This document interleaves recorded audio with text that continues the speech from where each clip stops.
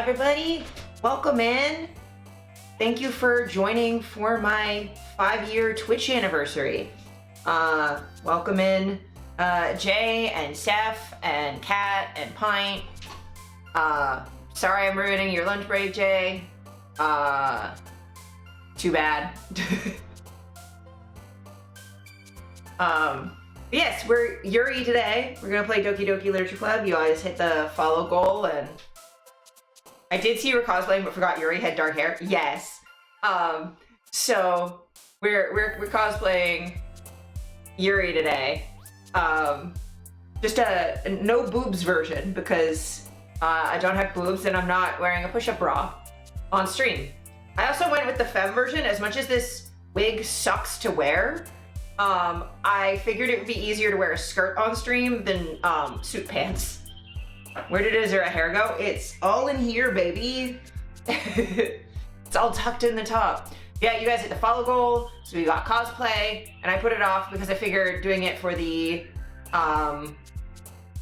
streamiversary made the most sense, especially because like when you hit the goal, it was like shortly after my move, and then I didn't have heat. It was a whole weird winter of no furnace and car issues and moving and unpacking and trying to catch up on normal work stuff because of the car and and the furnace. I love the blazer so many. Thank you. I should do a full fit check, which, okay, winter was wild. I had a bad time. I also had like just so many things happen. Let me see, zoom out, up a little. And then, that's not up enough. I'm taller than I thought I was. Okay, up.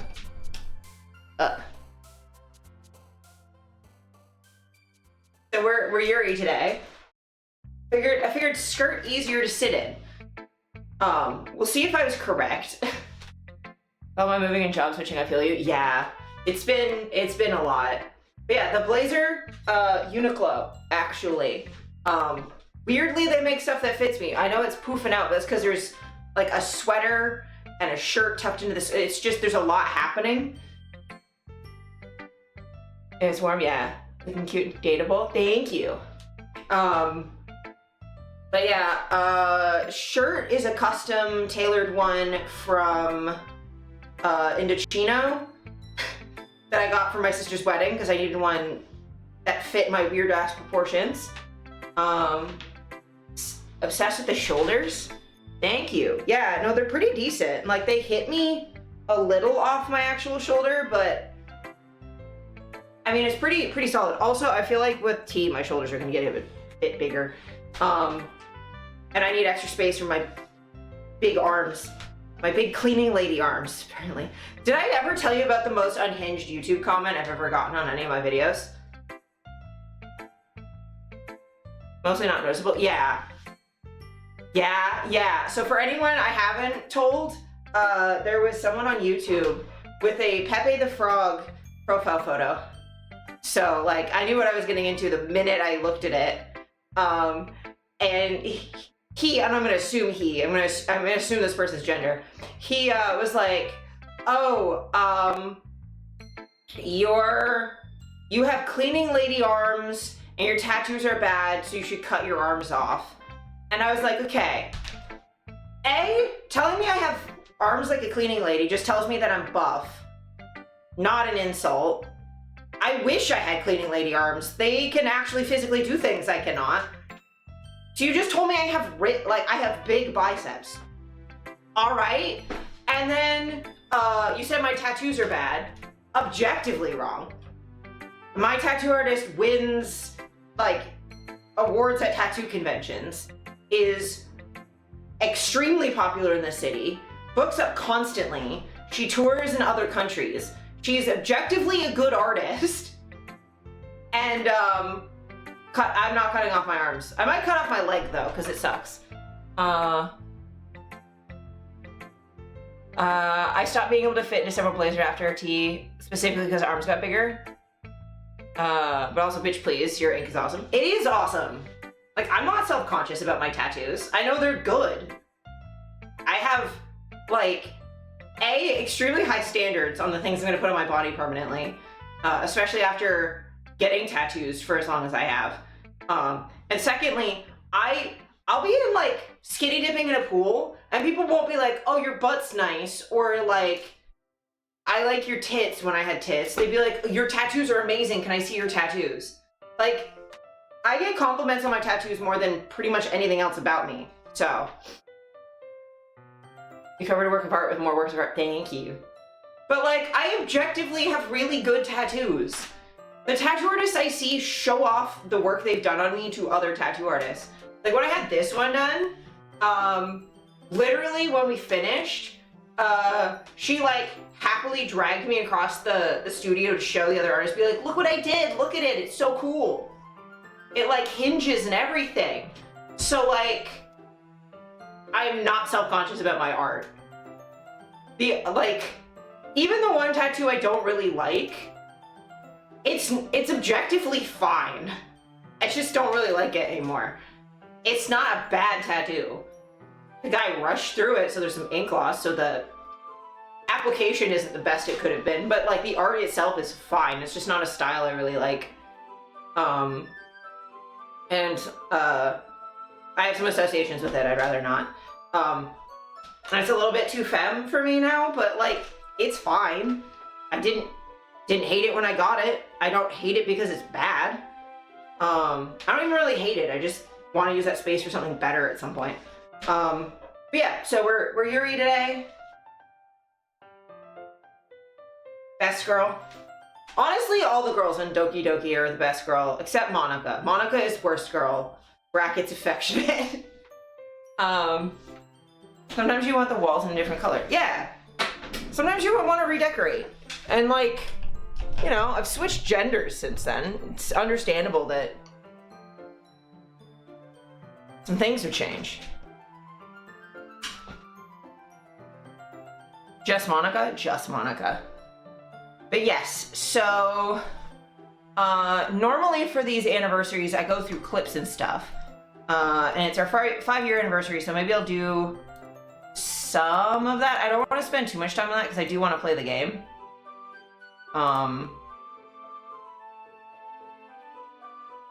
Only experienced DDLC for the first time like 2 years ago. How did you like it?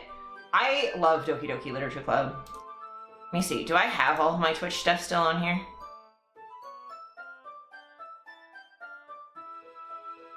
Oh, I have a chat hall of fame. I forgot I did that.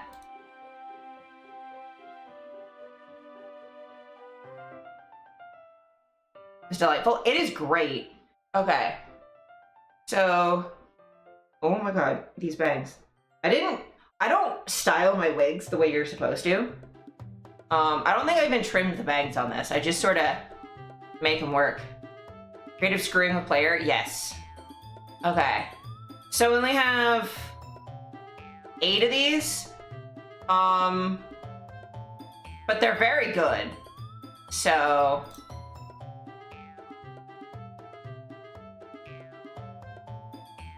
we've got Pint's contribution, ribbed for Victor's torment.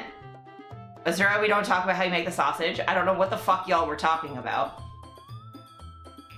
Oh yeah, DDLC is really, really good at breaking the fourth wall and fucking with you. What? I don't even know the context of that. It's clearly something to do with, like, Frankenstein's dick? I have no idea. Damn chat, we look goof. Which Victor? I assume Victor Frankenstein. That's the only one I can think of. So we've got typo from Lucy. I'm contemplating shenanigans involving a high cis vest. Thank you, Kat. Your typos are godly sometimes. You're just very important. I forgot that. Yeah. A high cis vest. Which, you know, I'll allow it. It's a fairly trans heavy chat, but you know what, I'll allow it. If you don't have homemade crash, store-bought is fine. Oh yeah, that's what I like, forcibly crashed. I mean, Oblivion crashed totally on its own, and not because a thing happened that I didn't want to have happen.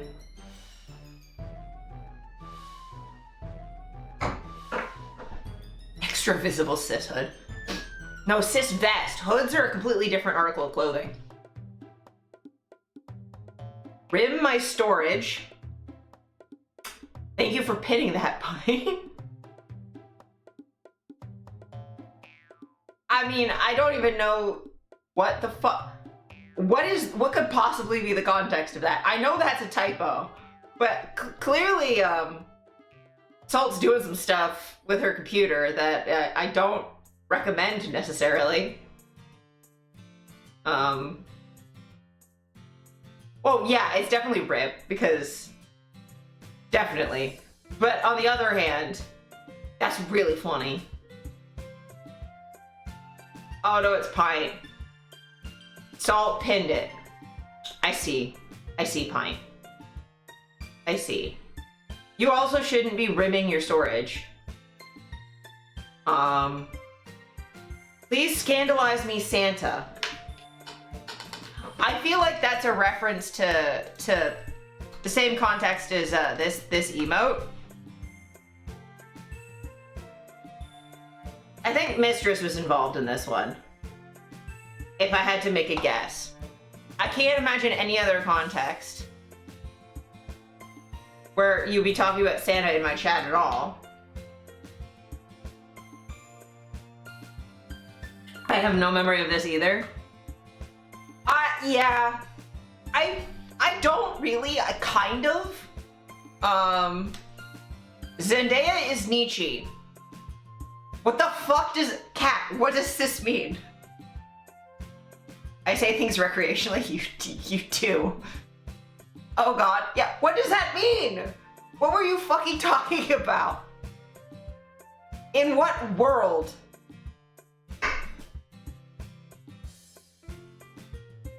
Literally, how are you like this? Like, I love you, but what?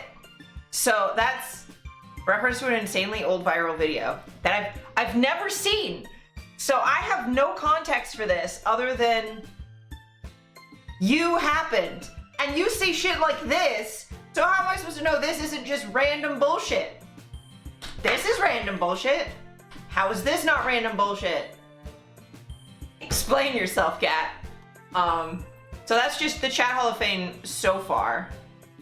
Here, let me...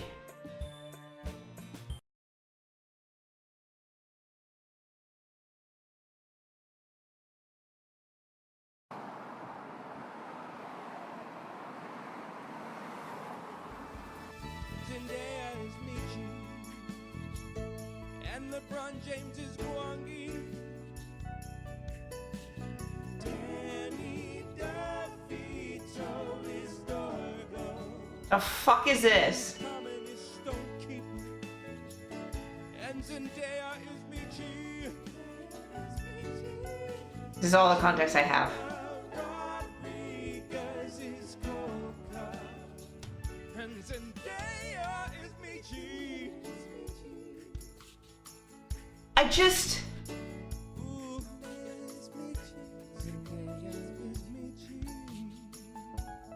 So Zendaya's Michi, which became Zendaya's Nietzsche, I get it. But, huh? Because meme mutation. Okay. Gotcha. Fucking alright. Okay, so that's Chat Hall of Fame. Y'all need to step it up. You need to say funny things. Let me see.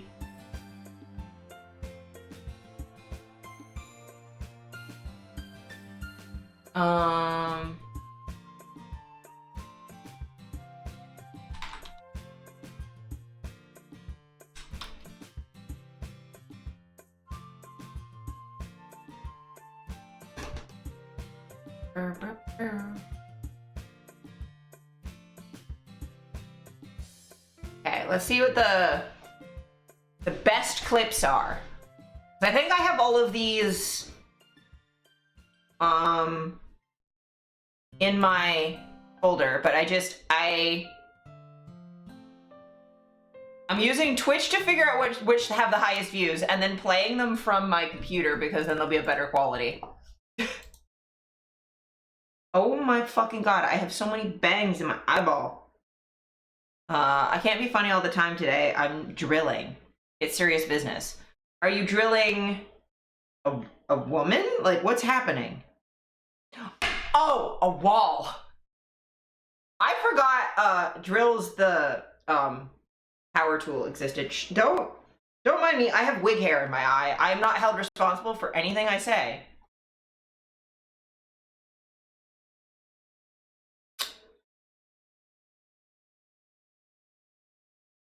Don't worry about it. Don't worry about it.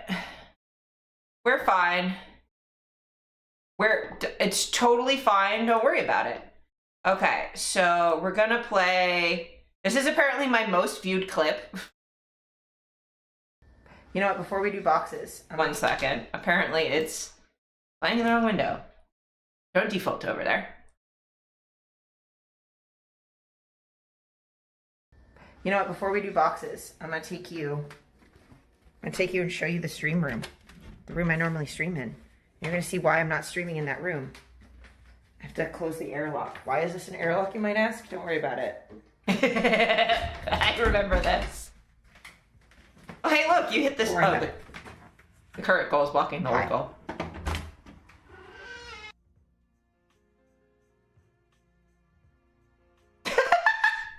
Perfect time for stream to crash.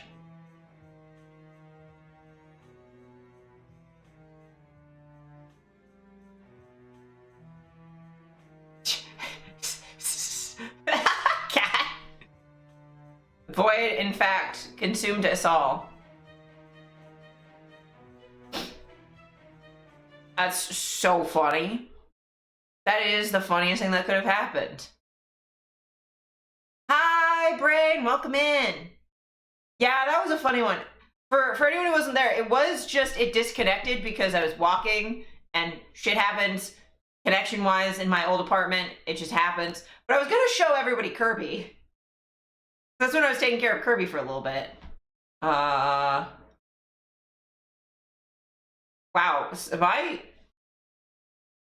my clips are wild. Okay. Okay. This is the next highest one. I do kind of, as a human person, feel like I've changed from an Eevee to an Umbreon. I do feel like I have evolved because I do not look like the same person at all. Like, that's what body mods are. That's how you evolve as a Pokemon, as a human being, is you get body mods. You cut your tits off and get tattoos. Bleach your hair and get a bunch of piercings. That's what you do. I am an Umbreon. Cat, why must you do this to me? Why must you do this to me? Okay. New clip just dropped. Just to cause me suffering. Today I'm drilling. I can't be funny all the time today. I'm drilling. It's serious business. Are you drilling a woman? Like, what's happening? Oh, a wall. Yeah, I did. I deserve that. A quarter sleeve on your left forearm. Fuck yeah. Yay, tattoos. I need more tattoos so badly. Y'all have no idea. I'm suffering. I was gonna get more tattoos, and then the move happened, and I'm like, okay, I gotta like support the house through the winter because I have the most stable income in the winter. And then so many things happened that I'm like, I can't get a tattoo for a while. It's gonna be a bit. So yeah, if anyone wants to just like drop $1,000, I'm fully joking. Even if you did, I couldn't get a tattoo. I just have to pay off some debt. But also don't do that. But yes. What was the next top viewed clip? This isn't even a clip of me. This is just you guys being funny. So like, Jesus. Okay, the meow after the deep fried Korok is great. Jesus Christ. I'm good. Y'all scaring the fuck out of me for no reason.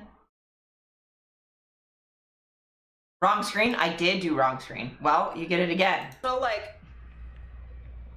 I'm bad at this. 5 years, and I'm still bad at Sis. this. Okay, the meow after the deep fried Korok is great. No, Steph, you still have to cover your own rent. Christ. I'm good. Yeah. But hey, I mean, I won't turn down $1,000, but maybe, like, don't. Okay, what was the next one?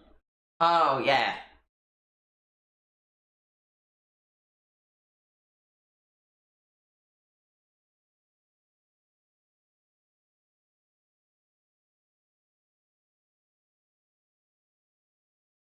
This one. The existence of this sweater Oh, I'm in the way. is just the best thing that I have ever been gifted. Because this fucking song just plays in my head all the fucking time. I don't know how to tell you that this is just what the inside of my brain sounds like. Every time I export a JPEG, I will say, genuinely, every time I export a JPEG, it does do that. Still. I'll export JPEGs, and I need you to know, right? I will export 40 of them in a row. Thank you, Steffi. Have a good day at work. Hope it's not too stressful. Hope the TTC is nice to you. As nice as it ever is. But yeah, like, my brain, every time I export a JPEG, which is so often. Hello! Hi, Bimpy. Thank you. Appreciate ya. I wonder if it's possible to have a chat without mild mutual bullying. I don't know. I think some streamers do manage it, but I haven't. Not any of the ones I watch. Work but lurkin'. I appreciate Vampy. Thank you for the work lurk. Oh yeah, this is okay. So this next clip is me just being fucking unhinged for no reason, because I just did this. how would you rate the stream, Satan? How would you rate the stream? Oh my god, that makes me feel so much better. That makes me feel so much better. Thank you for the feedback, Satan. I appreciate it. You're a fucking homie. You're the only one that meets my needs, as well as a $500 life-size Lucario plush. Don't worry about Thank the Lucario you reference. so much, Satan. I appreciate it so much. Oh, just in case I didn't know what the symbols meant, you gave me words. I appreciate it. Thank you so much, Satan. You're just Satan is a homie. I appreciate you so much. Hell chat is the best.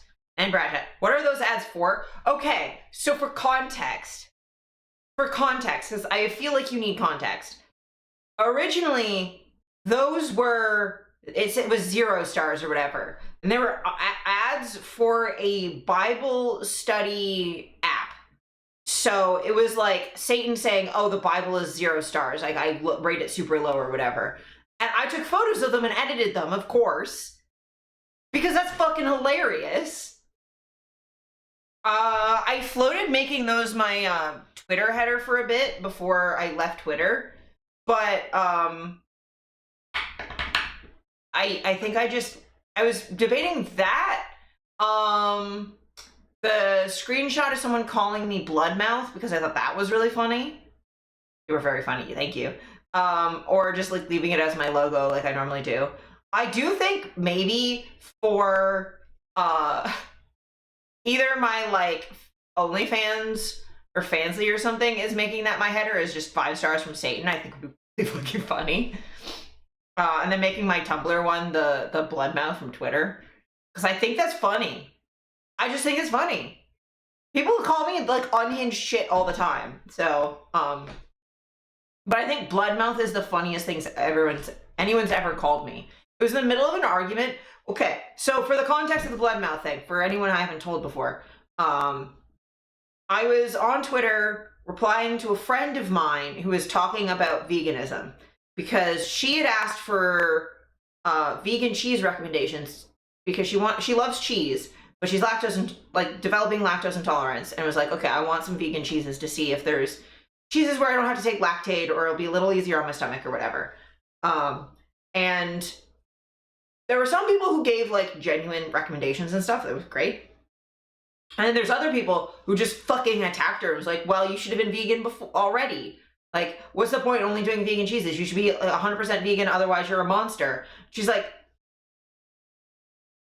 you're bad at communication and activism. This is not how this works. This is Imani Babaran. She's lovely. And so I was just replying in her breakdown of the situation, being like, this is me as a communications expert and activist explaining why white veganism is bad as activism, because they undermine their own goal all the time. Like, they'll just attack people rather than meeting them halfway and being like, okay, this is like a stepping stone to getting harm reduction or closer to what they want. They'll just attack you for not being 100% in agreement with them immediately. And I was just agreeing with her, being like, oh yeah, no, I had, like, when my stomach shut down, I was functionally vegetarian. I couldn't eat solid food, meat included. So I was still having, like, milk and egg products because my stomach shut down. The only way to effectively get enough calories in a liquid diet is to have, like, milk and milkshakes and smoothies. Like, that's the only way I could get any plant material in me at all. Was in smoothie form, and I needed like probiotics to help digest that. So like I needed to have yogurt. Like, I was still having, like, I still eat cookie dough for breakfast every day because cookie dough was the one thing I found that was relatively nutritionally complete, that wasn't massively expensive, because like Ensure meal replacement shakes, super fucking expensive and have like barely any calories for like a whole one, whereas a tube of cookie dough is half the price and lasts for days rather than one meal. So like cookie dough was important for me. So I was just talking to her because like she and I had been like mutuals on Twitter back when my stomach was really bad, or at the very least like I followed her and had talked to her frequently enough that like we had talked about my health issues before. Because Twitter used to be much more like, disability Twitter was a very open community back then. So I was like, yeah, no, like when my stomach was like really bad, like I was still being attacked by vegans as being as I couldn't be a feminist because I drank milk, so therefore I didn't care about rape because I didn't care about cows being raped for agriculture, as if that's remotely the same thing. And that it would be better for me to starve to death than for a single cow to suffer through milking. And again, my boobs used to lactate. I know what milking feels like. It's not that bad. It's fine. It's less bad than having boobs full of milk that's not going anywhere. That shit hurts like fucking hell. Like, I've been there. So I was like, okay. So I'm like having this conversation, and then some fucking random dude was like, well, I know you're lying about starving because, yeah, the industry is already there. Also, I live in Southern Ontario, full of dairy farms. It is the most local thing I could possibly get. And Canadian agriculture and livestock regulations are insanely high compared to American ones. Like, I've looked through it because unlike vegans, I actually am invested in the, and not all vegans, but these kind of vegans, I'm actually invested in the animals I consume being treated well. I want harm reduction. So I looked into it. Did you know for every animal that's slaughtered in Ontario, you have to have a vet sign off, not only that the animal is well enough to go through the process, and isn't gonna, be bad as food. B, has to approve that the method being used is humane and observe the entire time. Yeah, so the cartons I used to moo at you, that was like a competition thing. There wouldn't be milk in it. There would just be like a little noisemaker. So if you got those, it was weighted to feel like there was milk in it, and then you'd open it, it would moo at you, and you'd win a competition. But yeah, no, like at least in Ontario, like our agriculture and livestock rules are actually reasonably high. And if people are breaking those rules, yeah, absolutely, there should be consequences for that. And pointing that out and bringing them to the authorities, absolutely, do that. If you think the rules aren't strict enough, petition, like Parliament, get that changed. Absolutely, I would support you on that. Trying to tell me that I'm harming animals by wearing wool, you're an idiot. If you think wool, if you're the kind of vegan who thinks wool and honey are unethical, you're just dumb, and I'm not going to listen to you. Because wool is hair. It grows back, it doesn't harm the animal, and not shearing them harms the animal. I grew up on farms. I've seen sheep be sheared before. It was part of my elementary schools. We'd go to the fair and go watch sheep get sheared for like half an hour. Because the expectation was some of us would have to know how to do that for our future careers. So like, they'll happily try. And the thing is, when I was watching sheep get sheared, the sheep would trot up to them. They hear the shears and run up and be like, oh, hell yeah, it's my turn to get this itchy shit the fuck off of me. It's spring and I don't want this on me. It's hot. Hi, Salty. And then honey is like as close to a consensual situation as you're going to get, because bees famously fly away.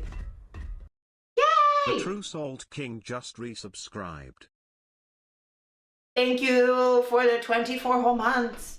Appreciate you. But yeah, like bees, if they don't like the hive they're in, will just leave. Yeah, like sheep need to be sheared. The same way that like sometimes you have to shear long-haired cats. You have to shave them because they get mats when they get older and can't groom themselves properly anymore.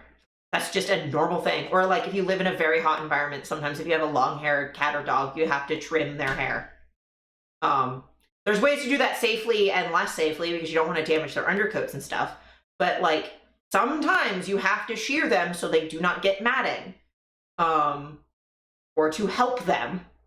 This is a normal thing. And no amount of yelling at people is going to undo 10,000 years of domestication. Domesticated animals cannot live alone in the wild. They can't anymore. They've been bred to the point where they can't. They need humans. So, but also there's relationships like that in nature too, where, first of all, the idea that humans aren't nature is ridiculous. I shave my hair because heavy and hot sheepies deserve cool. Yeah, exactly. But anyway, so this guy was like yelling at me and he said, oh yay, Pine is now the top clipper. Hell yeah. I don't know why I was told that, but I was told that. But yeah, so like he was yelling at me being like, I know you're faking about being about ever starving. You've never starved in your life because you have a lucrative career in a like world-class city. And I was like, buddy, I'm a whore in Toronto. I have to live around hospitals because I have serious health issues. The same serious health issues that are why I can't eat solid food, and I can't eat plants. So like, how much money do you think a disabled sex worker, like disabled survival sex worker, is making? Like what? Also, do you think there's no hungry people in cities where the cost of living is higher? Like, are you dumb?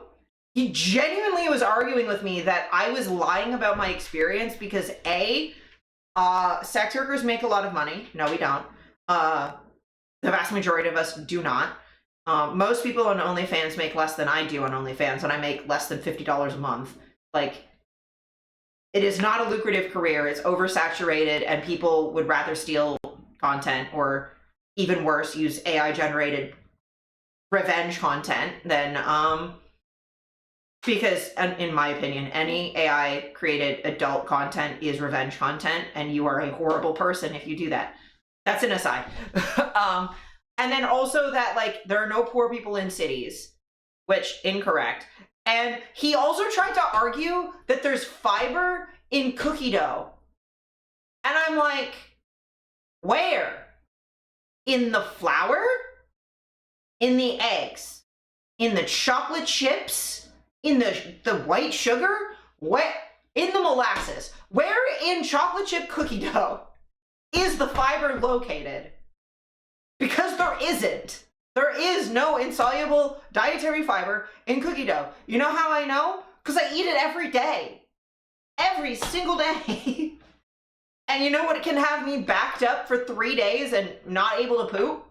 3 single corn chips over the course of 3 days. And I will just stop pooping for a while. If it was anywhere, it would be flour, but like it isn't that kind. No, it's white wheat flour. It's not like, no. People try to make cats vegan, yeah. In the world, somehow without meat and dairy industries, there would still be plenty of people who need animal protein. Yeah. Well, like, for example, I also struggle with anemia. You cannot... Heme iron and non-heme iron absorb differently. Heme iron absorbs better. There are some people with anemia who must consume meat, specifically red meat. They do not have a choice. So you would not sell anyone to Satan for a single corn chip like in the memes? I would if said single corn chip was exempted from my digestion issues. But to be fair, I am a satanic minister, so my level of what I would do for Satan is probably lower than most. Thank you, Kama. Welcome in. Welcome in. Taking notes, yes. But yeah, so then eventually he just, I was like, this isn't productive. I'm done with this. And he just said, run, blood mouth. And then I just replied with a cackle being like, buddy, I'm blocking you because you're annoying, but I'm screen capping this because that's the funniest thing anyone's ever called me. You clearly have no idea who you're talking to. And that's, at the time, I had already started looking into baking with blood. And now I do bake with blood and I have vampire fangs. It's only gotten funnier over time. It's so funny.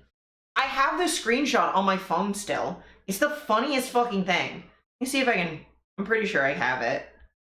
Is it in the screenshots?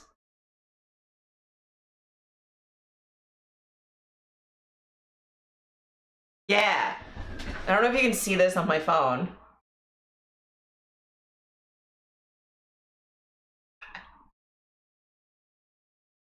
That was in 2023. That was 3 years ago. Sometimes you must simply keep those things as a mood pick-me-up. Yeah. At like 10:50 in the morning, this dude said, run, bloodmouth. And I'm like, my guy. Yeah, camera's mirrored. Check your notifications from the PayPal thingy. What have you done? What have you done? What is happening? Hey, thank you. I appreciate it. Better than the other thing. True. Thank you for the dono. I appreciate it. I appreciate it. Yes. Thank you. I will cherish that.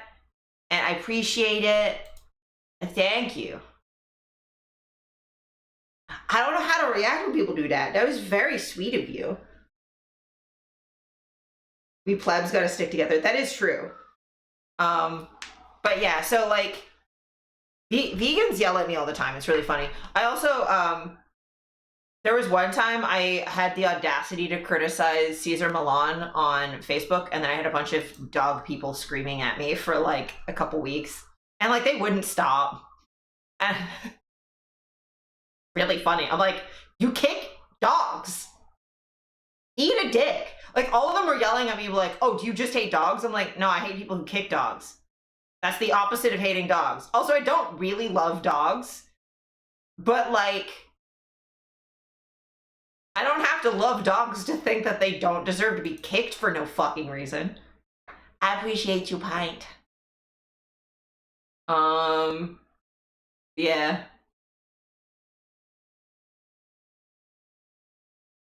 Oh yeah, I'm gonna play like a couple more. And then we'll get to game. Do I have this one? Get me started. Yeah. Oh, I don't think I downloaded this one. Oh, I'll have to fix that after stream. Thingy.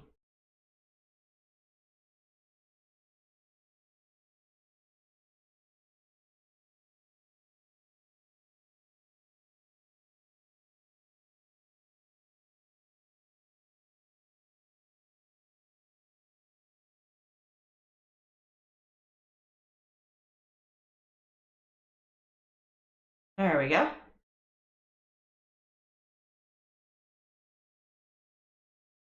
One moment.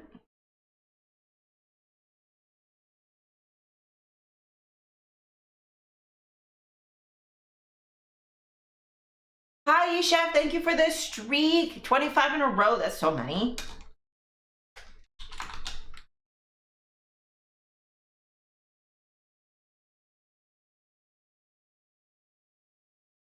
There we go. I want to make bad life choices. Okay. Oh, there's more bandages. We don't need those. Want to come with me and make bad life choices, or shall I do it on my own and come to you later? I will come. We buddy system, you fuck. Get yelled at, Vampy. Buddy system. My place is a little corner in the laundry room that folks leave stuff behind for someone else to use it more. Now time to find a book that immediately screamed to you. Oh, awesome. Also, Vampy. Yes. Buddy system, you fuck. Come on, dude.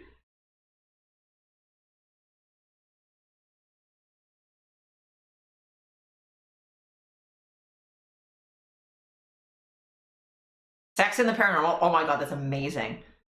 That needs to be a shirt. It does need to be a shirt. A cat marionette just resubscribed. Trans rights equals P. That is Cat's resub alert now.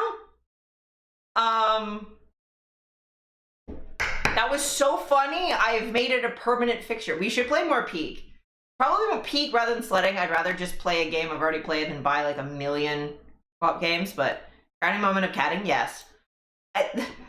Voice to text betrayed you is what happened. That's so funny. Oh god.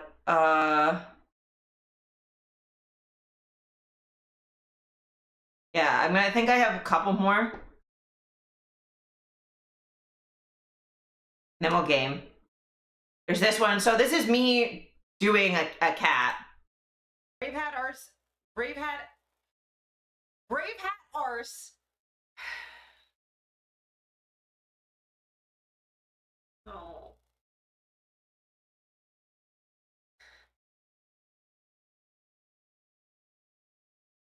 No. No.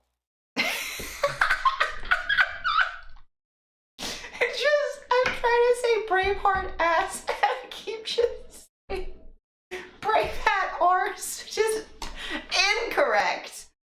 You just play again. Brave hat arse.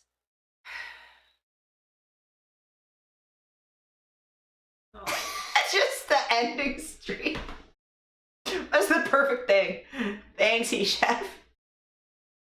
No. No.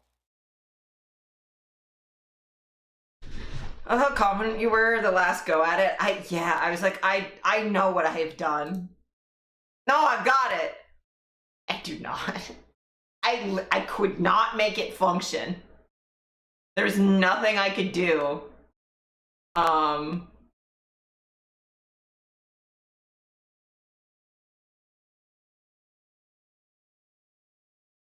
The door that wakes in darkness, opening into nightmares. Is that talking about my pussy? Why did I say that? I think that's talking about my pussy.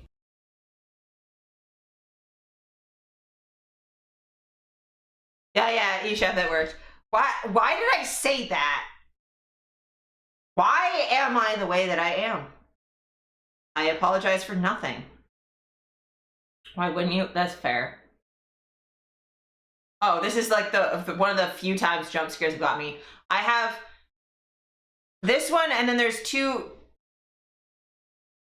I think there's, yeah. There's a couple I want to show. They're just like my choices that aren't top clips that absolutely should be. Continues nonetheless. You were so fucking sleep deprived. I was. I had been up until like 5 in the morning. It was a bad time. Ah! Oh, fuck. Oh, I gotta give you. me. Fuck. I've got to give you that with my facial reaction.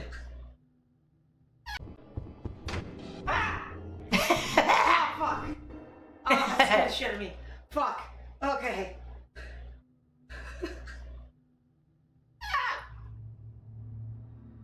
Oh, Jesus Christ. It got me. That's how you can tell that, like, I was out of it. Actually fucking startled me. Jesus Christ. I do not get startled very easily. I do not. So when one actually gets me, it is bad. Okay, so those are the top ones. I think this one I wanted to play just because y'all deserve to be featured on this one. Oh, one sec. Let me.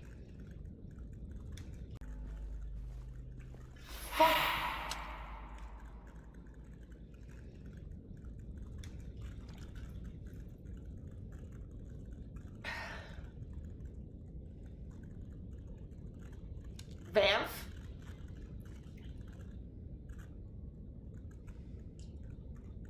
Crimes are going to be committed, and I'm not going to say by who or to whom. It's my best one yet. It is. Like, I can't even be mad at you. That was so good. I mean, I was mad at you a little bit. That one got me. You played to what the game was doing. That was solidly well done. I have to give you kudos for that, but also fuck off. Ha!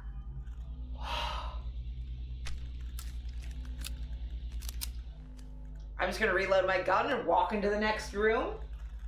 Holy shit, why? Alright. So, you didn't even get to see my reaction because I hadn't put my webcam back up yet. You just did that. Well, thanks, Pint.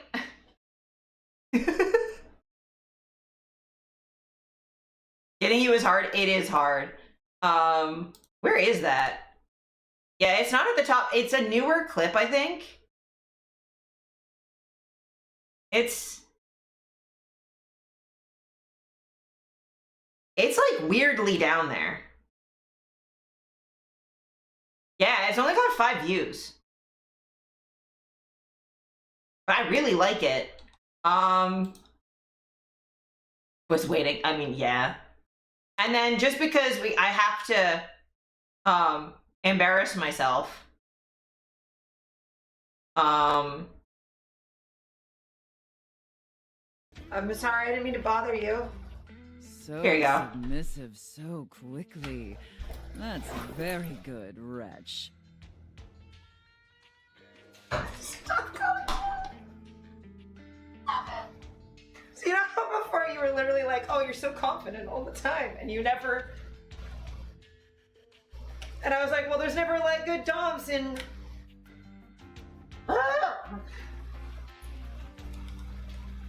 Ah. I see, Cat.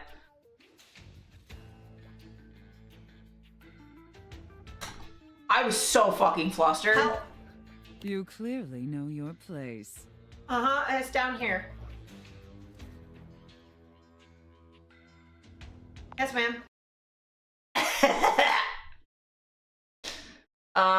And then, oh yeah, I'm gonna do one more, and this is just for me. So just so y'all know. Just so y'all know. I watched that like days ago and I'm like, I gotta give this to stream.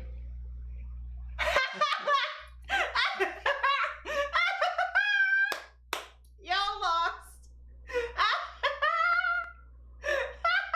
So you're so upset with me.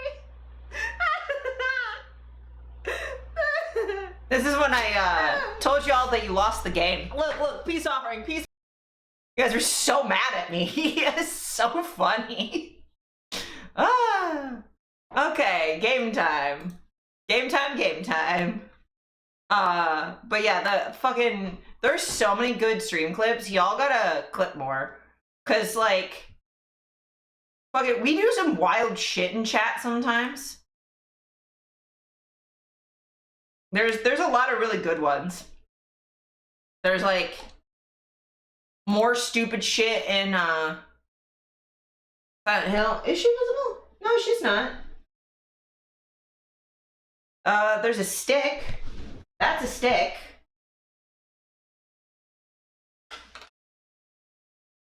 There's some moss. She's sleeping. She's probably a stick. Yeah, it's probably a stick. There's also a stick over there. There's a lot of sticks. Whatever the lighter thing is. Oh, like in the back, that's a stick. I'm good at snacks. That is fine. We can't be good at everything. Oh my god, fucking we do some silly stuff. Okay, DDLC tab. This one I'm not even gonna bother with the controller. I'm just gonna use my mouse because it's a point and click thing. Oh. Thank you. See, people who fucking canceled me in my friend group because I cosplay lewds of these characters. It said all characters in this game are over 18. Thank you. Fauna, flora. True. This game is not suitable for children or those who are easily disturbed. Individuals suffering from anxiety or depression may not have a positive experience playing this game. Would you like to review detailed content warnings? No, I'm good. I've played this game before. I'll warn you guys before stuff happens. You agree that you have noted the game's age rating in your region. I'm in my 30s. Also, whatever. Also, yes, I've done lewd cosplays of extremely young characters because the fun fact is, if I'm cosplaying them, they're aged up because I'm not 10. I'm 35. I'll also be going pretty quick through these. I'm mostly just trying to get to the DDLC Plus stuff. The Plus is they added... Ooh, I gotta turn the volume down. They added DLC.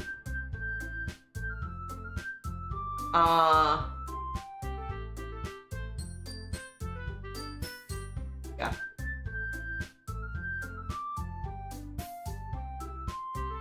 I can be full screen. All these are fine.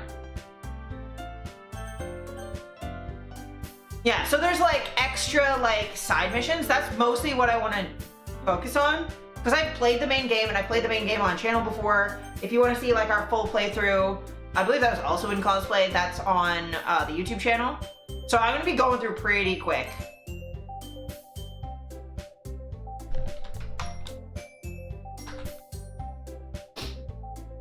Hi, Perry. Welcome in.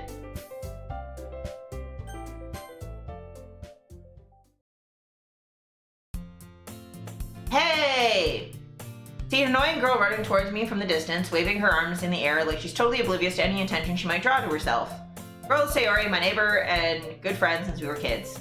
You know, the kind of friend you'd never see yourself making today, but it just kind of works out because you've known each other for so long. We used to walk to school together on days like this, but starting around high school, she would oversleep more and more frequently, and I would get tired of waiting up. Main character immediately insufferable? Yeah. If she's gonna chase after me like this, I almost feel better off running away. However, I just sigh and idle in front of the crosswalk and let Sayori catch up to me. I overslept again. But I caught you this time. Maybe, but only because I decided to stop and wait for you. You say that like you're thinking about ignoring me. That's mean, Hellchat. Yeah, chat. Well, if people are staring at you for acting weird, then I don't want them to think we're a couple or something. Fine, fine. You did wait for me after all. I guess you don't have it in you to be mean even if you want to. Whatever you say, Sayori. Hee hee. We cross the street together and make our way to school. As we draw near, the streets become increasingly speckled with other students making their daily commute. By the way, Hellchat, have you decided on a club to join yet? A club? I told you already, I'm not really interested in joining any clubs. I haven't been looking either. That's not true.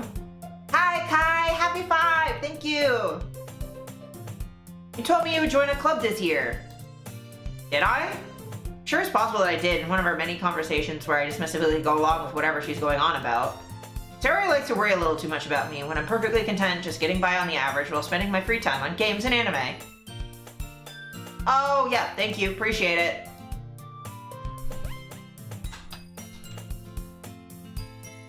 Whee! There we go. Thank you for the tip. I'm already here. Yeah. You came in just as the ads were starting. I have timed ads. I could wait. There's something really fun about hearing Sayori in your regular voice range, but with extra pep. Yeah, like I'm not gonna do a voice because that'll hurt my throat really badly. Also, I don't want the dysphoria of doing girl voice the whole time. One ad, yeah. Probably not a lot of people serving ads in the Doki Doki Literature Club Plus shit like thing. Because where you are, adjust what ads you get. Like if I put myself in sexual content or political, you just get no ads. Kind of why it's fun? Yeah. Also, games and anime. Solid, dude. Uh-huh. I was talking about how I'm worried that you won't learn how to socialize or have any skills before college. Your happiness is really important to me, you know? And I know you're happy now, but I'd die at the thought of you becoming a NEET in a few years because you're not used to the real world. You trust me, right? Don't make me keep worrying about you. Alright, alright. I'll look at a few clubs if it makes you happy. No promises, though. But at least promise me you'll try a little. Yeah, I guess I'll promise you that. Yay! Why do I let myself get lectured by such a carefree girl? More than that, I'm surprised I even let myself relent to her. I guess seeing her worry so much about me makes me want to ease her mind at least a little bit, even if she does exaggerate everything inside her head. Yeah, that depression does that. Theory calling player a NEET always gets me. Yeah. I mean, anime main characters definitely kind of are. The school day is as ordinary as ever, and it's over before I know it. After I pack up my things, I stare blankly at the wall, looking for an ounce of motivation. Clubs. Sayori wants me to check out some clubs. I guess I have no choice but to start with the anime club. Hello? Sayori? Sayori must have come into the classroom while I was spacing out. I look around and realize I'm the only one left in the classroom. I thought I'd catch you coming out of the classroom, but I saw you just sitting here and spacing out, so I came in. Honestly, you're even worse than me sometimes. I'm impressed. You don't need to wait up for me if it's gonna make you late to your own club. Well, I thought you might need some encouragement, so I thought, you know. Know what? Hey! Yes, yes. Hi, David. Welcome in. Hope you're doing well. Hope the wifey is doing well as well. Appreciate the worky lurk. Well, that you can come to my club. Sayori? Yeah? There's no way I'm going to your club. Meanie. Sayori is vice president of the literature club. Not that I was ever aware that she had any interest in literature. In fact, I'm 99% sure she only did it because she thought it would be fun to help start a new club. She's great? Awesome. Thank you for the ghost noise. Set the remnants of Caesar Milan book on fire in your honor. Thank you. Appreciate it. Since she was the first one to show interest after the one who proposed the club, she inherited the title of vice president. That said, my interest in literature is guaranteed to be even less. Yeah, I'm going to the anime club. Come on, please. Why do you care so much anyway? Well, I told the club yesterday I would bring in a new member. And Natsuke made cupcakes and everything. Hee. Don't make promises you can't keep. Can't tell if Sayori is really that much of an airhead or if she's so cunning as to have planned all of this out. I let out a long sigh. Fine, I'll stop by for a cupcake, okay? Yay, let's go! And thus, today marks the day I sold my soul for a cupcake. Honestly, I've sold my soul for less. I think the first time I went to TST, there weren't even cupcakes. There was just a hot chocolate. I might have just had cider. I don't remember. I dejectedly followed Sayori across the school and upstairs, a section of the school I rarely visit. Sayori, full of energy, swings open the classroom door. Everyone, the new member is here. I told you, don't call me a new member. I glance around the room. Welcome to the Literature Club. It's a pleasure meeting you. Sayori always says nice things about you. Seriously? You brought a boy? Way to kill the atmosphere. Ah, Hellchat, what a nice surprise. Welcome to the club. All words escape me in this situation. This club is full of incredibly cute girls. What are you looking at? You want to say something, say it. Sorry? Natsuki. I have a slightly dumb visual novel question. Go ahead. The girl with a sour attitude, whose name is apparently Natsuki, is one I don't recognize. Her small figure makes her look like a first-year student. She is also the one who made the cupcakes, according to Sayori. You can just ignore her when she gets moody. Sayori says that quietly into my ear, then turns back to the other girls. Anyway, this is Natsuki, always full of energy. This is Yuri, the smartest in the club. Don't say things like that. Yuri, who appears comparably more mature and timid, seems to have a hard time keeping up with people like Sayori and Natsuki. Do I understand correctly that a main character being quite as much of a condescending asshole is meant to be a little strange? It's less that it's not really that strange. It's just the strangeness of it is that it's overt. Often visual novel main characters, especially Japanese ones, the characters are a little bit like, I mean, think of like the main character of an anime, right? Like the boys are usually they're normal boys with all of the misogyny that would entail from a Japanese boy written by a 50-year-old man. So, you know, feminism hasn't quite progressed there very much. Yeah, no worries. So like, it being overt that like, oh hey, we're gonna make a point of being clear through tone that this is asshole behavior, is unusual, but him being an asshole really isn't. Yeah, no worries. Ah, well, it's nice to meet both of you. And it sounds like you already know Monica, is that right? That's right. It's great to see you again, Hellchat. Monica smiles sweetly. We do know each other. Well, we rarely talk, but we were in the same class last year. Monica is probably the most popular girl in class. Smart, beautiful, athletic. Basically, completely out of my league. No worries, Kat. But having her smile at me so genuinely feels a little... You too, Monica. Again, really hits a lot after a time. Come sit down, Hellchat. We made room for you at the table, so you can sit next to me or Monica. I'll get you cupcakes. Hey, I made them. I'll get them. Sorry, I get a little too excited. And how about I make some tea as well? The girls have a few desks arranged to form a table. As Sayori mentioned, it's been widened so there's one space next to Monica and one space next to Sayori. Natsuki and Yuri walk over to the corner of the room, where Natsuki grabs a rack tray and Yuri opens the closet. Still feeling awkward, I take a seat next to Sayori. Natsuki proudly marches back to the table, tray in hand. Okay, are you ready? Ta-da! Whoa! Natsuki lifts the foil off the tray to reveal a dozen white, fluffy cupcakes decorated to look like little cats. Ah! The whiskers are drawn with icing, and little pieces of chocolate are used to make ears. So cute! I had no idea you were so good at baking, Natsuki. Hey, well, you know. Just hurry and take one. Sayori grabs one first, then Monica, I follow. It's delicious! Sayori talks with her mouth full and has already managed to get icing on her face. I turn the cupcake around in my fingers, looking for the best angle to take a bite. Natsuki is quiet. Can't help but notice her sneaking glances in my direction. She waiting for me to take a bite? Finally bite down. The icing is sweet and full of flavor. I wonder if she made it herself. This is really good. Thank you, Natsuki. Why are you thanking me? It's not like haven't I heard this somewhere before? Made them for you or anything. I thought you technically did, Sayori said. Well, maybe. Not for you know, you, dummy. Right, alright. I give up on Natsuki's weird logic and dismiss the conversation. Yuri returns to the table carrying a tea set. He carefully places a teacup in front of each of us before setting down the teapot next to the cupcake tray. Keep a whole tea set in this classroom? Don't worry, the teachers gave us permission. After all, doesn't a hot cup of tea help you enjoy a good book? I guess. Don't let yourself get intimidated. Yuri's just trying to impress you.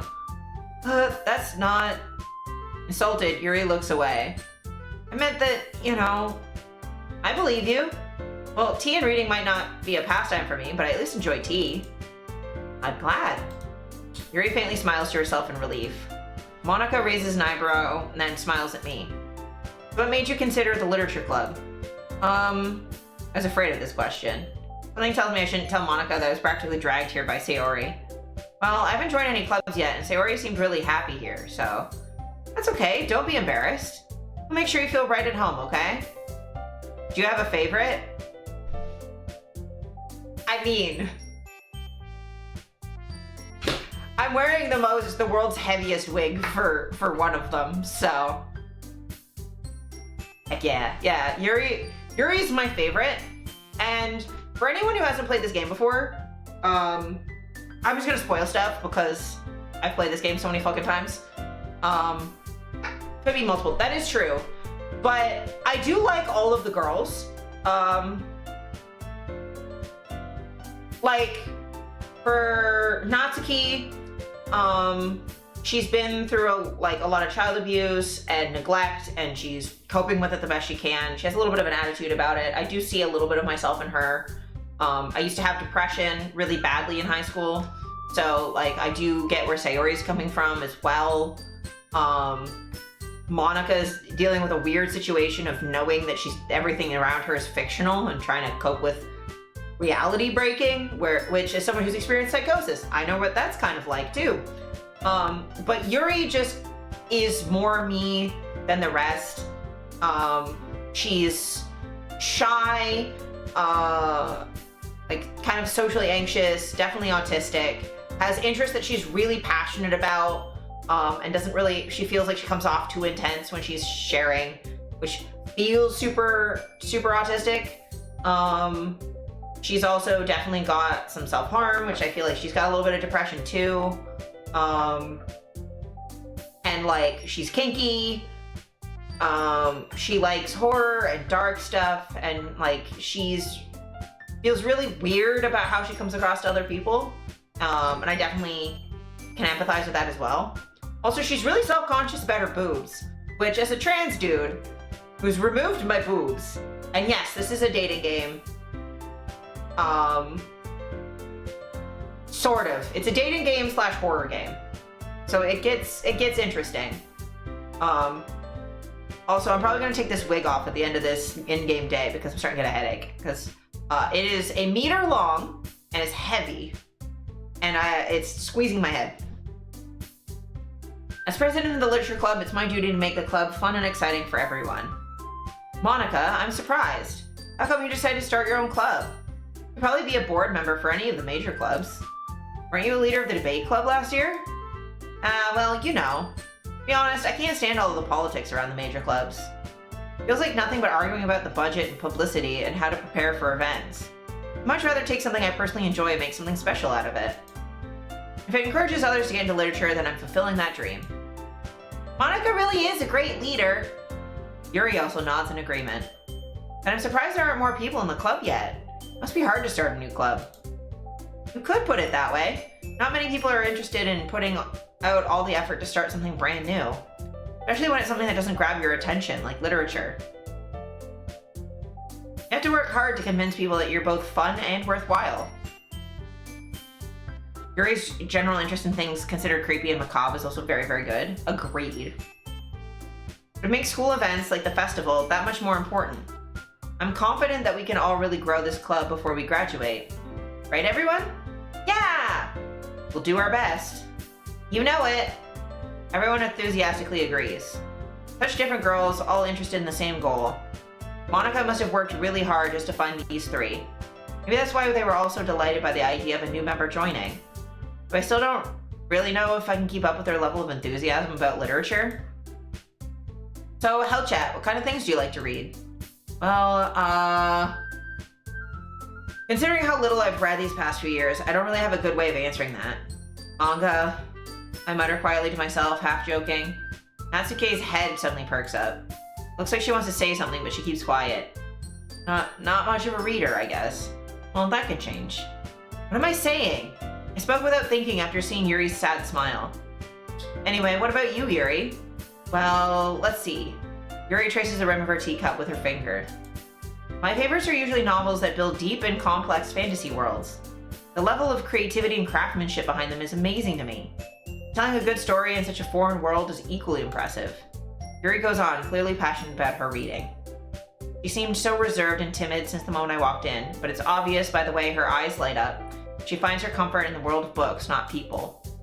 You know, I like a lot of things. Stories with deep psychological elements usually immerse me as well. Isn't it amazing how a writer can so deliberately take advantage of your own lack of imagination to completely throw you for a loop? Yeah, Dan Salvato, isn't it amazing? How writing can throw you for a loop? This is such a cheeky fucking line to put at the start of this. Anyway, I've been reading a lot of horror lately. I read a horror book once. I desperately grasped something I can relate to at the minimal level. At this rate, Yuri might as well be having a conversation with a rock. Really? I wouldn't have expected that, Yuri. Someone as gentle as you. Guess you could say that. But if a story makes me think or takes me to another world, then I really can't put it down. Surreal horror is often very successful at changing the way you look at the world, if only for a brief moment. Ugh, I hate horror. Oh, why is that? Well, Natsuki's eyes dart over at me for a split second. Never mind. That's right, you usually like to write about cute things, don't you, Natsuki? What do you mean, cough writer, cough? Yeah.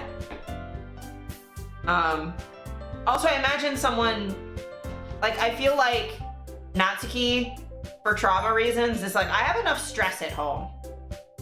Because there's two ways of coping with intense trauma. It is to avoid horror, because it's too triggering and too close. It's too much. You're too stressed out. Or dive deep into it because you're like, stress feels normal to me. And when things aren't stressful, I don't know how to cope. What? Gives you that idea? You left a piece of scrap paper behind last club meeting. Looked like you were working on a poem called, Don't Say It Out Loud. Give that back. Fine. Your cupcakes, your poems, everything you do is just as cute as you are. Yuri sidles up behind Natsuki and puts her hands on her shoulders. I'm not cute! Natsuki, you write your own poems? Well, I guess sometimes. Why do you care? I think that's impressive. Why don't you share them sometime? No. Natsuki averts her eyes. You wouldn't like them. Not a very confident writer yet? I understand how Natsuki feels. Sharing that level of writing takes more than just confidence. The truest form of writing is writing to oneself. You must be willing to open up to your readers, exposing your vulnerabilities and showing even the deepest reaches of your heart. Do you have writing experience too, Yuri? Maybe if you share some of your work, you can set an example and help Natsuki feel comfortable enough to share hers. I guess it's the same for Yuri. Aw, I wanted to read everyone's poems. We all sit in silence for a moment. Okay. I have an idea, everyone. Natsuki and Yuri look quizzically at Monica. Let's all go home and write a poem of our own. Then next time we meet, we'll all share them with each other. That way everyone is even. Yeah, let's do it! Plus, now that we have a new member, I think it'll help us get a little more comfortable with each other and strengthen the bond of the club. Isn't that right, Hellchat? Monica smiles warmly at me once again. Hold on, there's still one problem. What's that? Now that we're back to the original topic of me joining the club, I bluntly come forth with what's been on my mind the entire time. I never said I'd join this club. Barry may have convinced me to stop by, but I never made any decision. I still have other clubs to look at, and, I lose my train of thought. All four girls stare back at me with dejected eyes. Look how cute they are!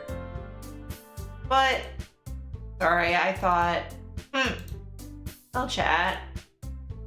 You all, I'm defenseless against these girls. How am I supposed to make a clear-headed decision when it's like this? As if writing poems is the price I need to pay in order to spend every day with these beautiful girls. Right? Okay, I've decided then. I'll join the literature club. One by one, the girls' eyes light up. Yes, I'm so happy! Sayori wraps her arms around me, jumping up and down. Hey! You really did scare me for a moment. Really just came for the cupcakes. I'd be super pissed. And that makes it official. Get your hair out of her face. I'm no literature club. Thanks, I guess. Okay, everyone. I think with that, we can officially end today's meeting on a good note. Everyone remember tonight's assignment. Write a poem to bring to the next meeting so we can all share. Monica looks over at me once more. Chat, I look forward to seeing how you express yourself. Hee. Yeah. I really impressed the class star Monica with my mediocre writing skills. I already feel the anxiety welling up inside me. Meanwhile, the girls continue to chit-chat as Yuri and Natsuki clean up their food. Hey, Chat, since we're already here, you wanna walk home together? That's right, Sayori and I never walk home together anymore because she always stayed after school for clubs. Sure, might as well. Yay! With that, the two of us depart the club room and make our way home. The whole way, my mind wanders back and forth between the four girls. Sayori, Natsuki, Yuri, and of course Monica. Will I really be happy spending every day after school in a literature club? Perhaps I'll have the chance to grow closer to one of the girls. Alright, I'll just need to make the most of my circumstances and I'm sure good fortune will find me. I guess that starts with writing a poem tonight. Okay. Something good might happen with whoever likes your poem most. Hell yeah. I'm gonna take this wig off because my head hurts. Oh no, I don't actually have dark purple hair.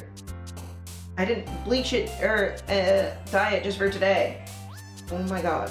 You see how long this wig is? This much weight on your head? Painful time.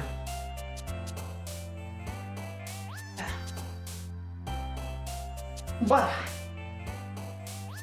Bright white instead, I do. So now instead of Yuri, you get their exchange student friend. Or I'm the main character or something, I guess. I don't know.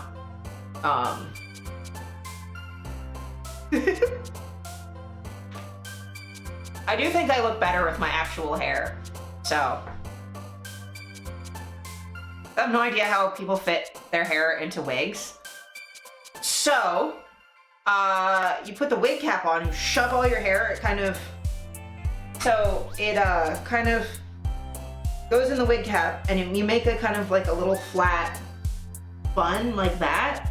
So it's thicker, but it's flat to your head. And then the wig cap kind of holds it down and you put the wig over it. So there's a little bump, and most people have less hair than I do. So if you have really short hair, you don't even need a wig cap. You can just flip the wig on. If you have like super, super short hair. My phone's very nicely. Thank you. I also may take the jacket off soon because I'm getting warm. Okay. Okay. We're going after Yuri, so unrequited. Okay, that's wrong. Scars. Fuck. What? Hey. Why? Determination. Crimson.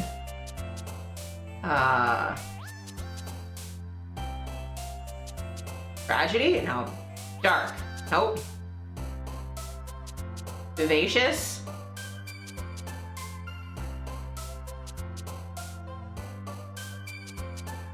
Landscape. Massacre.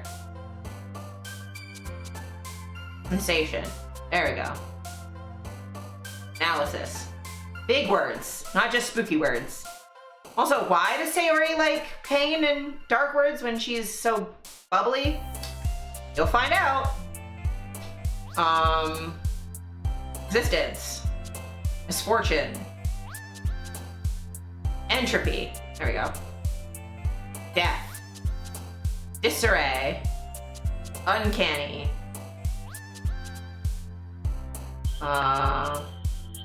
Judgment. Effulgent. Yeah, I'm like, yeah.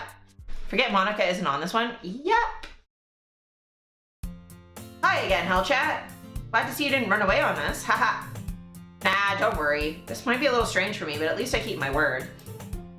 Well, I'm back at the literature club. I was last to come in, so everyone else is already hanging out. Thanks for keeping your promise, Hellchat. I hope this isn't too overwhelming of a commitment for you. Making you dive headfirst into literature when you're not accustomed to it. Oh, come on, like he deserves any slack. Yuri told me you didn't even want to join any clubs this year. And last year, too. I don't know if you plan to just come here and hang out or what. If you don't take it seriously, then you won't see the end of it. Natsuki, you certainly have a big mouth for someone who keeps her manga collection in the club room. Natsuka finds herself stuck between saying Monica and manga. Manga is literature! Swiftly defeated, Natsuki plops back into her seat. Don't worry, guys. Hellchat always gives it his best as long as he's having fun. He helps me with busy work without me even asking. Like cooking, cleaning my room. How dependable. Sayori, that's because your room is so messy it's distracting. You almost set your house on fire once. That's so, hee hee. You two are really good friends, aren't you? I might be a little jealous. How come? You and Hellchat can become good friends too. Sayori? As usual, Sayori seems oblivious to the weird situation she just put me into. Natsuki is ready to fight at all times, and I appreciate her. Natsuki reminds me of Jack. Ready to fight at all times, bakes delicious food. And like most trans-masculine people, looks young for her age. Oh, Yuri even brought you something today, you know? Wait, Sayori. Me? Not really. Don't be shy. Really nothing. What is it? Never mind. Sayori made it sound like a big deal when it's really not. What do I do? I'm sorry, Yuri, I wasn't thinking. Guess that means it's up to me to rescue this situation. Hey, don't worry about it. First of all, I wasn't expecting anything in the first place, so any nice gesture from you is a pleasant surprise.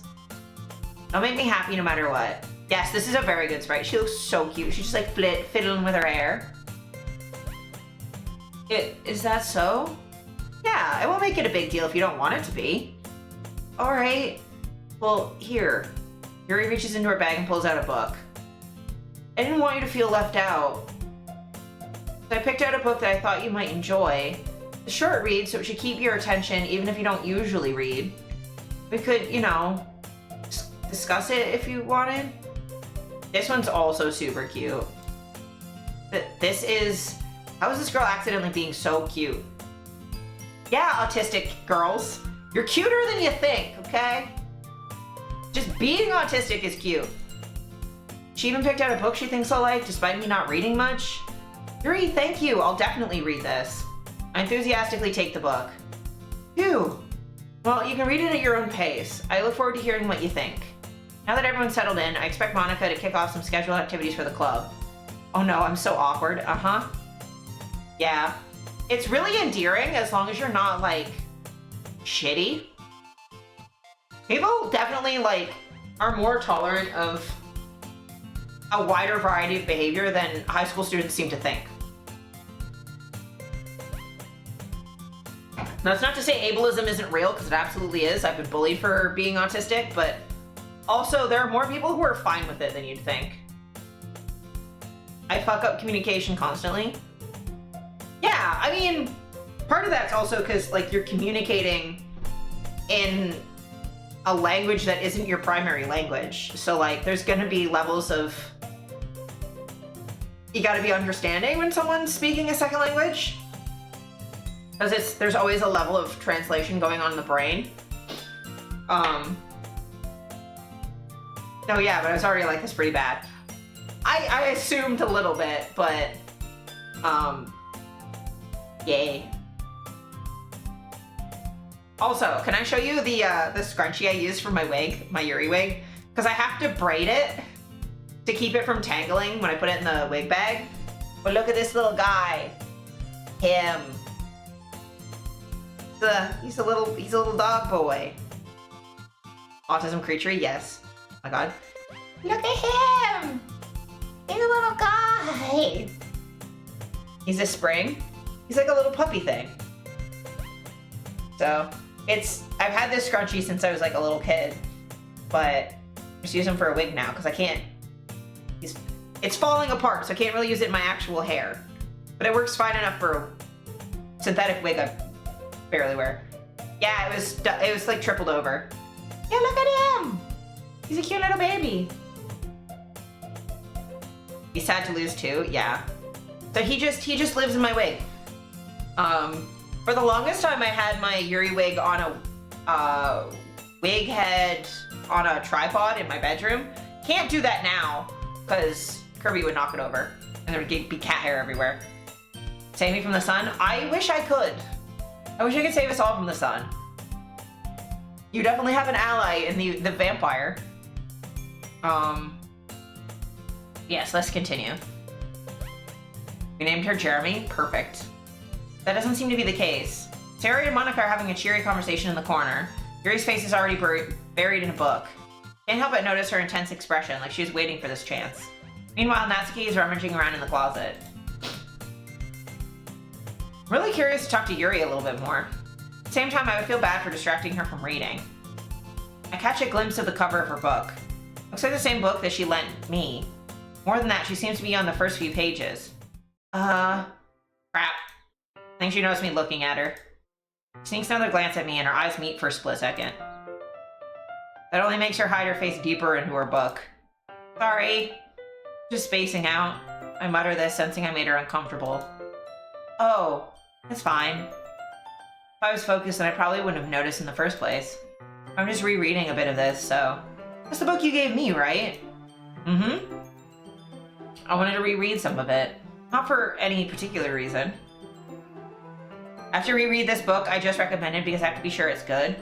I think it's partially that, but also partially she wants to be up to date on it so that when we give our feedback, she has as much context as possible to understand how we feel about it and to talk about her own like headcanons and her own interpretation. Like, I've definitely done that. Like sometimes when Salty's playing a game that I've recommended on the games list, I will either replay it or rewatch it so that I'm up to date on what's going on. A, so I can help, but B, so I can have like a deeper conversation about the game. Just curious, how come we have 2 copies of the same book? Well, when I stopped at the bookstore yesterday, that's not what I meant. I mean, I'm having to buy 2 of them. I see. Something fairly obvious here that Yuri isn't telling me, but I decided to let it go. I'll definitely start reading it soon. I'm glad to hear. Once it starts to pick up, you might have a hard time putting it down. Very engaging and relatable story. Is that so? Baby girl, yes, she is. What's it about, anyway? Well, Yuri closes the book and scans her eyes over the back. The book is titled Portrait of Markov. There's an ominous-looking eye symbol on the front cover. Alright. Just want to make sure I don't accidentally give anything away. Basically, it's about this girl in high school who moves in with her long-lost younger sister. As soon as she does so, her life gets really strange. She gets targeted by these people who escape from a human experiment prison. While her life is in danger, she needs to desperately choose who to trust. No matter what she does, she ends up destroying most of her relationships and her life starts to fall apart. That's kind of dark, isn't it? Yuri made it sound like it was going to be a nice story, so that dark turn came from nowhere. Yeah! Who could have seen a dark twist coming from nowhere? No one playing DDLC, that's for sure. Yuri gently giggles all of a sudden. You're not a fan of that sort of thing, Hellchat? No, it's not that. I mean, I can definitely enjoy those kinds of stories, don't worry. Hope so. Yeah, I totally forgot that Yuri's into those things. So shy and reclusive on the outside, but her mind seems to be completely different. Eye makeup? Thank you! Yeah, it's, You leaned in? I did. Yes. So I got purple and black. That's it. It's just purple with black eyeshadow instead of eyeliner because I don't want it to be sticky. And then I did darker purple in my eyebrows. So. Yes. Looks really nice and soft. Thank you. Yeah, it's the First Cradle of Filth palette. One of the girls like spooky stuff. Oh no! Also, every kinky person, well, not every kinky person, there's a lot of kinky girls like this. Just that those kinds of stories, they challenge you to look at life from a strange new perspective. When horrible things happen, not just because someone wants to be evil, but because they have their own goals or their own philosophy that they believe in. Something that gets me about stream makeup roles being kind of similar to stage makeup roles and photo shoot makeup roles, because you have to, especially if you're shooting outside, because it'll wash out in lights.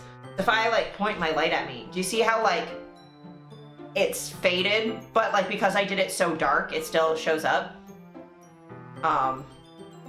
So if I was in full sunlight, I'd have to go even darker. Or what I usually do is I get it as dark as I can without taking a million years, and then I darken it in post. Little secret. Use the dodge and burn tool to make it darker. Skating makeup? Yeah, just any makeup that has to be seen from a distance, or that there's gonna be lights on. Because makeup will look different. I DM'd with a webcam, I do really stark makeup usually, yeah. Because then you can see the eyes better. So like here on stream, because like I'm in this like tiny little box right here, my makeup being darker also, like, and is both, yes. And webcam distortion, yes. But because I'm like so small compared to like here, when I have no makeup on, it's like whatever. But here it's easier to see my eyes and my facial expressions because I have makeup on. But I purposefully don't wear makeup on stream most of the time. Well, at this point, I just don't, because I don't want to in the middle of the morning. Dark or bright environments, you gotta go dramatic, yeah. But I wanted to be really clear when I first started streaming, since this is my stream anniversary. I wanted to make sure that there was no expectation that I was gonna wear makeup every stream. So I wear makeup sometimes, but not every stream, and I'd like make sure that there would be multiple streams in a row where I just wouldn't wear makeup, so that it was a sometimes when I felt like it thing and not an expectation. Because unfortunately on Twitch there's this expectation that women will wear full faces of makeup, like false eyelashes, contour, blush, foundation, like a full face. And men aren't expected, like cis men aren't expected to do that. So it means that, you know, men can sort of just do impromptu, just start a stream and just go, whereas women have an extra hour of setup to do that's exhausting, and I have limited spoons, so I didn't want to be doing that all the time. It's a good precedent to set, yeah? Yeah, because I want to manage expectations, so if I'm not wearing makeup all the time, people won't expect me to wear makeup all the time. And as I transitioned, I just kind of like was like, okay, well now I'm a boy 90% of the time anyway. But for something like this where it's a special occasion, like yeah, I'll wear makeup. If I'm gonna be in cosplay, or like if we were doing an IRL stream and we were just walking in the park, I'm not gonna wear makeup. But if we're like going out to like go bowling or something, maybe I will. Sometimes it's fun, yeah. Like I do like doing makeup sometimes. I just don't like the expectation that I'm gonna wear a full face of makeup for every stream. Because I've also gotten faster, so like this took me like maybe 5 minutes, and most of that was just layering the purple so that it would show up, because I didn't put any primer or foundation on. I have nothing on my skin, it's just eyes. I'm not wearing lipstick, I'm not wearing foundation, I'm not wearing contour, blush, I didn't contour my nose, I don't have highlight anywhere, my eyebrows are just done with eyeshadow, my eyeliner's done with eyeshadow. I'm just wearing eyeshadow, that's all I'm wearing, and I'm only wearing like 3 colors, a dark purple on my brows, purple around my eyes, and then black to do the eyeliner, and that's it. So much more fun when it's not something you have to do. Yeah, when it's like a choice rather than an expectation. But yeah. All the time, yeah. I mean, my brows are well shaped, so I don't feel like I like just filling in or darkening my natural brows. That's all I really do. Or sometimes when I want bleach brows, I just take a white eyeliner crayon and just draw on my eyebrows until they disappear. It works. At least for like photos and stuff. It looks kind of funky in person, but But I can do that, and then if I want them to be any, like, bright color, I can do that and then put, like, green eyeshadow and have green brows. I did that for, Rebecca from Cyberpunk once. Also necessary if they're thin, yeah. My eyebrows are fine. So. Then suddenly, when you thought you related to the protagonist, they're made out to be the naive one for letting their one-sided morals interfere with the villain's plans. I'm rambling, aren't I? Not again. I'm sorry. Hey, don't apologize. I haven't lost interest or anything. Well, I guess it's alright then. I feel like I should let you know that I have this problem. When I let things like books and writing fill my thoughts, I kind of forget to pay attention to other people. Yeah, you're autistic. I got it. I'm sorry if I end up saying something strange. It's autism. That's fine. I'm also autistic. And please stop me if I start talking too much. I really don't think you need to worry. It means you're passionate about reading. The least I can do is listen. The literature club, after all. That's true. In fact, you might as well get started reading it, right? You don't have to. What are you saying? Just a moment ago you said you were looking forward to it. Let me just get the book. Quickly retrieve the book that I put into my bag. Alright, it's fine if I sit here, right? I slip into the seat next to Yuri's. Yeah? Are you sure? You seem a little apprehensive. I'm sorry. Not that I don't want you to, it's just something I'm not very used to. It is reading in company with somebody. I see. Well, just tell me if I end up distracting you or anything. Alright. I open the book and start the prologue. I soon understand what Yuri means about reading in company. As if I can feel her presence over my shoulder as I read. Not a particularly bad thing. Maybe a little distracting, but the feeling is somewhat comforting. Yuri is in the corner of my eye. I realize she's not actually looking at her own book. I glance over. It looks like she's reading from my book instead. Sorry. I was just... Yuri, you really apologize a lot, don't you? I do? I don't really mean to. Sorry. I mean... Here, this should work, right? I slide my desk until it's up against Yuri's and hold my book more between the two of us. I suppose so. Yuri timidly closes her own copy. Once we each lean in a little bit, our shoulders are almost touching. Feels like my left arm is in the way, so instead I use my right hand to hold the book open. I guess it makes it kind of difficult to turn the page. Here. Yuri takes her left arm and holds the left side of the book between her thumb and forefinger. I do the same with my right arm on the right side of the book.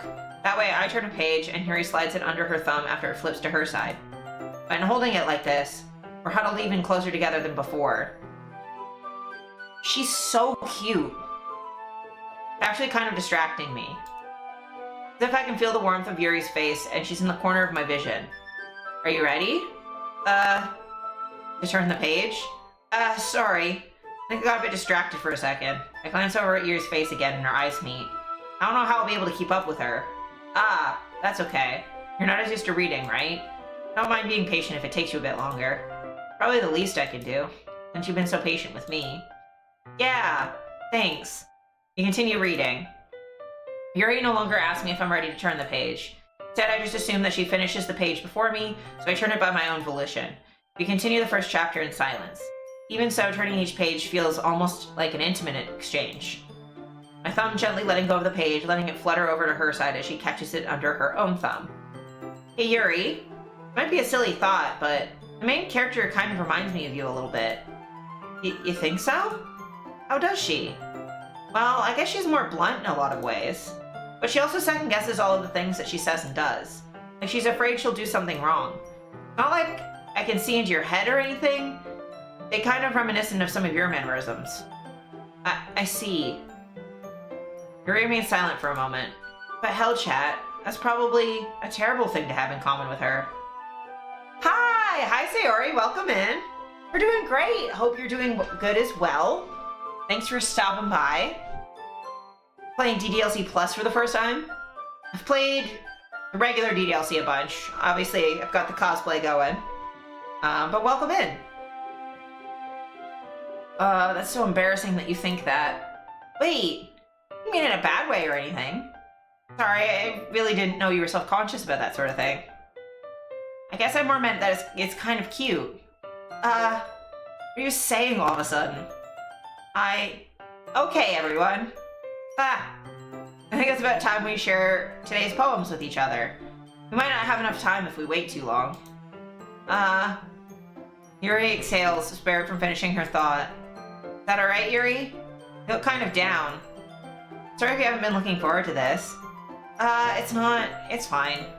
Yuri releases her hand from the book, causing it to close on top of my thumb. Alright, I guess I'll do some more reading tonight. Or would you prefer I only read it with you? I guess I don't have too much of a preference either way. In that case, I'll read a little more tonight. It'll be more fun to read with you after it picks up a bit, you know? Aw, thank you! I appreciate it, Sayori. You also deserve so much love and good, and I hope you enjoy the sunshine. That's good reasoning. In that case, feel free to finish the first 2 chapters in your own time. Alright. I stand up. I make a mental note of where I left off in the book and then slip it back into my bag. By the way, did you remember to write a poem last night? Yeah? My relaxation ends. Can't believe I agreed to do something so embarrassing. Couldn't really find much inspiration since I've really never done this before. Well, now that everyone's ready, why don't you find someone to share with? I can't wait! Sayori and Monica enthusiastically pull out their poems. Sayori's is on a wrinkled sheet of loose leaf, torn from a spiral notebook. On the other hand, Monica wrote hers in a composition notebook. I can already see Monica's pristine handwriting from where I sit. Natsuki and Yuri reluctantly comply as well, reaching into their bags. I do the same myself. Let's go to Sayori first, just because she's our friend. Definitely most comfortable sharing with Sayori first. She's my good friend, after all. It's a good poem, Hellchat. Sure it's your first time? Of course. Not that good. Am I the kind of guy who would be writing poems in his spare time? Yeah, I guess you're right. But it impressed me. Well, to be honest, I was afraid you wouldn't do it seriously, or that you wouldn't write one at all. I'm really happy just that you wrote one. This reminds me of how you're really part of the club now. Not to mention the fact that I'm standing in front of you in the club room. Well, of course. I'm not really into it yet, but it doesn't mean I'll break my promise. See? Like I said before, Hellchat. Deep down, you're not selfish at all, you know. Trying new things like this for other people? Something only really good people do. Thanks, Sayori. I'm not sure if Sayori sees the full picture of my motive here. And again, can't deny that she's part of the reason I joined. Knowing how much this means to her and all. Yeah, and I'm gonna make sure you have lots of fun here, okay? That will be my way of thanking you. Alright, I'm gonna hold you to that then. Yay! Now you'll read my poem too, right? Don't worry, I'm really bad at this. Hehe. We'll see about that. Dear Sunshine. The way you glow through my blinds in the morning, it makes me feel like you missed me. Kissing my forehead to help me out of bed, making me rub the sleepy from my eyes. Are you asking me to come out and play? Are you trusting me to wish away a rainy day? I look above, the sky is blue. It's a secret, but I trust you too. If it wasn't for you, I could sleep forever, but I'm not mad. I want breakfast. She's so cute. Sayori, this is just a guess, but did you wait until this morning to write this? I like writing. I could probably use more practice though. Yeah. I make a point, not as often as I used to, but my, I do a lot of photo art, and when I do my photo posts, I try every once in a while to write some poetry. Sometimes it's just quotes from the characters I'm cosplaying, or, like normal, like captions and stuff, but I do try and write like little blurbs of poetry sometimes, or, try and be like kind of poetic in my image descriptions when I do alt text. Because like for art, it's hard to like, I don't really want to do just like a bland like this is exactly what's happening. I try and throw like a little bit of tone into it. But yeah, definitely don't write as much as I used to, unfortunately. No, just a little bit. I rarely do anything with it. I want to get more in the habit. Yeah, I mean, it's always nice to just like write for yourself too. Like even if you don't do anything with it, just like writing for yourself is plenty. Like you don't have to monetize or make a side gig out of like every hobby, but like I find poetry is like a really good way to, and like even like prose as well, it's like a really good way to like get your feelings out. It's like journaling, but it doesn't have to be quite as literal. You can answer just a little bit to a yes or no question. forgot to do it last night. Well, at least that makes me feel better about myself. Don't be mean. Still tried my best. Yeah. I didn't mean to say it was a bad poem. It came out nice, or how should I put it? It sounds just like you. Really? Yeah. Especially that last line. I made eggs and toast. Even though you were late to school, I had to skip breakfast. Get all cranky. Well, I guess there's no point in arguing. Anyway, thanks for showing me. Hee. It was so much fun. Hanukkah's the best. Yeah. Next time I won't forget.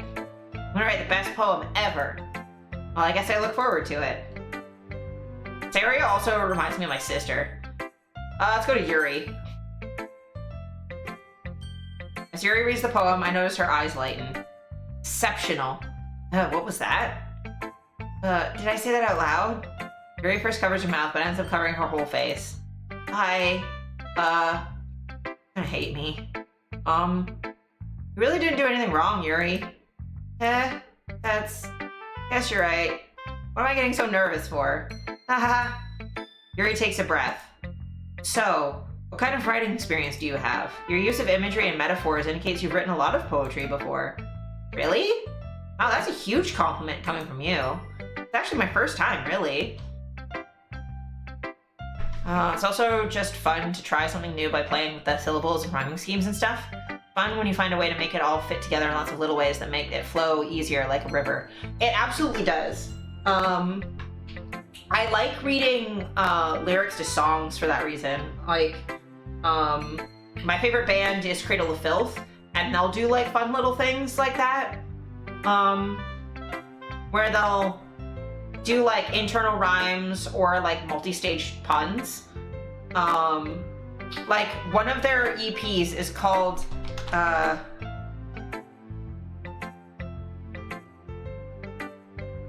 Bittersweets to Succubi, which there's multiple puns going on there. Bittersweets and bittersweet and suck you by and succubi. It's just, they play together so well.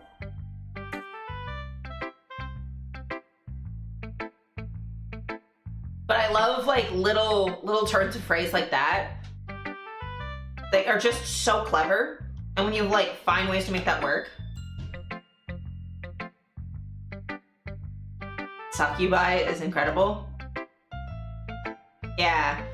Isn't Doki Doki a bit of an onomatopoeia for sex? I'm sure I've heard this before. Yeah, so what Doki Doki is an onomatopoeia for is the beating of a heart. So it's Doki Doki is like your heart beating really hard. So it's used for sex and love.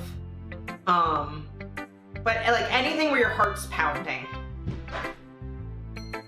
It can also be used for fear as well. A bit more wholesome than I thought it was. I mean, it is used for sex as well. It's used for like fear and horror and nervousness. It's just any of that like feeling like a little active. So, yeah, it's used in multiple contexts, but it works very well for this game. It's a little bit romantic, a little bit sexual at times, very much horror. But yeah. Huh? Yuri stares at me blankly and then looks at my poem again. Well, I know that. I just meant, Yuri trails off, unable to find an excuse. Traces her finger along the words in the poem as if breaking it down more thoroughly. Yeah, okay. This is the reason I was able to tell. It's just that there are specific writing habits that are usually typical of new writers. Having been through that myself, I kind of learned to pick up on them. Getting sleepy? Well, I hope you have a good nap, if you can have a nap. There's nothing quite like napping in a sunbeam, you know?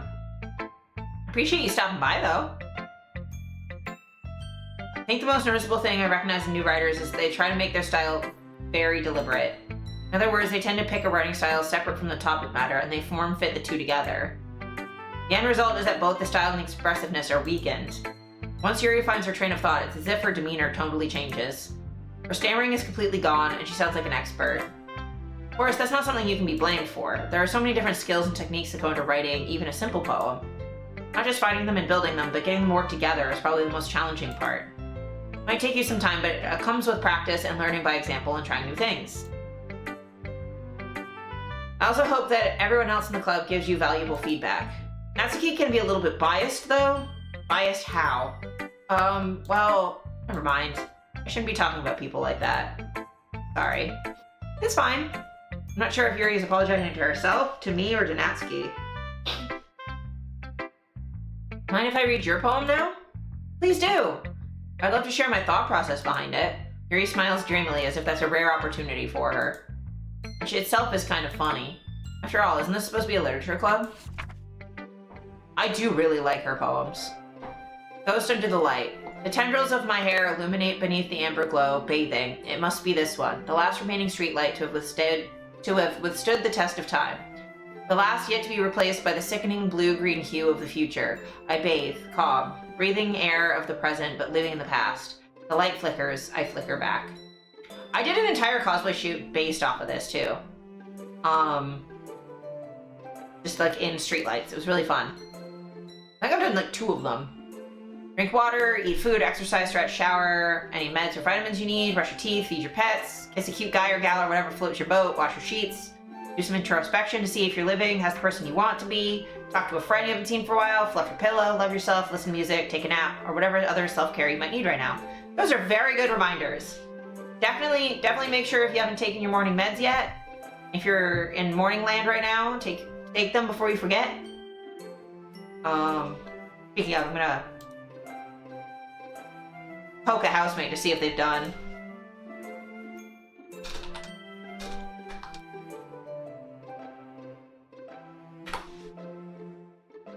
I'm constantly reminding people at home to take their meds. Naps are great too. Music is good. Definitely do like get some fresh air. It's nice out. Just open a window even if you don't feel like going outside. Yeah. Let me see, can I find...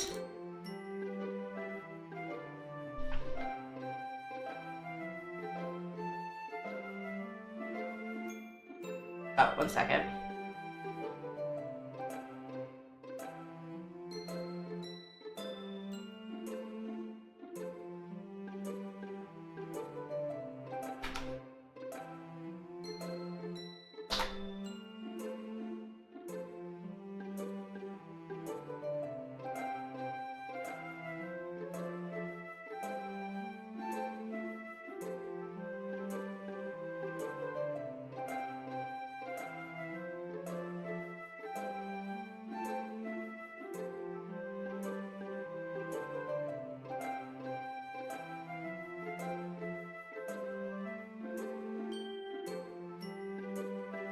Trying to find like the first time I ever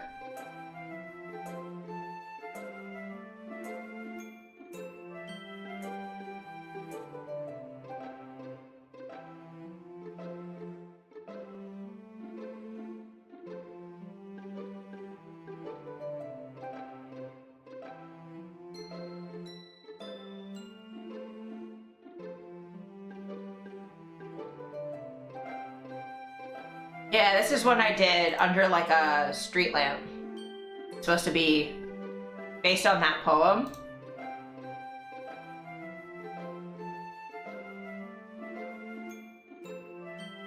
And I did this one.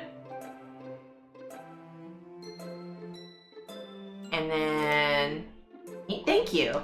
This is my favorite one from that one photo set. I really like this one. That was like my first time really cosplaying her, was those 2. I did this one where I made a Valentine. In her casual outfit.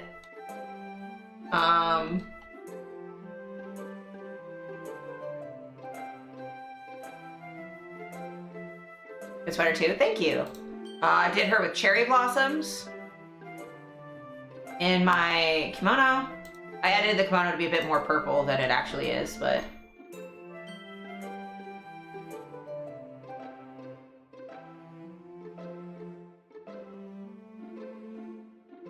there's some rope ones, which I probably can't show on Twitch.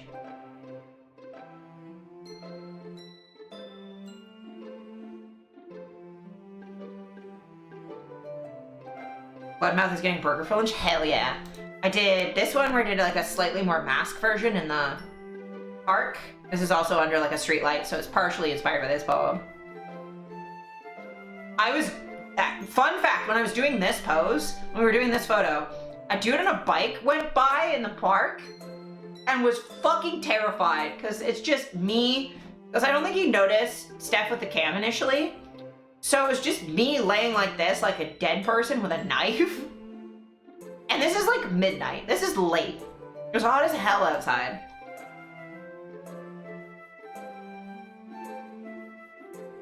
But yeah, I loved this photo shoot. This was really fun. And then I keep having to flip back and forth because, oh, back when my knee could do this without breaking. Before I sprained my knee. I can kind of still do that. I just have to be careful. And then my most recent Yuri cosplay, I did like a boy version in the woods. But yeah, I did boy version. My short wig. There's no way I was wearing that meter-long one in the actual woods, because this is in the actual forest. We had to hike for like 40 minutes to get here. I love this one.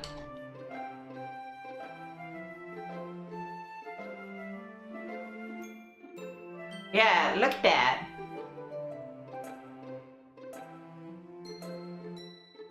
Short hair Yuri is actually pretty sick. I was a big fan of that photo shoot. It was a lot of fun.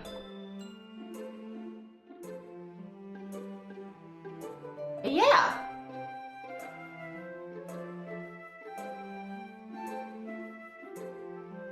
Anyway, back to the game. I'm sorry, I have such terrible handwriting. What? I wasn't thinking that at all. It took you a long time to read. Well, I just don't read script very often. Actually, I think your handwriting is pretty. Huh? That's a relief. Also, I like the poem. Even though it's short, it was really descriptive. It wasn't too short. I usually write longer poems. Not at all. I'm really glad you like it. Be honest. Since you're first time sharing, I want to write something a little bit more mild. Something easy to digest, I suppose. Are you into ghosts, Yuri? Actually, the story isn't about being a ghost at all, Hellchat. Really? I must have totally missed the point. Well, I suppose you did only glance over it after all. Remember that poets often express their own thoughts, feelings, and experiences in their work. They usually do more than tell a simple story or paint a picture. In this case, perhaps the subject of the poem is only being symbolically compared to a ghost.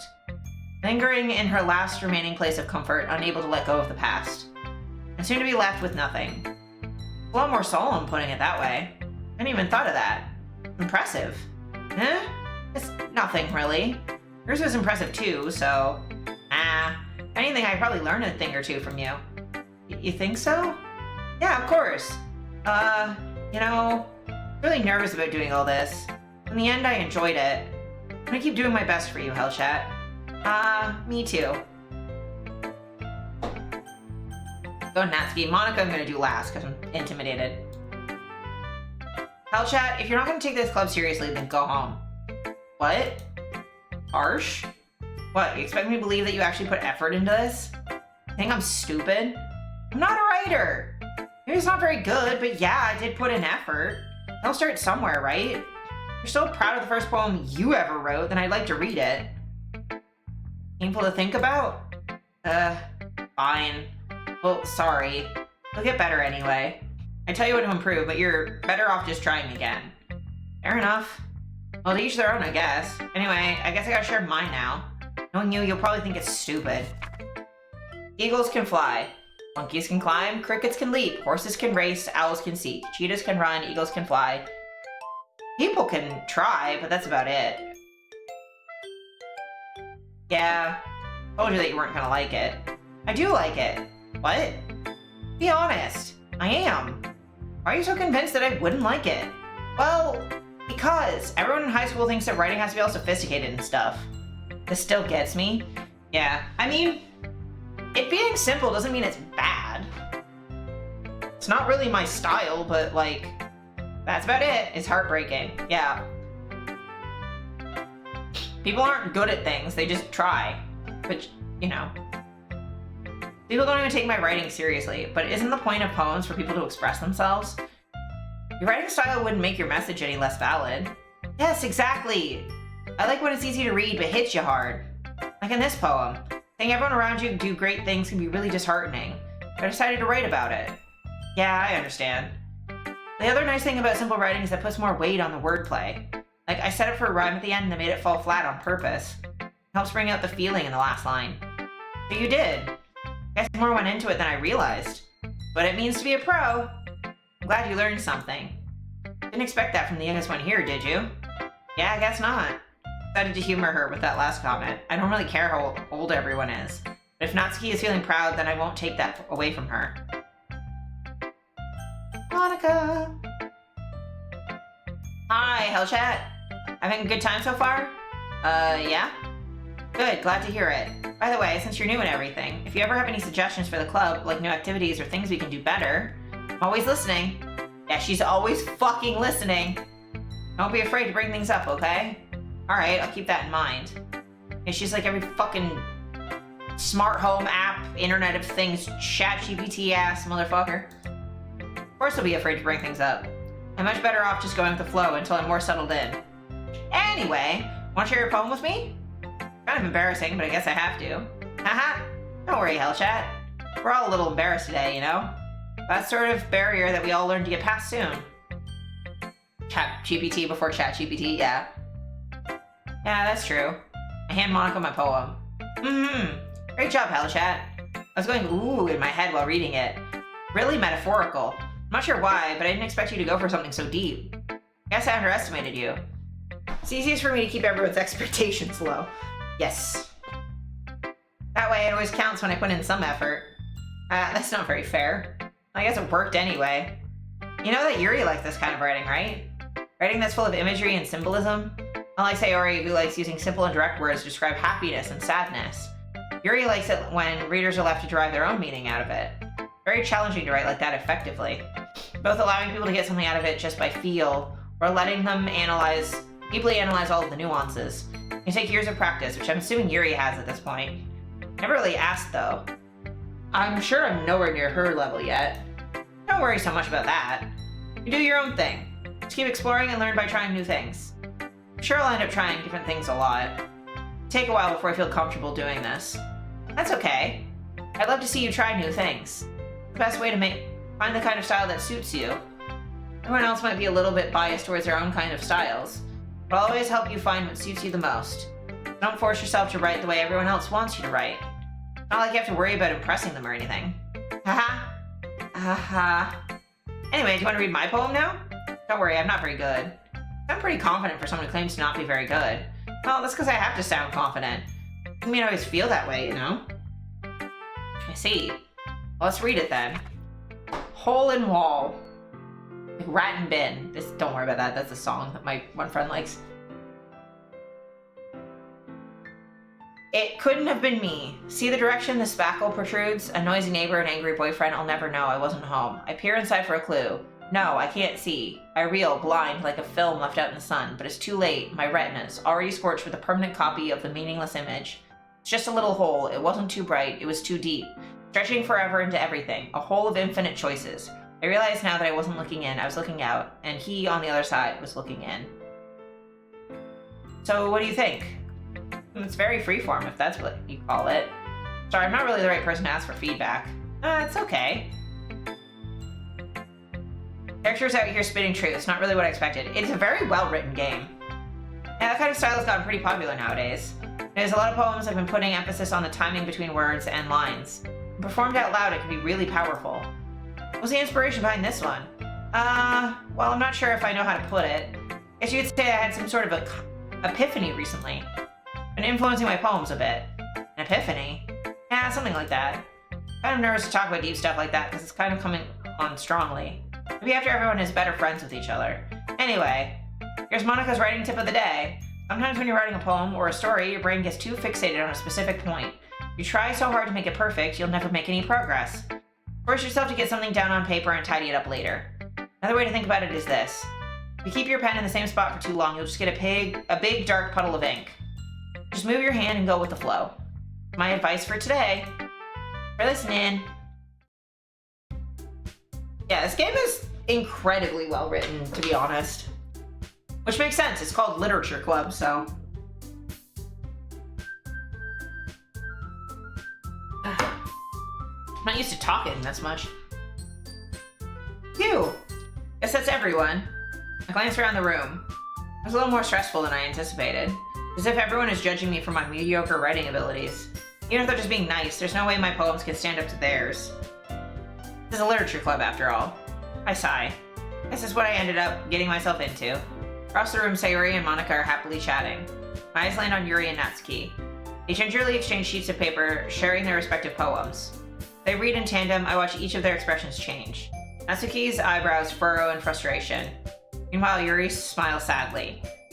What's with this language? Did you say something? Oh, it's nothing.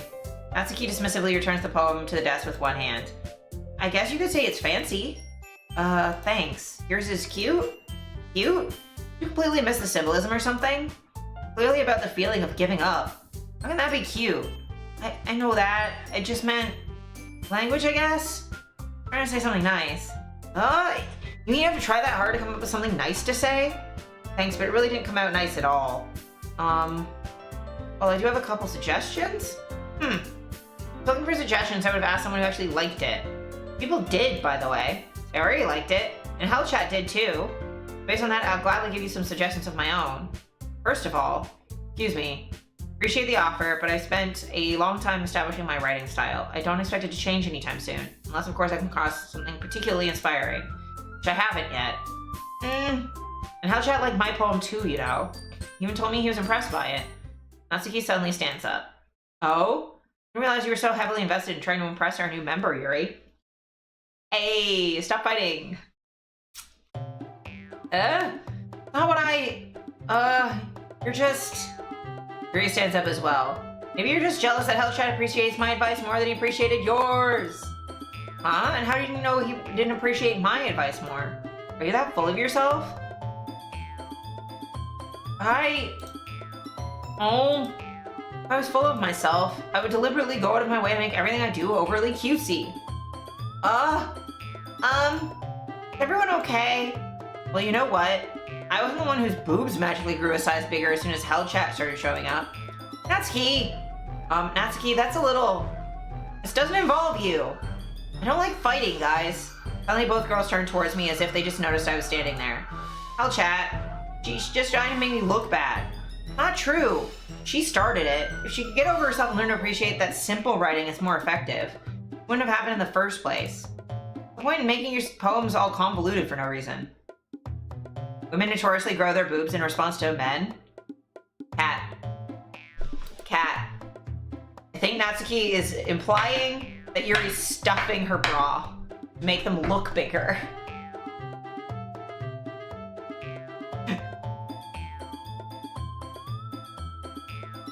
You didn't consider that, did you? Oh. Nope. I mean, transdude to transdude, we don't really do that much. I've had to for work reasons. Like, I've definitely used... What do you think a push-up bra is for? It's got padding to smush your boobs up and make them look bigger. Yeah, that's a thing. I forgot. Yeah. I mean, when you own more binders than push-up bras, you're gonna forget that sort of thing. That's very fair. The meaning should jump out at the reader, not force them to have to figure it out. Help me explain that to her, Hellchat. Wait, the reason we have so many deep and expressive words in our language. The only way to convey complex feelings and meaning the most effectively. Avoiding them is not only unnecessarily limiting yourself, it's also a waste. You understand that, right, Hellchat? Well... How did I get dragged into this in the first place? Not like I know anything about writing. But whomever I agree with, they'll probably think more highly of me. Of course, that's gonna be... Okay, I know I'm trying to romance Yuri, but like, they're both right and they're both wrong. right? Like,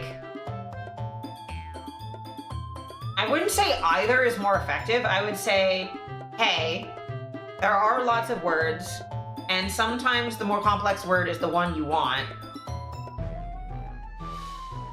I'm sitting here like, yes, the organ expanding in size when experiencing attraction has been titty the whole time. Yeah, fair. But like simple writing also can be powerful. Sometimes writing something in a simple way is also powerful. Like, I think both writing styles work. It depends on what you're trying to do.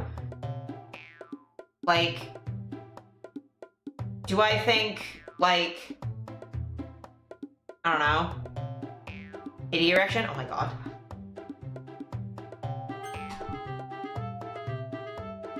Chat, you're getting captured. That's going into the Hall of Fame.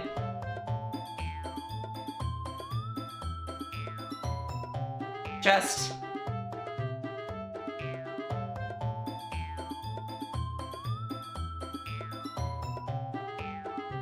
thank you.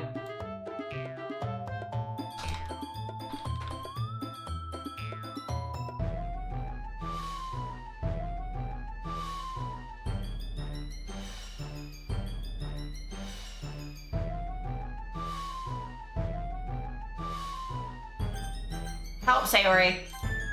Natsuki! Natsuki glares at me, drawing up any words I had in my mouth. Instead, I turn to Yuri. Yuri. Unmasked lunch break crimes?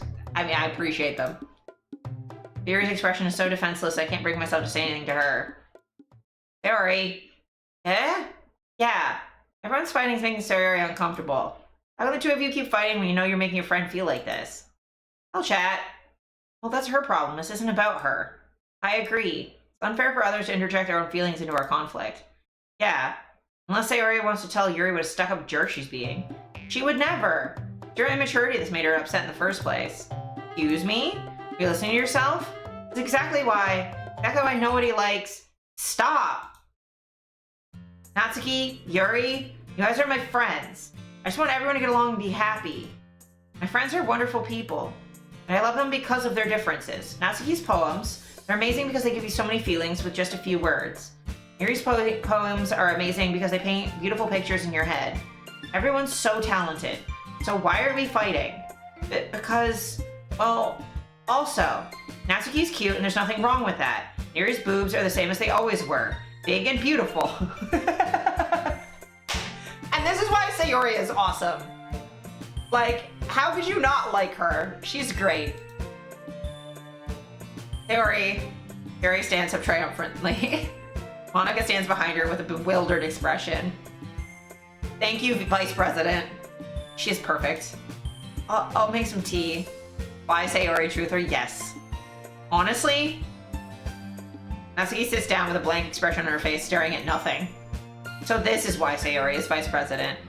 I whisper to Monica. She nods in return. To be honest, I might come off as a good leader, and I can organize things. But I'm not very good with people. I couldn't even bring myself to interject. As president, that's kind of embarrassing of me. Ha. Nah. Not like I can blame you. I wasn't able to say anything either. Well, I guess that should mean Sayori is amazing in her own way, isn't she? You could say that. Might be an airhead, but sometimes it's weirdly suspicious that she knows exactly what she's doing. I see.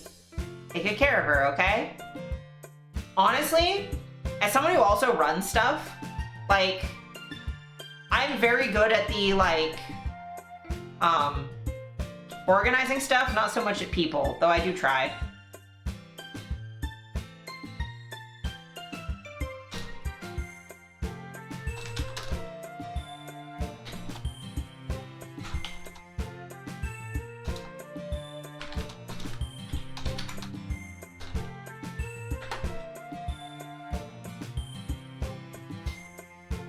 The people is exhausting, yeah. Well, we're gonna say thing and then people by sitting in the corner quietly. Yeah, that's fair. I can talk to people, but I'm not very good at conflict resolution. I'm good at listening. Like one-on-one. I'm not really good at conflicts.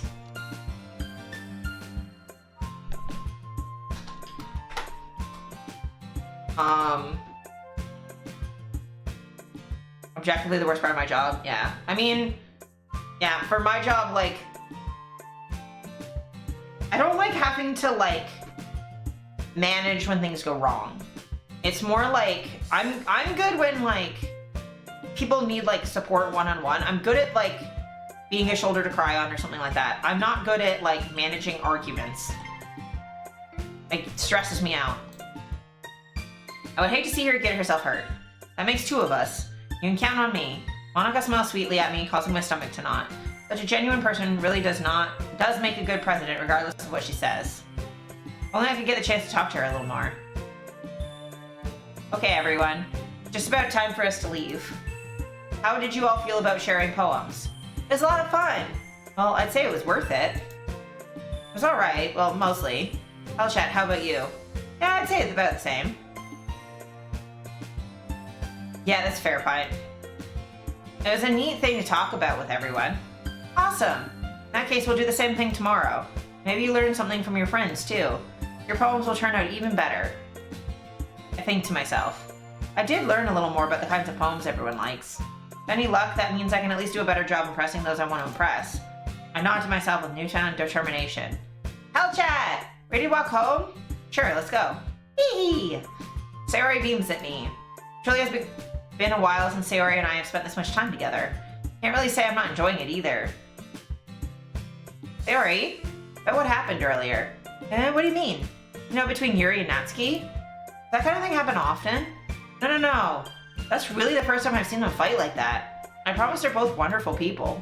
You don't hate them, do you? No, I don't hate them. I just wanted your opinion, that's all. I can see why they'd make good friends with you. You know, Hellchat, it's nice that I get to spend time with you in the club. But I think seeing you get along with everyone is what makes me the happiest. Polyamorous Sayori! Poly by Sayori! That's compersion right there. I think everyone really likes you too. That's... Every day is gonna be so much fun. Sigh. It looks like Sayori still hasn't caught on to the kind of situation I'm in. Sure, being friends with everyone is nice, but does it really need to stop there? We'll just have to see what the future holds, Sayori. I pat Sayori on the shoulder. I say that more to myself than to her, but it's easy to use Sayori as an internal monologue sometimes. Okay. Yeah, let's do this.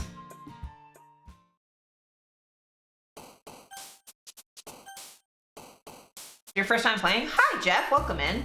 No, this is my... I don't know, like 4th or 5th time playing? It's my first time playing DDLC Plus, but I played the main game quite a bit. I have a purple wig for Yuri. I just, it's starting to hurt my head, so. Tone, Acious, Melancholy, Vivid, go Anxiety, Sweet, Pop. Trying to do a little bit for each of the other ones. Oh, no problem. Portrait, Romance, Sunny, Kiss, Lust, Judgment, Contamination, Lollipop, Climax. I don't know, I'm just picking random words because I'm on a couple for those two, but mainly Yuri. Frightening, Fester, Kawaii, Uncanny. It's gonna be mostly Yuri, but I've got a little bit of the other two in there. Oh my god, my nose. Another day passes and it's time for the club meeting already. I've gotten a little more comfortable here over the past couple days. Entering the club room, the usual scene greets me. Hi, Hellchat! Yo, Sayori. Looks like you're in a good mood today. Hee. I'm just still not used to you being in the club, that's all. I see. That's a pretty simple thing to get you in a good mood. I guess it's always the simple things with you anyway. Speaking of which, I'm kinda hungry. You come with me to buy a snack? No thanks. Not like you at all. I have my reasons. Why don't we take a look at your purse, Sayori? Eh? Why that all of a sudden? No reason, really. I just want to look at it. Sayori nervously retrieves her coin purse. She fumbles with the latch and gets it open. She turns it upside down and lets its contents spill onto the desk. Only 2 small coins fall out. Haha. I knew it. I see right through you, Sayori. Not fair. How'd you even know? It's simple. If you had enough money in the first place, you would have bought a snack before coming to the club room. Either you're not hungry and want an excuse to take a walk, or you plan to conveniently forget that you spent all of your money so that I would lend you some. There's one more thing. You're always hungry. So that only leaves the one option. Ah! Give up! Don't make me feel guilty. You feel guilty, then that means you deserve to feel guilty. Aha. Yuri suddenly giggles. Eh? I didn't notice she was listening in. Her face is in her book as always. Wasn't listening or anything. It's just something in my book. Yuri! Tell Hellchat to let me borrow some money. Don't get me involved like that, Sayori. Besides, you only buy what you can responsibly afford. Frankly, after pulling a mischievous little stunt like that, your suffering is fair enough retribution. I just didn't mean that. Got too absorbed into my book. I really like when you speak your mind, Yuri. Doesn't happen much, but it's a fun side of you. There's no way you could think that. You're right, though. I did something bad, now I have to accept the retribution. That! Still, coming from you, Sayori. Guess there's a little devil inside all of us, isn't there? Hee. Don't let her fool you. Sayori knows exactly what she's doing.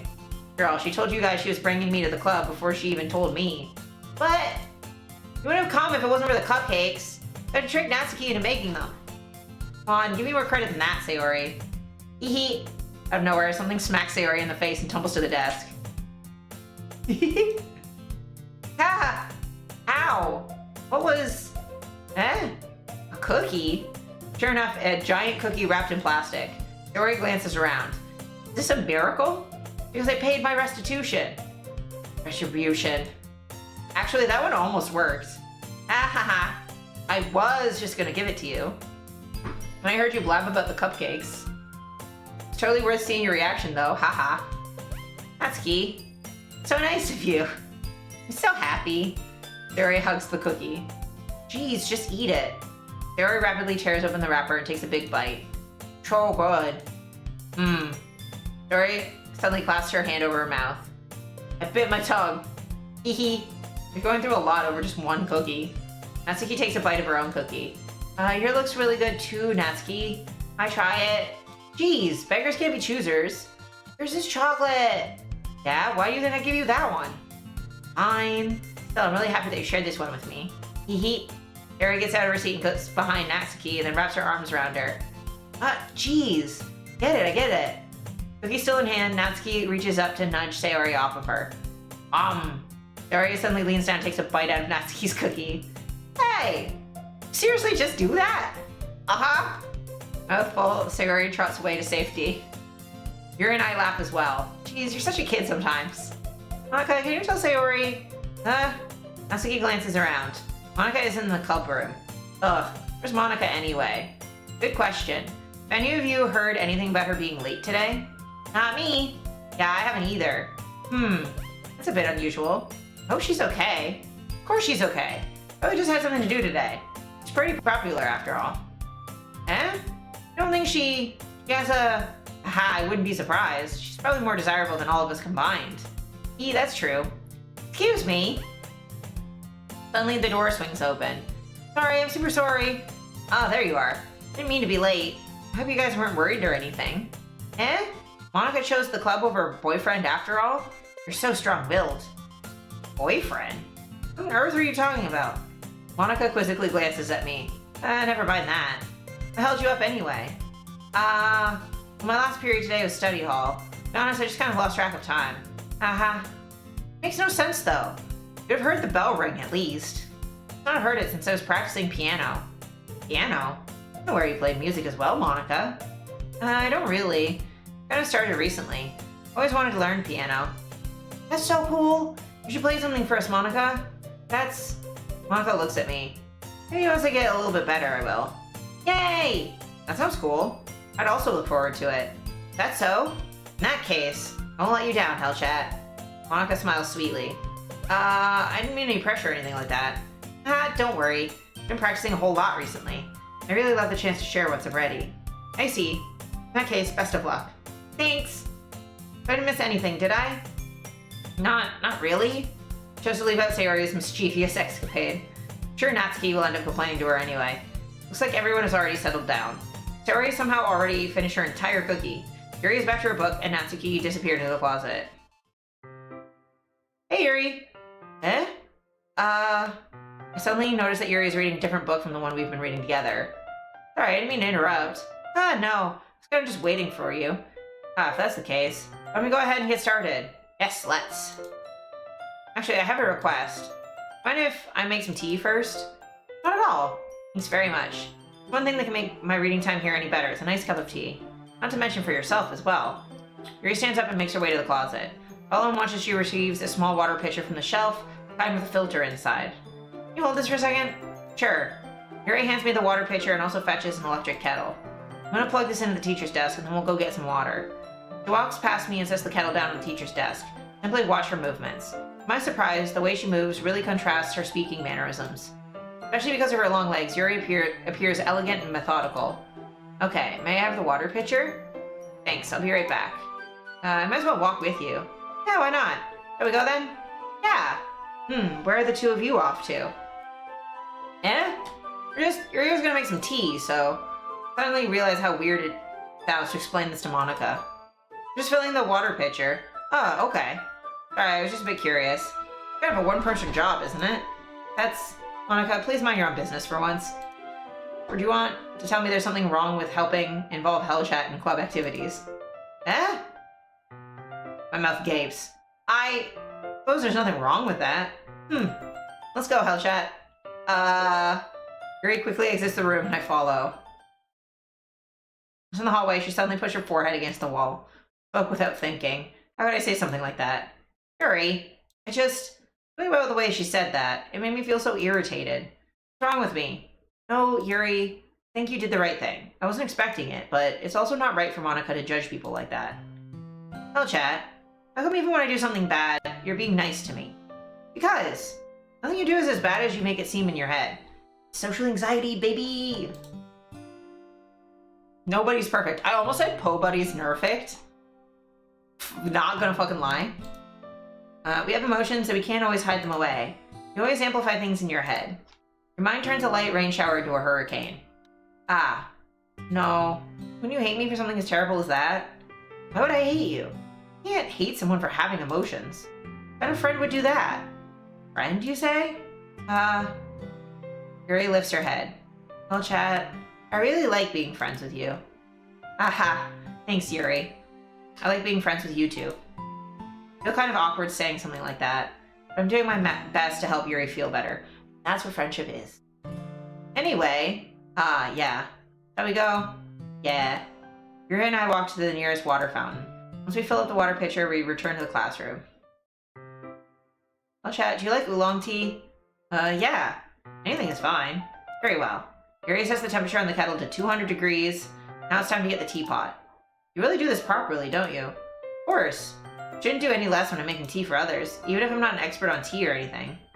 In that case, you'll only be even more impressed. Perhaps I will. Yuri fetches the teapot and begins measuring the tea leaves. To my surprise, she even starts humming a little to herself. You must be in a good mood now. Is that so? Letting it show, and you noticed. Doing a bit of thinking, and I decided I would try expressing myself a little bit more. Turns out it's not very hard for me to do, when it's you who's around anyway. That's great, Yuri. Just don't push yourself too much. You're always worrying about me, Hellchat. Very endearing. Yuri wasn't kidding. I don't even know if I can keep up with this. Watch Yuri pour a cup of tea for each of us. Hellchat, I have another request. Mind if we sit on the floor today? What's that? A little bit easier on my back. I can read with my back against the wall rather than bending over at my desk. Sorry, I didn't realize. No worries.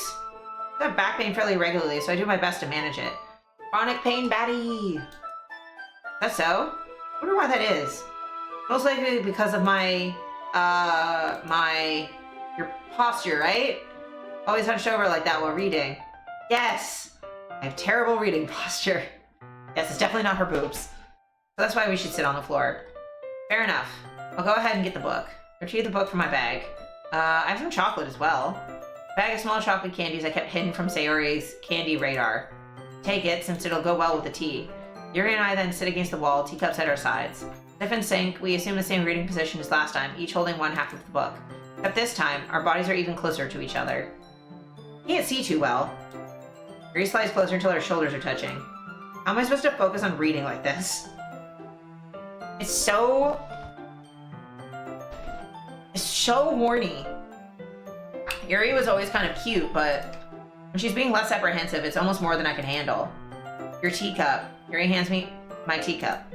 Holding it with my hand that's not holding the book, I end up in a position that makes it even harder to focus. Now I need to worry about making sure I don't accidentally touch her chest. Meanwhile, Yuri hasn't noticed a single thing. She wears her intense reading expression. I can only presume the world around her has faded away. Her boobs are named Terrible and Posture. Yes. It's all of my willpower to focus on reading. After a few minutes, I finally managed to relax a little. Put the teacup between my legs and fumble with the chocolate wrapper. Sorry. Briefly let go of the book to finish opening the wrapper. You can have as much as you want. That's... okay, I won't take any. Are you sure? Well, if I touch it, then I might get smudges on the pages. You're right. Didn't even think about that. My bad. No need to apologize. I'll hold the book, okay? You sure? Of course. Yuri opens the book with both hands. I really like this image of her, too. She holds it so I don't have any harder of a time reading from it. But as a result, her left arm is practically resting on top of my leg. Well, in that case, Yuri's already totally focused on reading again. Take a chocolate candy and pop it into my mouth. I take another chocolate and hold it up to Yuri. She doesn't even look away from the book. She simply parts her lips as if the situation was completely natural. That means I can't stop here. Apprehensively, I place the chocolate in her mouth. Just like that, Yuri closes her lips over it. Yuri's expression suddenly breaks. Did I just... Yuri looks at me like she needs to confirm what just happened. Hell chat? Sorry. Guess I shouldn't have done that. Well, we're just helping. Something that friends do, right? I mean, not really in this kind of context, but yeah, that's all it was. Yeah, then don't need to stop or anything. I see. The situation has gotten really tense. Yuri tries to return to the book, but I can tell just by her expression that she can't focus now. My heart is pounding. I nervously take another chocolate between my fingers. This time, Yuri's eyes meet mine. How did it come to this? Yuri doesn't avert her gaze. I notice her chest is rising and falling to the rhythm of her breaths. I raise my arm. Like before, Yuri parts her lips. But it's different this time. I take the chocolate and place it in her mouth. Feel her hot breath on my fingers. Fucking God, Monica! Getting cock-blocked by an AI. Okay, everyone. Yuri jolts back. Time to share poems. I'll chat, you can help Yuri put away the tea stuff, right? Yeah, of course. Okay, thanks. Bell is abruptly broken. I'll take care of the cups. Yeah. Yuri picks up the teacups from the floor. I pick up the bag of chocolates. In the end, we hastily clean up without so much as a word between us. I get a feeling that this is something neither of us will have the courage to bring up. Hot. Theory! Ooh, I like this one, Hellchat. Has some nice feelings in it. I'm glad. Does that mean it's better than yesterday's? Let me think. I don't know. Guess I like them both. Hee. Not very helpful, you know. Well, I'm not very good at figuring out if poems are good or bad. That's why I just go by my heart. It makes me feel things, and it must be a good poem. Not sure that's exactly how it works. Yeah, I guess conveying feelings is a pretty important part of this whole thing. Yeah, maybe. Honestly, I don't even know what kind of writing you like in the first place. Yeah, me neither. Ugh. Why don't you at least try giving it some thought? Aw, you want to write something for me? So sweet. Yeah, right. You're always thinking about other people. You need to think about yourself once in a while. If you don't, you might end up getting hurt at some point. Eh? Well, I don't really know what you mean, but I'll try to keep it in mind. Oh, whatever. Anyway, let's see. Guess I like happy poems? Wait, sometimes I like sad poems too. Sometimes a little bit of both. The word for that, right? The word I'm looking for. Bittersweet. Yeah. I like things that are happy and things that are sad. Happy and sad? I can't see you liking something sad, Sayori. Well, I like happy the most. Sorry, my skirt is digging into my side a little bit. But sometimes when you have a little rain cloud in your head, that poem can help give the rain cloud a little hug. Make a nice happy rainbow. Sorry, that's unexpectedly poetic. It is? Maybe I'm getting better at expressing my feelings after all. Thanks, Hellchat. I should go write that down then. You can read my poem now, okay? Bottles. I pop off my scalp like the lid of a cookie jar. It's the secret place where I keep all of my dreams. Little balls of sunshine, all rubbing together like a bundle of kittens. Reach inside with my thumb and forefinger and pluck one out. It's warm and tingly. There's no time to waste. I put it in a bottle to keep it safe. I put the bottle on the shelf with all the other bottles. Happy thoughts, happy thoughts, happy thoughts in bottles, all in a row. My collection makes me lots of friends, each bottle a starlight to make amends. Sometimes my friend feels a certain way, down comes a bottle to save the day. Night after night, more dreams, friend after friend, more bottles. Deeper and deeper my fingers go, like exploring a dark cave, discovering the secrets hiding in the nooks and crannies. Digging and digging, scraping and scraping. I blow dust off my bottle caps. It doesn't feel like time elapsed. My empty shelf could use some more. My friends look through my locked front door. Finally all done, I open up and in come for my friends. In they come in such a hurry. Do they want my bottles that much? I frantically pull them from the shelf one after another, holding them out to each and every friend, each and every bottle. But every time I let one go, it shatters against the tile between my feet. Happy thoughts, happy thoughts, happy thoughts, in shards all over the floor. They're supposed to be for my friends who aren't smiling.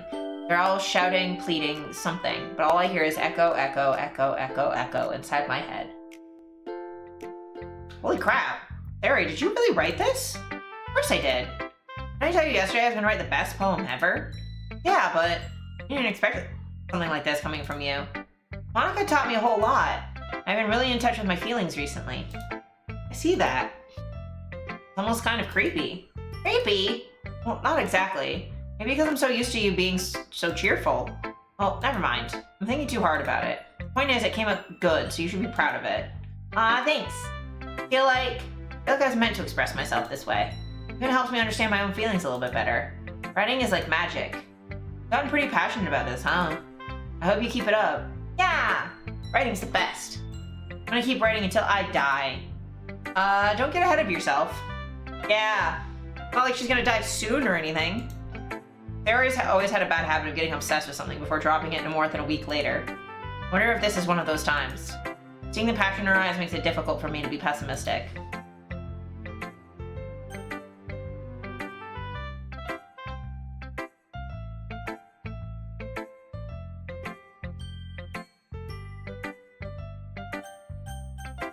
Go, Natsuki.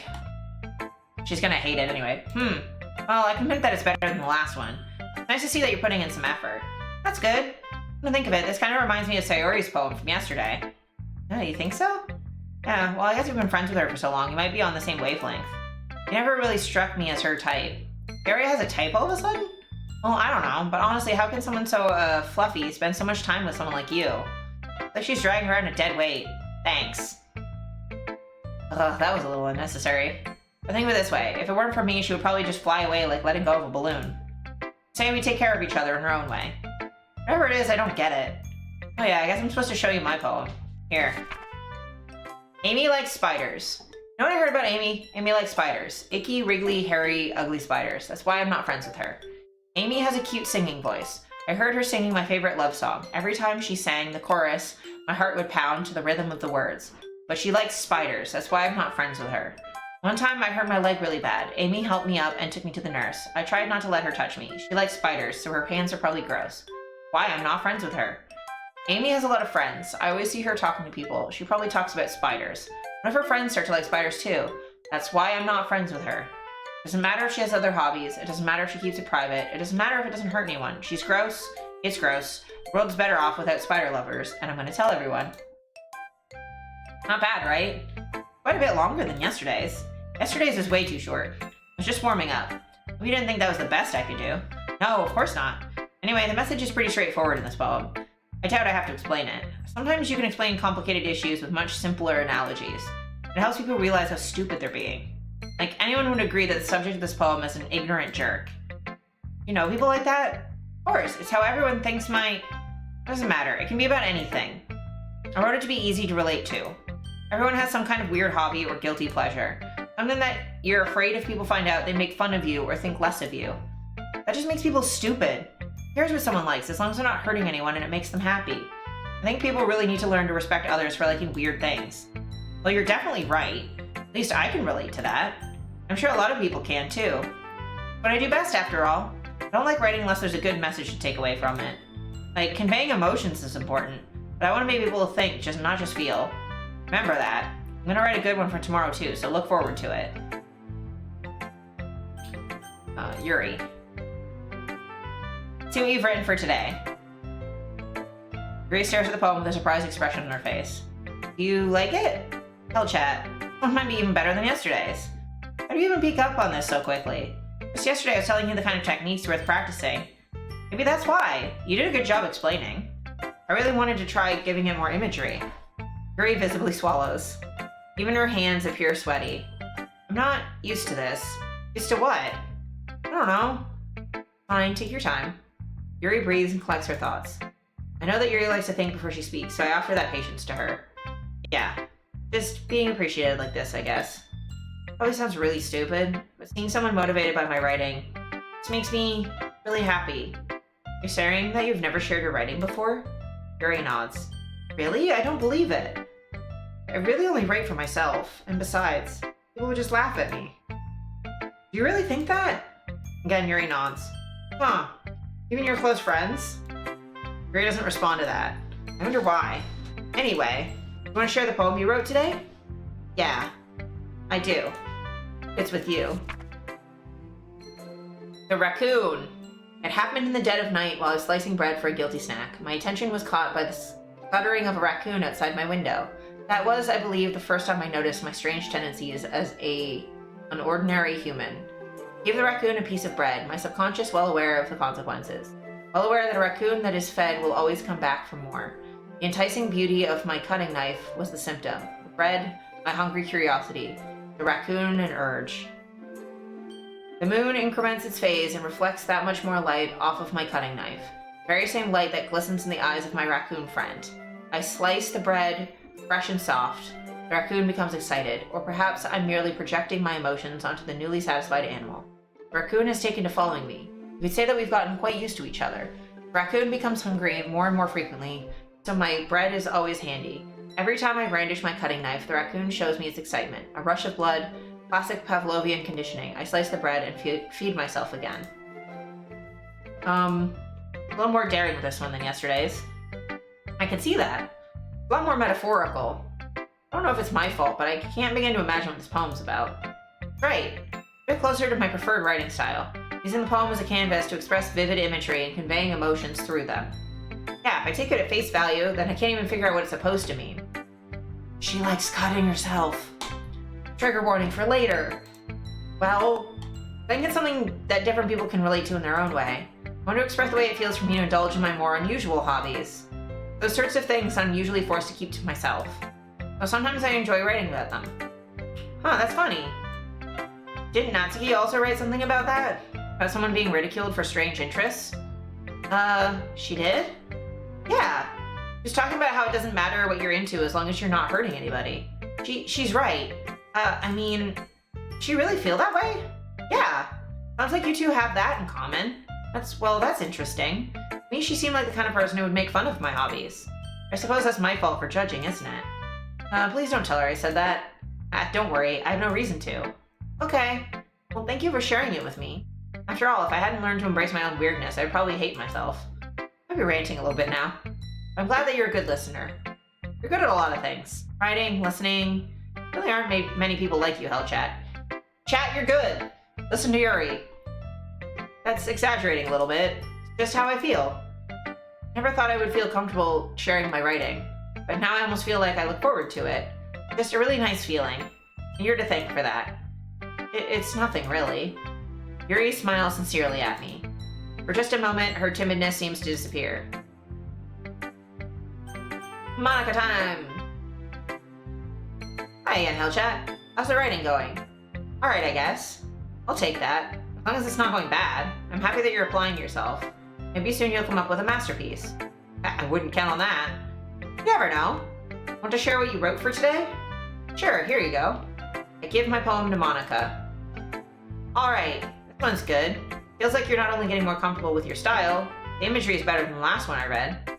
Wondering, but have you been finding inspiration in Yuri's writing style? I guess so. Can't deny that she's talented. Yeah, totally. I think her poems are the most romantic. That's the best way to describe it. She's like a totally different person when she picks up a pen. I noticed that too. When she's talking about literature, it's like a light turns on inside her. Sadly, it's hard to get much personal conversation out of her. Trust me, I've tried. Who knows what goes on in that head of hers? I don't mean that in a bad way. No, of course not. I mean that I wish she didn't keep so much to herself. Still, defending her like that. You must be pretty into her. You completely misunderstood. Calm down, I'm kidding. Besides, I'm pretty sure she's already got a boyfriend. Wait, really? Yeah, a fictional one anyway. Monica kind of whispers that last part to me. It's just a hunch, but... well, there's not really anything wrong with that. Oh, well, I know. I'm just saying. But anyway, wanna read my poem now? I like the way this one turned out, so I hope you do too. Alright, let's take a look. Save me. The colors. They won't stop. Bright, beautiful colors. Flashing, expanding, piercing. Red, green, blue. RGB. It's part of the RGBT community. An endless cacophony of meaningless noise. Noise that won't stop. Violent, grating waveforms. Squeaking, screeching, piercing. Sine, cosine, tangent. Playing a chalkboard on a turntable. Like playing a vinyl on a pizza crust. Endless poem of meaningless. Load me.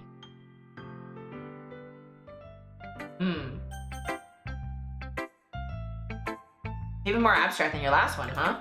Aha. Guess it's just the way I write. Sorry if you don't like it. No, I never said that. It's just a kind of thing I've never really seen before, I guess. I kind of like playing with my space on the paper. Choosing where and how to space your words can totally change the mood of the poem. It's almost like magic. When I write the lines really short, it makes it feel like they're trying to speak over the noise. I see. It's hard for me to tell what it's about, though. Haha. Sometimes asking what a poem is about isn't the right question. A poem can be as abstract as a physical expression of a feeling, or a conversation with the reader. Putting it that way, not every poem is about something. Anyway, here's Monica's writing tip of the day. Sometimes you'll find yourself facing a difficult decision. When it happens, don't forget to save your game. Never know when you might change your mind.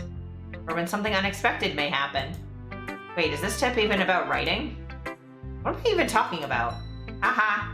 My advice for today. Thanks for listening. Hey everyone. We're all done reading each other's poems, right? I have something extra planned today, so if everyone could come sit at the front of the room. Is this about the festival? Well, sort of. Do we really have to do something for the festival? Not like we can put anything good in just a few days. End up embarrassing yourself instead of getting any new members. That's a concern of mine as well. I don't really do well with last minute preparations.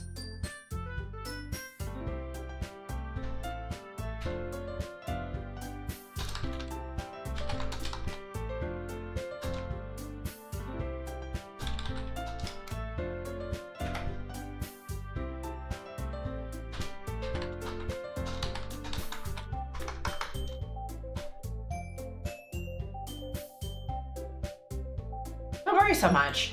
We're gonna keep it simple, okay? We won't need much more than a few decorations. Terry's been working on posters and I've designed some pamphlets we can give out during the event. Okay, that's great and all. That doesn't tell us what we're actually gonna be doing for the event. Sorry, I thought you heard about it already. We're gonna be performing. Performing? Monica. Yeah, we're gonna be having a poetry performance.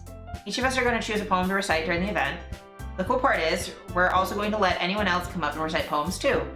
Barry's putting it all in posters in case anyone wants to prepare ahead of time. Hee hee! Barry, who's been coloring a poster, holds it up for us to see. Are you kidding me, Monica? You didn't already start putting these posters up, did you? Well, I did. Really think it's that bad of an idea? Well, no, it's not a bad idea, but I didn't sign up for this, you know? There's no way I'm gonna be performing in front of a group of people like that. I agree with Natsuki. I'd never in my life do something like that. Imagining it, Yuri shakes her head in fear. Guys, Sayori, I understand where they're coming from. Remember that Natsuki and Yuri have never shared their poems with anyone until just a couple days ago. a lot to ask for them to recite their poems out loud to a whole room full of people. I guess I kind of overlooked that, so I'm sorry. But I still think we should give it our best. We're the only ones responsible for the fate of this club. We start the event and each put on a good performance, and will inspire others to do the same. The more people who perform, the better we'll be able to show everyone what literature is all about. Yeah, about expressing your feelings, being intimate with yourself, finding new horizons, and having fun. That's right. And it's those reasons that we're all in this club today. Don't you want to share that with others? To inspire them to find the same feelings that brought you here in the first place? I know you do. I know we all do. If all it takes is standing in front of the room for 2 minutes and reciting a poem, I know you can do it. Natsuki and Yuri remain silent. Yuri looks worried. Guess that leaves me no choice. I agree. I don't think it's too much to ask. I think that Sayori and Monica have been trying really hard to get new members. The least we can do is help them out a little bit. Well, maybe, but... Looks like Natsuki doesn't have any arguments left. Okay, fine. Guess we'll just have to get it over with. Alright! Phew. Thanks, Natsuki. How about you, Yuri? Yuri dejectedly glances around at everyone else's expected faces. Aw, that's cute. Otters holding hands, that's so cute. Guess I don't know how you have a choice. Trash bin raccoon, yes! That's everyone! You're the best, Yuri. That was seriously gonna be the death of me. Oh gosh, we'll be fine, Yuri. But anyway, move on to the main event. I want each of you to choose a poem of yours. We're gonna practice reciting them in front of each other. No way! Monica, this is too sudden. Well, if you can't recite your poem in front of the club, how do you expect to do it in front of strangers? No, don't worry. I'll start off to help everyone feel a little bit more comfortable. Can I go next? Haha, of course. Yuri constantly having the new awkwardest day of her life? Yeah. Monica flips through her notebook to a specific poem she has in mind for herself. She then stands up behind the podium. The title of this poem is The Way They Fly. Ahem. Monica begins reciting her poem. Her clear, confident voice fills the room. More than that, her inflection is pristine. She knows exactly how to apply emotion behind each line she recites, bringing the words to life. Is this something she's done before, or is she simply a natural? Glance around me. Everyone has their eyes on Monica. Sayori looks amazed. Yuri has an intense expression on her face that I don't understand. Finally, Monica finishes the recitation. The four of us applaud. Monica takes a breath and smiles. That was so good, Monica! Ha, thank you so much. I was just hoping to set a good example. Are you ready to go next, Sayori? I'll go next. Yuri's all fired up all of a sudden. Yuri clutches a sheet of paper between her hands and stands up. Keeping her head down, she walks quickly over to the podium. The poem is called... Yuri anxiously glances at each of us. You can do it, Yuri. Called After Image of a Crimson Eye. Yuri's voice shakes as she starts reading the poem. A moment ago, she practically refused to do this. Why is she suddenly putting in so much effort? As Yuri gets past the first couple of lines, her voice changes. It's almost like what happens when Yuri gets absorbed into her books. Her quivering words transform into the sharp syllables of a fierce and confident woman. The poem is full of twists and turns in its structure that she enunciates with perfect timing. It must be a rare glimpse into the whirling fire Yuri keeps concealed inside her head. Suddenly, she's finished. Everyone is stunned. Yuri snaps back into reality and glances around her as if she bewildered even herself. It's up to me to save the situation. I'm the first to start applauding. Everyone joins me afterwards and we give Yuri the recognition she deserves. Not that we didn't want to applaud for her. We were caught so off guard that we must have forgotten. We applaud, Yuri holds the poem to her chest and rushes back into her seat. Yuri, that was really good. Thank you for sharing. Looks like Yuri is down for the count. Okay, I guess I'm next then. Sayori hops out of her chair and cheerfully walks to the podium.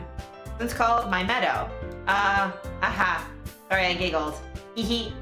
Yuri, a lot harder than I thought. How do you guys do it so easily? Try not to think of it like you're reciting to other people. Imagine you're reciting it to yourself, like in front of a mirror or in your own head. It's your poem, so it'll come out the best that way. I see. Okay then. Sayori begins her poem. Somehow it feels like her soft voice was made as a perfect match. The poem isn't aimlessly cheery like Sayori is. It's serene and bittersweet. If I were to read this on paper, I probably wouldn't think much of it. But hearing it come from Sayori's voice almost gives it a whole new meaning. Maybe this is what Sayori meant when she said she likes my poems. It's like I get to reach more deeply into someone I thought I knew through and through. Sayori finishes and we applaud. You did it! Good job, Sayori. Even Hellchat liked it. I guess that's a good sign. What does that even mean? Came out nicely, Sayori. The atmosphere of the poem fits you really nicely. But it might be that other poems wouldn't work quite as well with that kind of delivery. I don't really understand. In other words, I've seen poems of yours where that sort of gentle delivery wouldn't work as well. You might need a little more force behind them depending on what you're reading.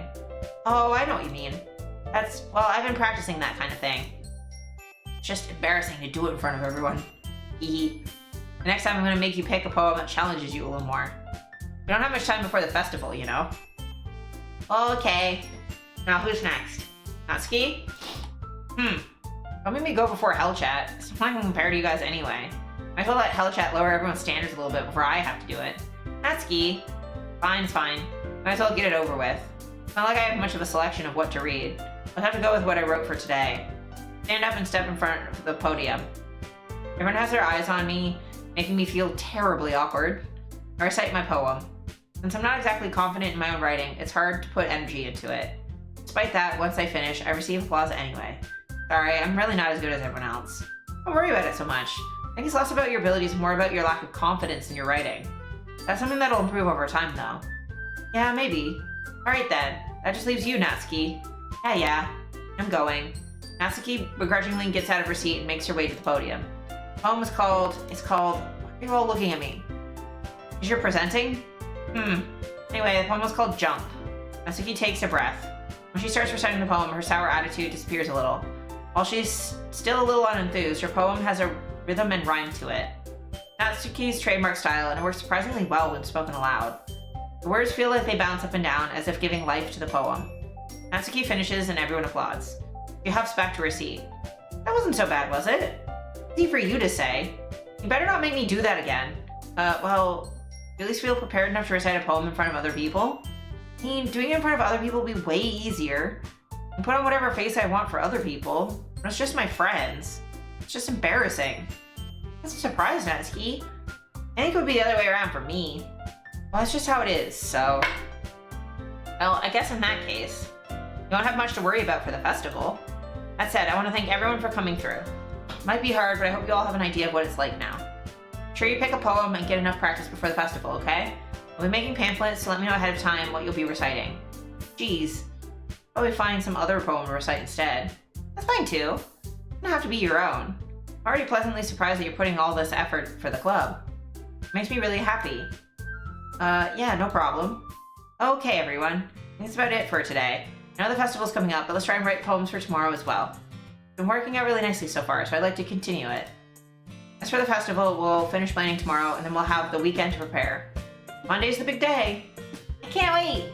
I can do this. I can do this. All right. I stand up. No way I'll be able to find the same enthusiasm as Sayori and Monica, but I'll do my best to get through it.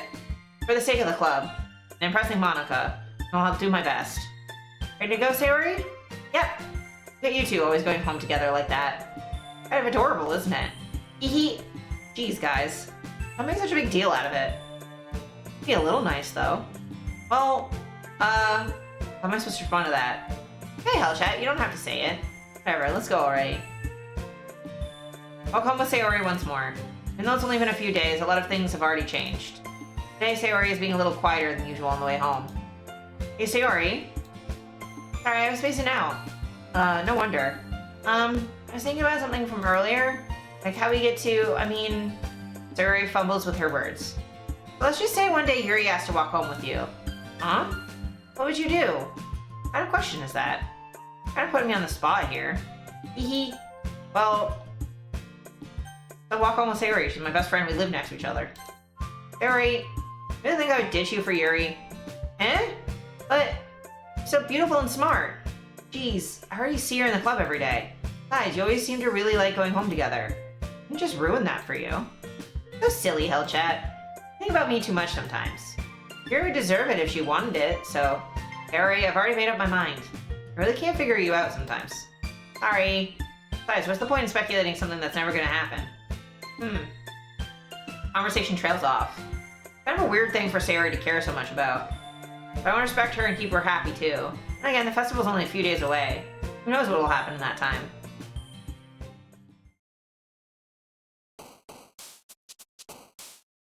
And I can confidently say, still walk home with my friend instead of my girlfriend. Because I spend a lot of time with my friends. Like, yeah, who knows what could happen? Play. Sweet. Parfait. Termination. Vibrant. Horror. Graveyard. Sugar.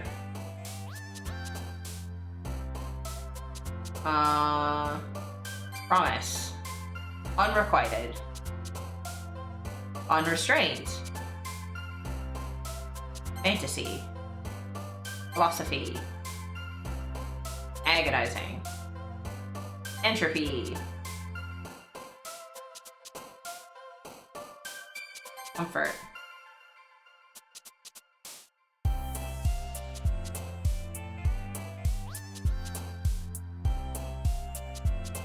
If. Captive. Fulgent. Marshmallow.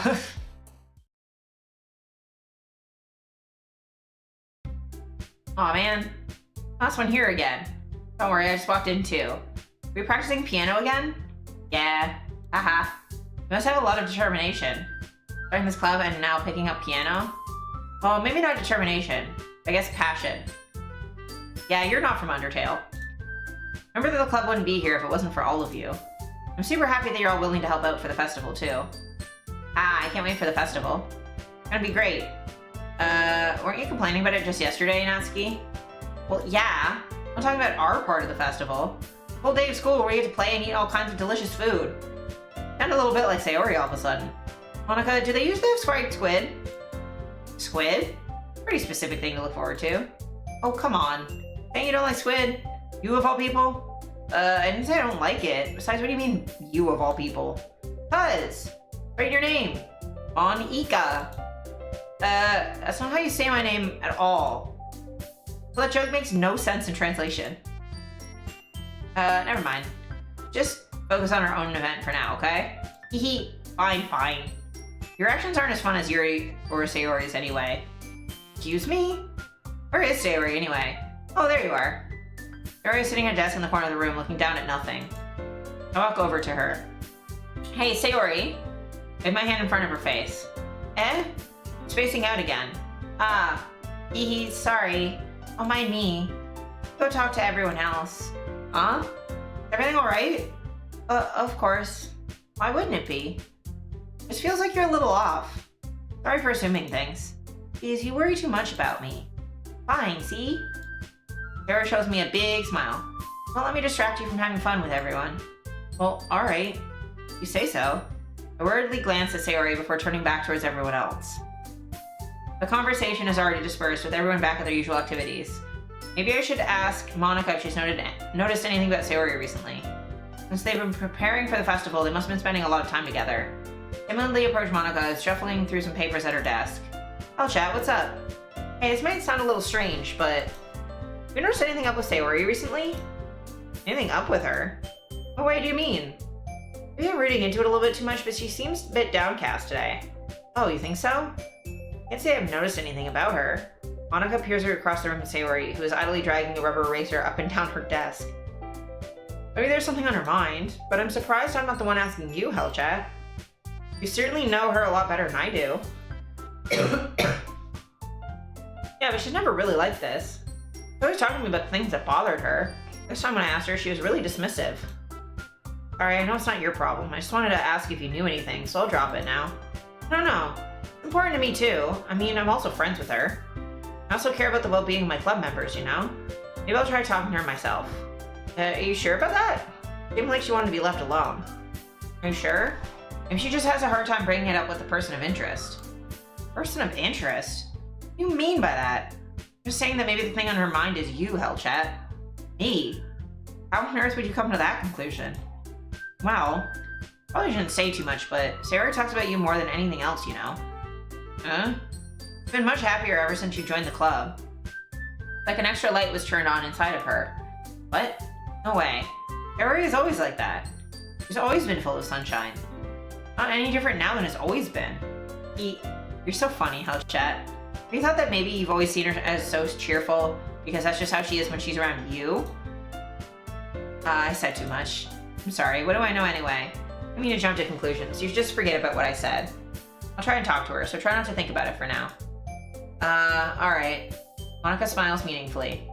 I know she said to forget about it, but I already know that I won't be able to get her words out of my head. Monica stands up from her desk and walks across the room to where Sayori is sitting. Watch her kneel down next to Sayori and gently talk to her. She's keeping her voice so quiet I can't hear her from here. I sigh and sit myself down. I know Sayori told me not to worry about her and have fun with everyone else. That's impossible to do when she's behaving like this. Exactly how much do I care about her that I'm letting this weigh me down so much? Now it feels like I'm the one behaving out of the ordinary. There's nothing I can do besides wait for Monica. Why does it feel like I'm being watched? I glance around the room. Suddenly I notice Yuri peering at me from over her book. She looks away just as quickly with a flustered look on her face. I realize she won't get anywhere like this. I've never really seen Yuri approach anyone or start a conversation on her own accord. I have no choice but to approach her myself. But now it's a little easier for me to do that. Stand up from my desk and sit in the one next to her own. I didn't mean to bother you or anything. Relax, you didn't even do anything. But I tell that you want to be alone with your thoughts. Alone with my thoughts? How are you even able to tell I was thinking like that? Well, something that I do a lot. It's often hard for me to spot based on your posture and expression. Not that I was staring or anything. I didn't do anything creepy like that. In any case, I guess you were right. I'm sorry if I caused you any concern. Don't apologize. Your troubles are only the concern of those who willingly share in that concern. Of course, there are certainly those who find the most comfort in keeping to themselves. If you prefer to share what's on your mind, then I would be glad to listen. Well, it's really not that big of a deal. I was just feeling a bit uneasy about Sayori. Sayori? Yeah, she seems a little off today, but when I asked her about it, she didn't want to admit it to me. I can't help but wonder if something else happened to her. Oh, that's quite romantic. Eh? Sorry. I didn't mean to say something stupid. Not that, I just didn't want you to misunderstand. Sayori and I have just been friends for a long time, that's all. Ah, I see. Then perhaps it is unusual for her to be dismissive to you about her feelings. Maybe I'm just reading into it a little too much? I'll chat. The world is full of meaning, often hidden deep beneath plain sight. Yeah, like this game. And there are many untold mysteries behind every person, no matter how well you may know them. So you think there might be something behind it after all? I think that Sayori is a very complex person. Hello, welcome in.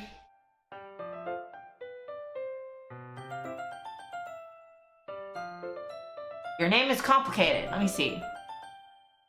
Can I call you Cater? The end bit. Welcome in.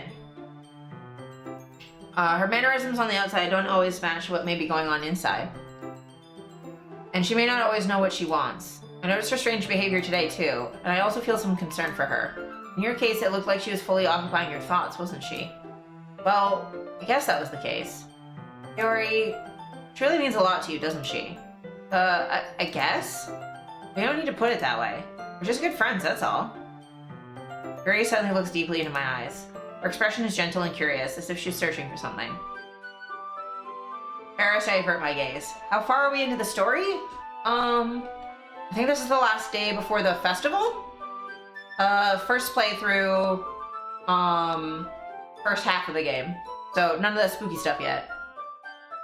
Sometimes a person's mysteries are untold even to themselves, and you, as someone honest and caring, may uncover feelings you weren't aware were in you. That is, I think that she would be a very fortunate person to have you feel that way about her. Yuri, you're giving me too much credit. I'm a pretty simple guy, so I think I'm pretty good at understanding my own feelings. I'm not nearly as sophisticated as you. It's not a compliment, is it? It is what it is. Anyway, as long as we're here, why don't we do some reading?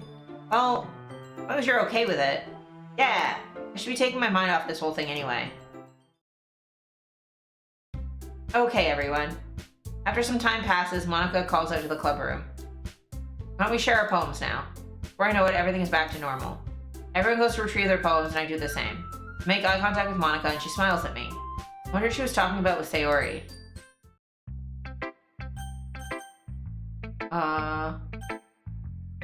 Talk to Sayori first to check in on her. Nice, I guess. Come on, I could already tell you don't like it. Well, don't need to worry about what I think. After all, you wrote this for someone else, didn't you? Probably Yuri. Write this for anyone specifically. Maybe. Not really what I meant, though. It's okay. Making new friends just like I was hoping. Makes me really happy. You're happy too, right? This club? Well, of course I am. Good. That's all that matters to me.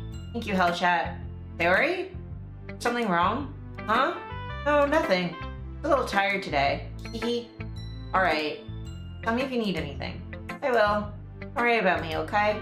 Go play with everyone else now. You insist? Hey! I'm gonna go home a little bit early today. Yuri? Oh, Monica wasn't feeling well, okay? See you tomorrow.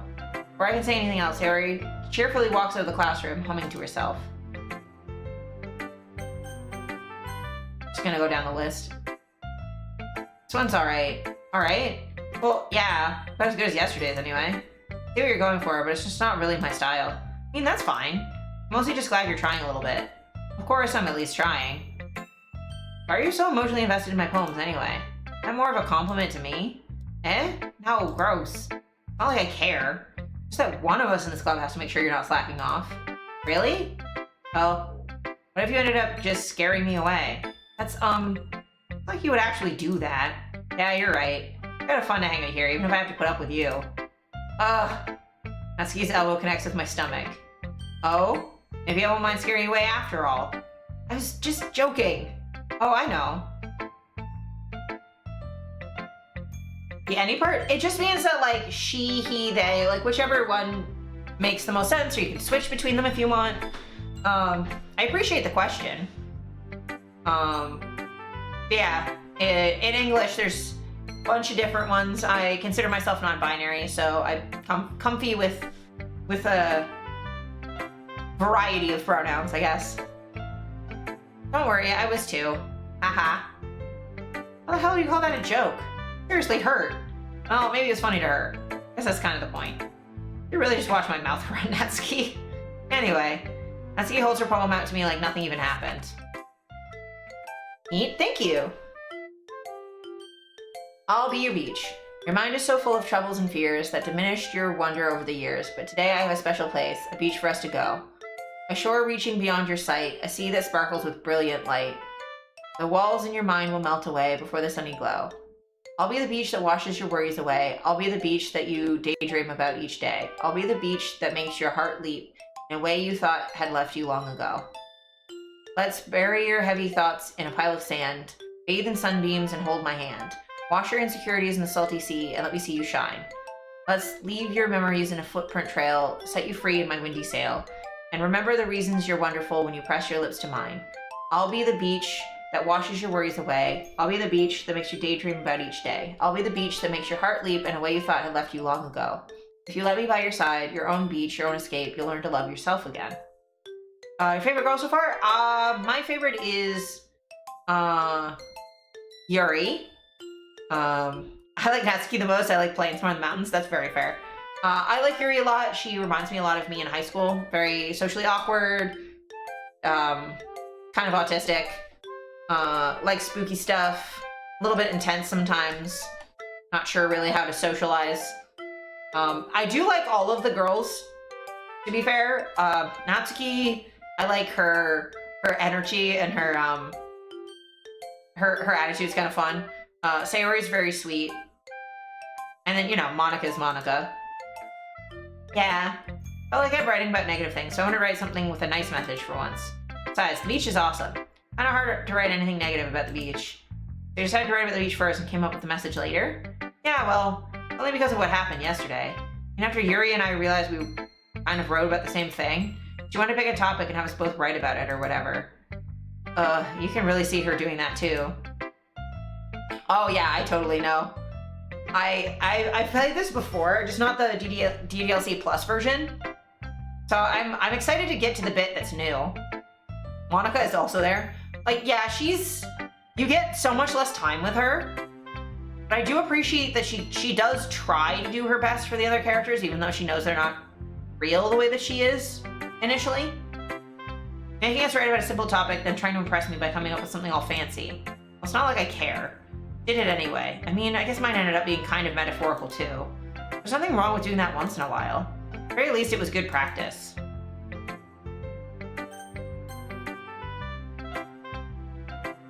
Chat, your writing has only improved these last few days. Every poem you've shown me has been nothing short of spectacular. And the side stories? Okay, how do you get to those? I can really feel the emotions. A little envious, even. I don't think it ever came to me this naturally. Yuri, that's the wrong way to put it. It never did come naturally to me. But I've been able to improve so much thanks to you. You're really the example I was chasing after. Is that so? Yuri gently smiles to herself. This feeling, I'm so glad I got the chance to share my writing. I never thought it would feel like this.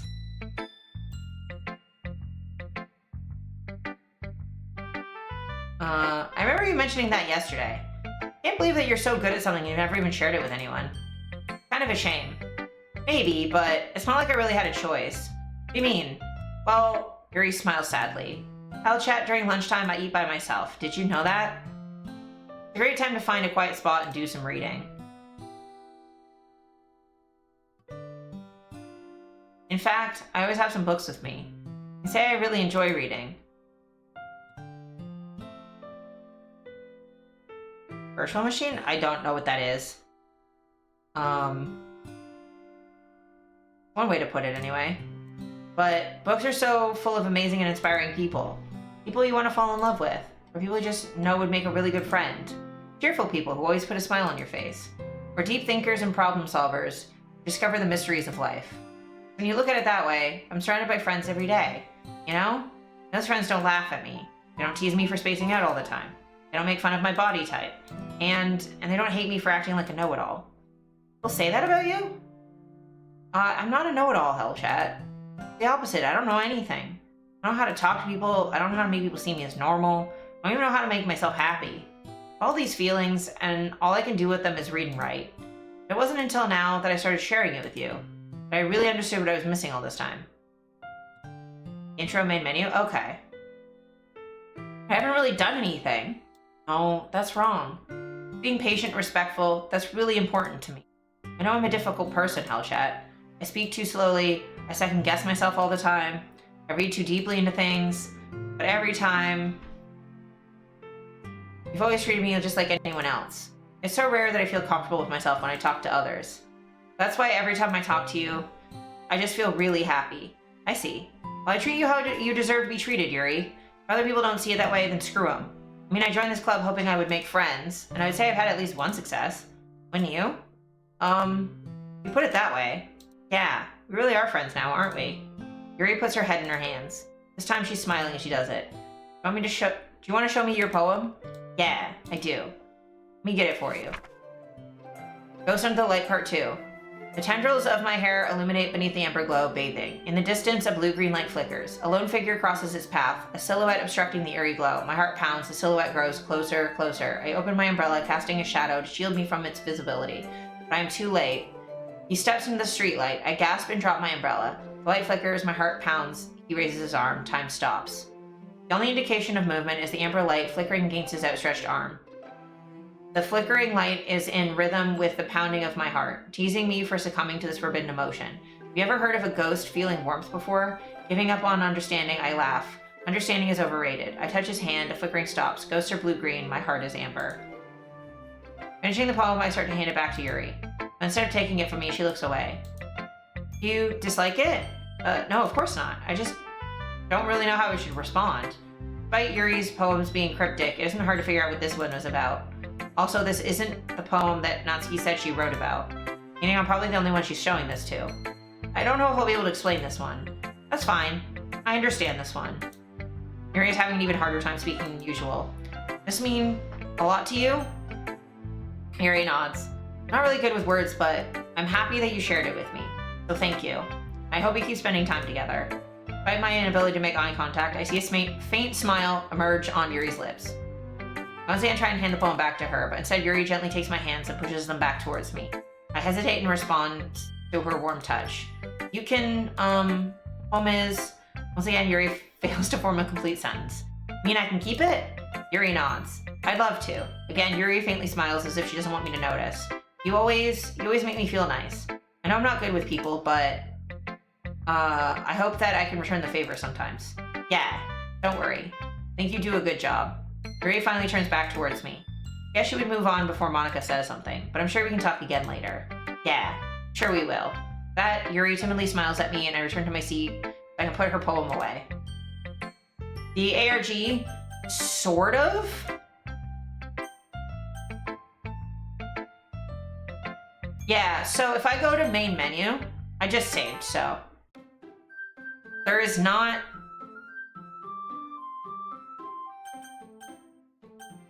So I hit new game to start. Load game is just the things I already did. Like, I went into the settings, there's nothing here. So I think you have to beat it once to get the side stuff. Because this is DDLC Plus, I double checked. I think you have to beat it once. You've not beaten this copy? No. I beat Doki Doki Literature Club before DDLC Plus was even a twinkle in the developer's eye. I played DDLC when it like first came out. Yeah, so I have to beat this first, at least once. And yes, I did go through all of the like behind the scenes files. I'm not familiar with DDLC Plus. Yeah, that's fair. I'm not either. I've only played the original. So like,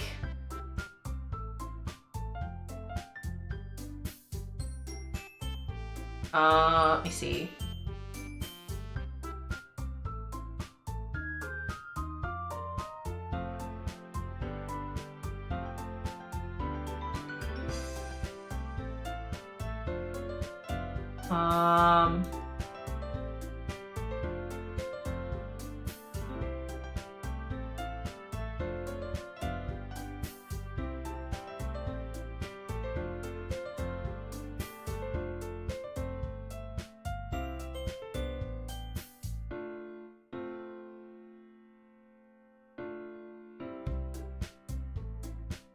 Project Libitina? Yeah, I did.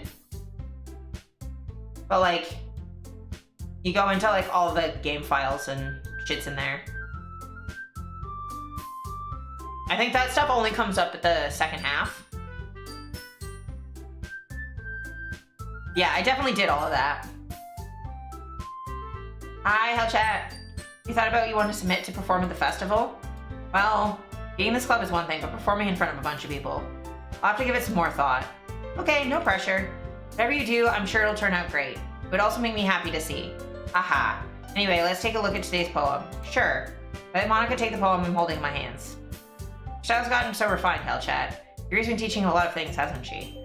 Well, I guess so. Yeah, I've been noticing how much time you spend with her. I think I've heard her say more words these past couple of days than she's talked in the whole year. Not sure how you did it, but that's pretty impressive. Well, she just needs some patience and a way to talk about all the things in her head, I guess. Still getting the hang of it myself. I'm certainly putting in a lot of effort. You must really like her. That's... Aha, it's awfully suspicious, you know? Spending time with her in the club room every day. Reading that edgy novel with her. Well, I just feel bad that she has a hard time socializing.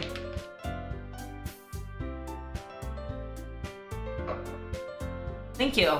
I don't know if I did everything from the ARG, but I definitely like looked around in all the files and stuff. It was so long ago, I don't remember all of it. I remember there being like extra Yuri poems and stuff hidden in there and stuff. Makes me want to make sure she doesn't spend all her time alone. Besides, the novel isn't too bad either, you know? Alright, I get you. Be careful, alright? I know that Yuri isn't used to opening herself up, so if something bad happens while she's vulnerable, it can be really hard for her. Her books aren't a total escape from reality, they're just a bandage. Say that like I'm gonna hurt her.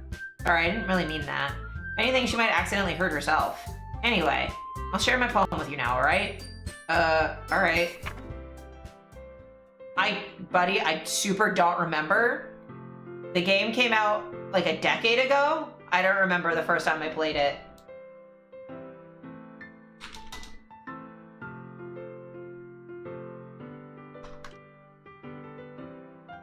like...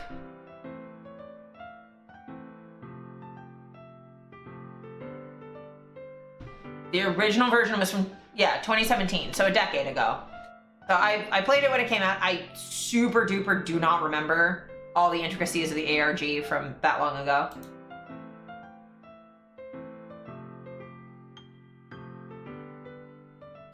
It's also not the only ARG I've done, so I super duper don't remember. I've done a couple Game Grumps ones. There was the Portal 2 ARG. I've done a couple, so. The Lady Who Knows Everything. An old tale tells of a lady who wanders Earth, the lady who knows everything. A beautiful lady who has found every answer, all meaning, all purpose, and all that was ever sought, and here I am, a feather. Lost adrift, the sky, victim of the currents of the wind. Day after day I search with little hope, knowing legends don't exist. But when all else has failed me, when all others have turned away, the legend is all that remains. The last dim star glimmering in the twilight sky. Till one day the wind ceases to blow, I fall. And I fall and fall and fall even more, gentle as a feather, a dry quill expressionless. But a hand catches me between the thumb and forefinger, the hand of a beautiful lady. I look at her eyes and find no end to her gaze. Gaze. The lady who knows everything knows what I am thinking. Before I can speak, she responds in a hollow voice. I have found every answer, all of which amount to nothing. There is no meaning, there is no purpose, and we seek only the impossible. I am not your legend does not exist. And with a breath, she blows me back afloat, and I pick up a gust of wind. You know, I feel like learning and looking for answers are sort of things that give life meaning. Not to get too philosophical or anything, but it's kind of on my mind, so that's what I wrote about. I see. Never really put much thought into it. In a way, it's almost paradoxical. Because if we had all the answers, wouldn't the world start to lose its meaning? You know, there's one thing I noticed. It seems like everyone in the club prefers writing about things that are more sad than happy. Are you surprised? I mean, if everything was okay, we wouldn't really have anything to write about, would we? Humans aren't two-dimensional creatures, says the two-dimensional creature. I think you'd know that better than anyone. Three-dimensional creature. I mean, one-dimensional? Yeah, that. Anyway, here's Monica's writing tip of the day. Are you ever too shy to share your writing because you're afraid it's not that good? It can be really disheartening to get a lukewarm response to something you put so much into. If you find other people enjoy writing, then sharing becomes a lot easier. Because instead of just telling you that your writing is good or okay or bad, they'll want to focus more on everything that went into it and the things you can work on. It's much more encouraging that way, and it will make you want to continue improving. It's almost like having your own little literature club, don't you think? My advice for today. Thanks for listening. Okay, you three. We're all done sharing poems, right? Why don't we start figuring out... Hold on a second. Just me, or did you say something strange just now? Eh? It did sound a bit unusual. That's right. Deviated from your usual catchphrase when addressing the club. Catchphrase? I don't have a catchphrase. Jeez, why is the mood so weird today? Look, even Yuri isn't immune to it.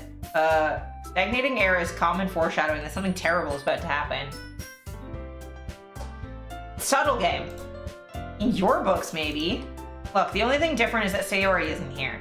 Ah, seems you're right. Sayori always helps lighten the mood a little bit, doesn't she? Thank you for the follow!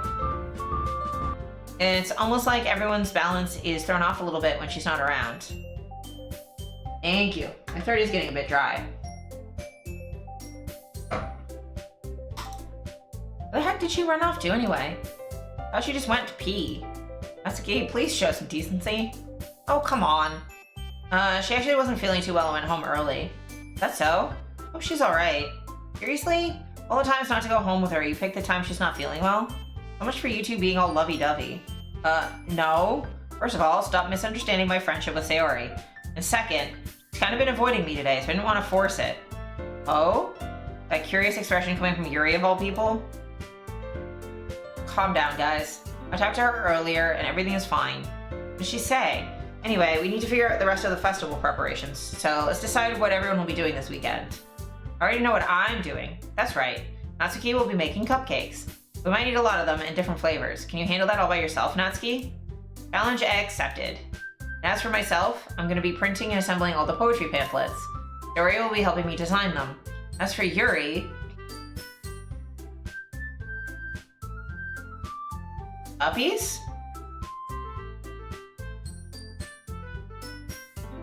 Oh no, it just makes me stand at the standing desk for a little bit. As for Yuri, you can, guys, can you help me out with something for Yuri? I'm useless. No, not it at all. I'm the most talented person here, you know. Oh, Natsuki's pouting too. Jeez, even I can tell now. I guess I never gave Sayori enough credit, but I can tell things are even harder on you when she's not around. That may be the case, but if I can't also be the leader on my own, then I won't grow as a person. So Yuri, you have beautiful handwriting, you know? You should make some banners and decorations to help set the atmosphere. Atmosphere? About that. I love atmosphere. Yuri's expression suddenly changes as she stares at her desk in focus and starts nodding to herself. Your mind is already racing, I see. That's great. It'll be a wonderful help, Yuri. But anyway, that just leaves you, Hellchat. One who is truly useless. Don't say that. In fact, both Natsuki and Yuri have some pretty heavy tasks to handle. It would probably go a long way to give one of them a hand. You can always help me out as well. We're really appreciative of that. That's... Monica suggesting I spend the weekend with one of my club members. How on earth are they going to respond to a suggestion like that? Suppose I wouldn't mind a bit of help. Well, even if you don't know how to bake, there's always some dirty work I can give you. Not like Monica's gonna give me a choice, and you shouldn't be sitting on your butt anyway. Natsuki tries to mumble a bunch of excuses like that. If I recall, Natsuki, you mentioned that you would like to handle baking on your own. Hellchat might not like being around if you only make him out to be a nuisance. So therefore, you may be more suited to assisting with the decorations. Hold on, I never said that. What could it be to make a few decorations anyway? Sounds more like you're making excuses for Hellchat to... What are you saying? It will be extremely meticulous work. And baking isn't? What do you think? Guys, let's settle down for a moment. And I think it's up to Hellchat to decide how he'd like to contribute. Besides, I haven't really gotten a chance to spend any time with me yet, you know? So I'm sure he's interested in... You literally just said... I'm surprised as well. Alright, sorry. I was just saying, though. Jeez, can we just settle this already? Yeah, Hellchat, you're okay with this, right? And it's up to you. Of course. Very well. In that case, everyone looks straight at me. Sound effect or soundbite? No, most of the other ones do, though. Not all of them, but... I'm gonna go with... Yuri. I'll probably be the most useful helping out Yuri. Me? You serious? Why would you... Natsuki, I already tell you you're gonna say something mean. No, I was just saying, I'll be helping Yuri then, Hellchat. Yeah, that's what I'm gonna do. I'm glad. I have a bad habit of overthinking these sorts of things. I think your assistance will be very useful. Great to hear. Natsuki will be able to handle the baking yourself. I mean, yeah. I already said I'd be fine. Okay. Everyone can tell that Natsuki is feeling a little sour. Well, that's not good for baking. Gotta be sweeter. Also, like, she's just gonna yell at me. Is that everything we needed to go over? Yeah, that should be about it. You guys excited? Well, excited might not be the right word. I suppose I'm looking forward to it a little bit. Feel the same way, Hellchat? Me? I guess you did say I'm interested to see how it'll turn out. That's good enough for me. What about you, Natsuki? Natsuki? What? Why is everyone yelling at me? I didn't even do anything. No. Not what I meant at all. Yuri anxiously glances between everyone in the room. Sorry for this. I don't really know why Hellchat picked me. And also, your cupcakes are the best cupcakes I've ever had. Go really well with my tea, and nothing I do for the event will compare to that, so, I get it.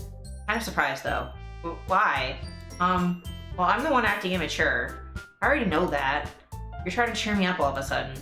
I know I'm not very good at it. Sorry if I said something bad. Natsuki isn't the only one surprised. Monica and I are also taken aback by Yuri's words. She already has trouble with words. Trying to cheer someone up must be far out of her own comfort zone.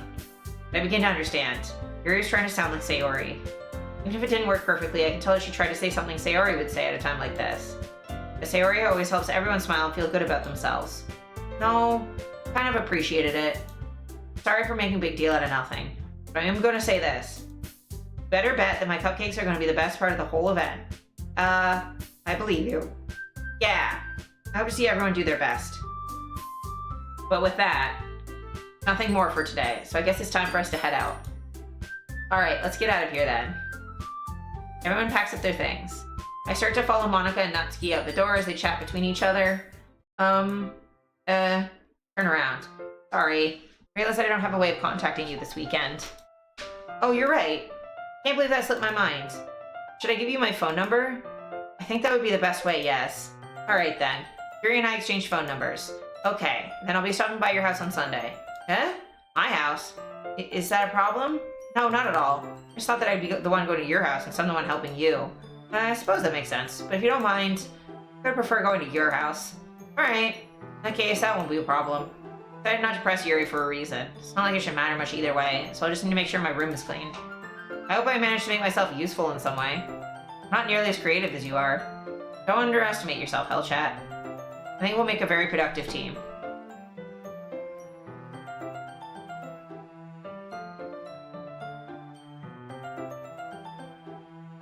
Even if you only chose me because you felt bad or something. Wait, you don't actually think that, do you? I don't know. It's difficult to come up with any other reasons you might have chosen me. You're hitting the one reason with the most common sense. Just to help you because that's what I want to do.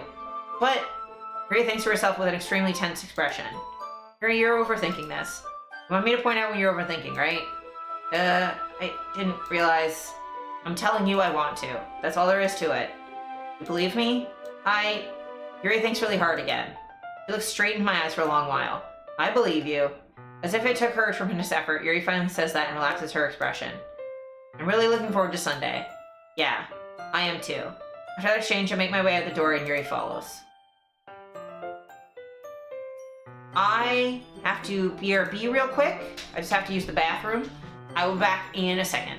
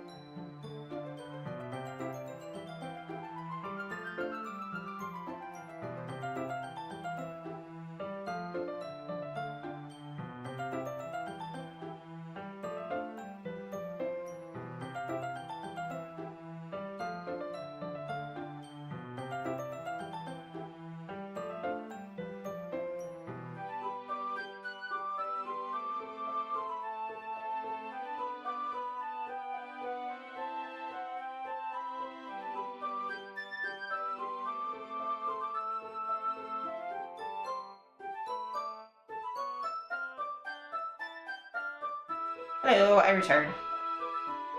To grab more water and also Kirby demanded cuddles.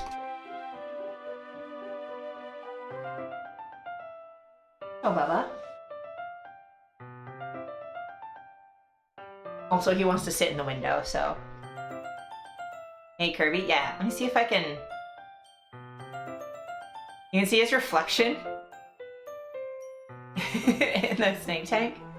Hi, Bubba. Hi. Hey, little man. Here, let me. Look at him. Look at him. He's such a cute little man. Yeah, he likes sitting in the window. I opened it up for him and he likes looking out the window. Sweetie boy. Sweet little man. Look at him. He does like the outside. And he doesn't try and get outside, he just likes windows. He's very cute. Okay. Gotta readjust my camera for... Kirby, don't fight the blinds. There, they're up higher for you. Silly goose. Stare no touch. Yes, he doesn't touch.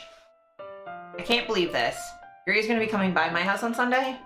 My anxiety shoots through the roof.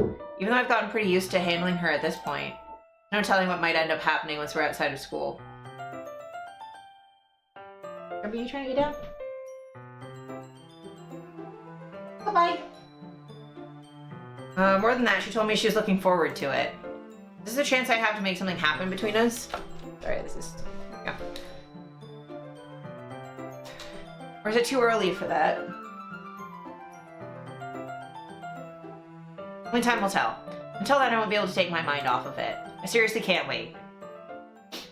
Also, I'm trying to read this so fast so we can get to the spooky bit and then the new stuff. It's already Sunday. I've been getting increasingly anxious about Yuri's upcoming visit. I keep telling myself there's no reason to be nervous, but it doesn't help much. Yuri's clearly an introvert and also an intimate person in general. There's no doubt that she'll open up a little bit when it's just the two of us. Meanwhile, we've been texting occasionally. She was extremely apprehensive at first, but it wasn't long before I was already learning more about her. But putting Yuri aside, I haven't heard a thing from Sayori since she left the club early the other day. Not like we text each other all the time or anything, but I've been worried about her in the back of my mind. Between what Sayori said and what Monica said, is it really okay for me to put Sayori's feelings aside when she needed me? She might need me? I'm excited to visit Sayori before Yuri comes over. Rather than asking, I simply tell her I'm coming over, much like we've done in the past. Once I reach Sayori's house, I knock on the door before entering it. Again, we used to play so often that we've made it a habit of simply entering each other's houses like we were family. The house is quiet. Sayori isn't anywhere on the first floor, so I assume she's in her room. It's very strange of her not to run down and greet me. I head up to her bedroom where I finally find her. Sayori? Hi, Hellchat. I sit down in her room. Sayori forces a smile, but it's easy to tell that she's different. There's a minute of silence between us. You haven't come over like this in a long time, have you? I guess you're right. It has been a long time. How much has really changed, has it? Sayori's room is as messy as it's always been. I always recognize the same stuffed animals and wall decorations she's had for years now. Also, this is not messy, my dude. Hee. If you came over more often, it wouldn't be such a mess. Because I end up cleaning it for you. Told me you suddenly wanted to come over today. Aren't you supposed to see Yuri today? Yeah, but... Wait, how did you know that? Yuri had already left by the time we decided that last meeting. Monica told me. It's really natural for her to keep me informed about the festival preparations, right? That's true. What about you? Aren't you going to be helping Monica today? Of course. I'm just helping her online. I didn't plan to meet up or anything. So it's just me and Yuri then. Yep. More silence between us. Sayori stares in a random direction. Everything about her behavior is really uncharacteristic. Finally, I get to the point. I just wanted to see how you were doing. After you left on Friday, something's wrong. You can't hide it from me. I know you too well. So, Sayori smiles, shaking her head. No good, Hellchat. Why can't it be like it's always been? This is all my fault. If I didn't get so weak and accidentally express my feelings, if I didn't make that stupid mistake, then you wouldn't have been worried about me at all. You wouldn't have come here. you wouldn't have even been thinking about me right now. This is just my punishment, isn't it? Getting punished for being so selfish. I think that's why the world decided to have you come over today. It wants to torture me. Hee. Sayori. I grabbed Sayori by the shoulders. What on earth are you saying? Are you listening to yourself right now? I know something happened to you. No other explanation for you to be like this, so tell me already. Until I know, I won't be able to stop thinking about it. Sayori gives me an empty smile. You really put me in a trap, Hellchat. But you're wrong. Nothing happened to me. I've always been like this. You're just seeing it for the first time. Seeing what? You're talking about, Sayori. Yeah. You're really just gonna make me say it, aren't you, Hellchat? I have no choice this time. Thing is, I've had really bad depression my whole life. Did you know that? Why do you think I'm late to school every day? Because most days I can't even find a reason to get out of bed. Nothing happened to me, I happened. Yeah. Also, like, doesn't get to school, doesn't always have the motivation to eat, constantly messy, like,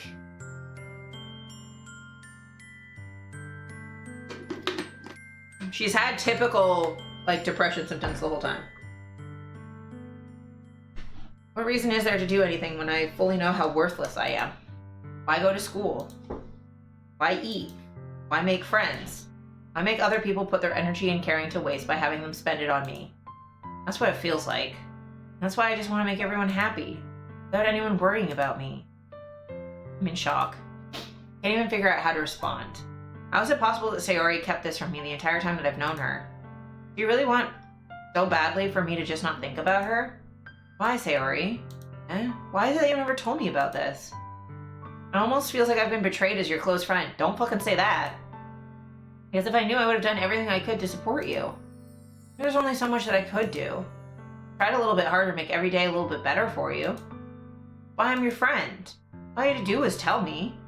You don't understand at all, Hellchat. Why do you think I didn't tell you? Because if I told you, then you would have had to waste effort caring about me instead of doing important things. I don't want to be cared about. Bittersweet when people try and care about me. Feels nice sometimes. It also feels like a bat being swung against my head. But I wanted so badly for you to make friends with everyone else. Helping everyone be happy together is the best thing for me. Then I discovered something else too. Seeing you make friends and get closer with everyone else in the club feels like a spear going through my heart. That's why I decided the world just wants to torture me. Every path leads to nothing but hurt. You're right that I don't understand. I don't understand your feelings at all, Sayori. I don't need to understand. Whatever it takes for me to help you stop hurting, that's what I'll do. No, Hellchat, there's nothing. Nothing at all. The only thing that could have helped is if everything could be like it always was. But I was selfish. I finally showed you what a horrible person I am. Tears streaked down Sayori's face. Made you join the literature club because I was selfish. I was punished by my heart hurting in a way I couldn't understand. Now you came here and I made you hurt too. I'm just weak and selfish. These are depression thoughts. And I will say, medication helps and support helps. But if someone reacts like this, they need a professional and you can't do anything.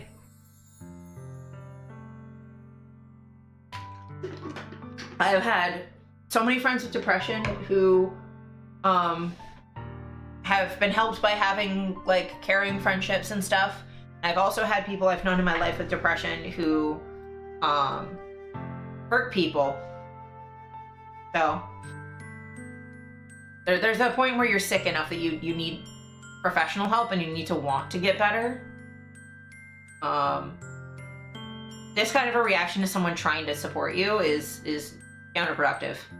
And like, I get it, I've been there, but that's all I am.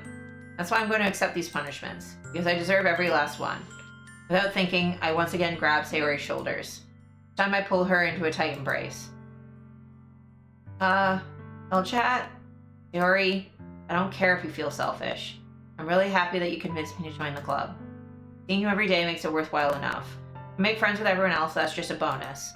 Please never underestimate how much I care about you. I wouldn't have it any other way. Hellchat, Sayori isn't hugging me back.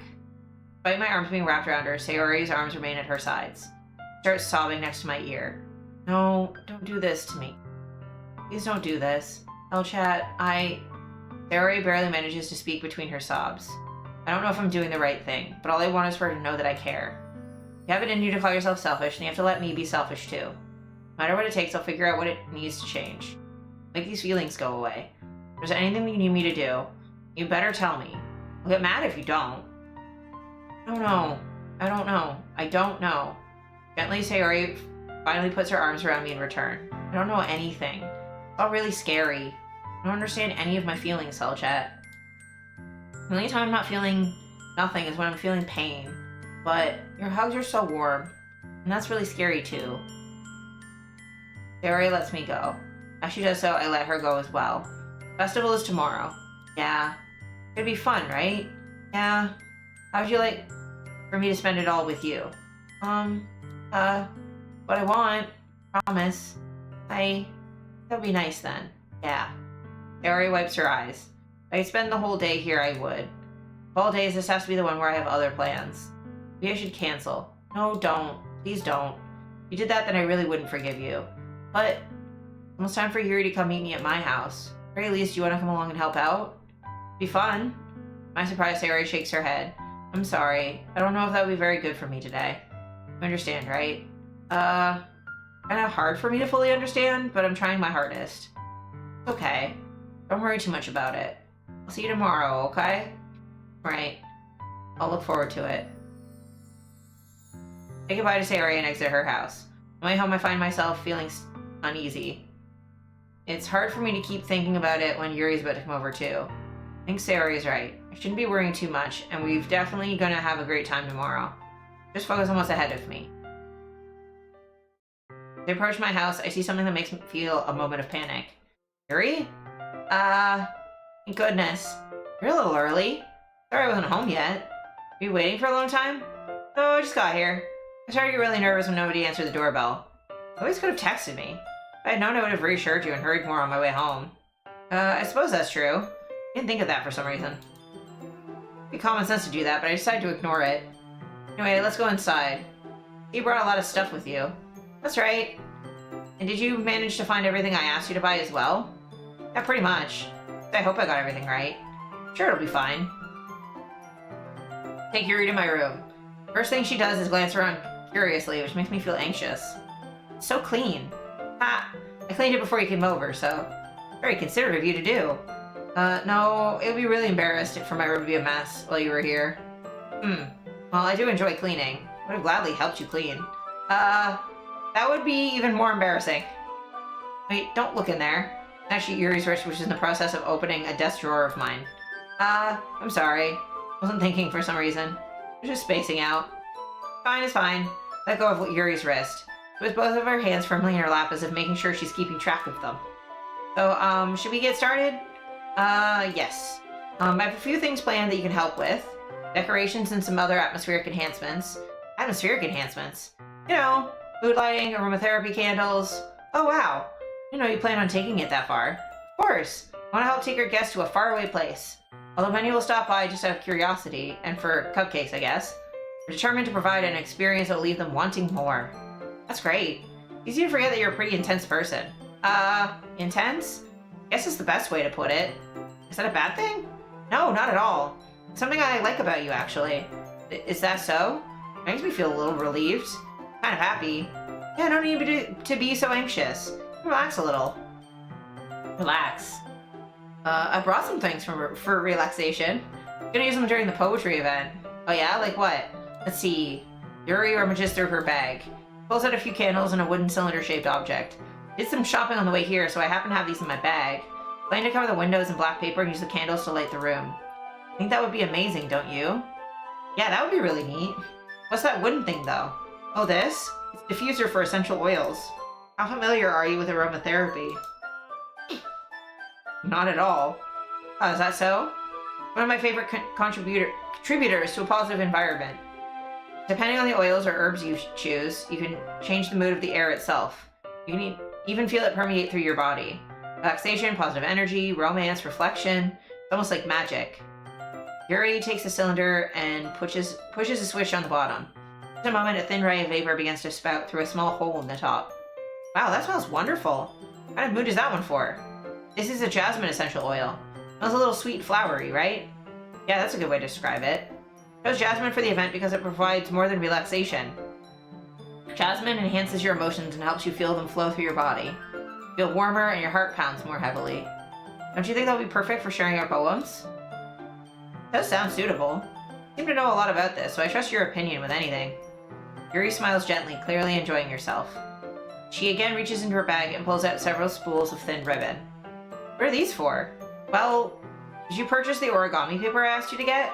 Yeah, I have it over here. You won't be using the paper for folding origami. What I'd like to do is write a different word on each paper. I need about 100 of them. Oh yeah? What will those be used for? I'm going to cut pieces of ribbon to hang from the doorway of the classroom. I mean, fasten the paper on the ribbons to create a doorway curtain. Wouldn't that be beautiful? It'd also catch the eye of those passing by the room.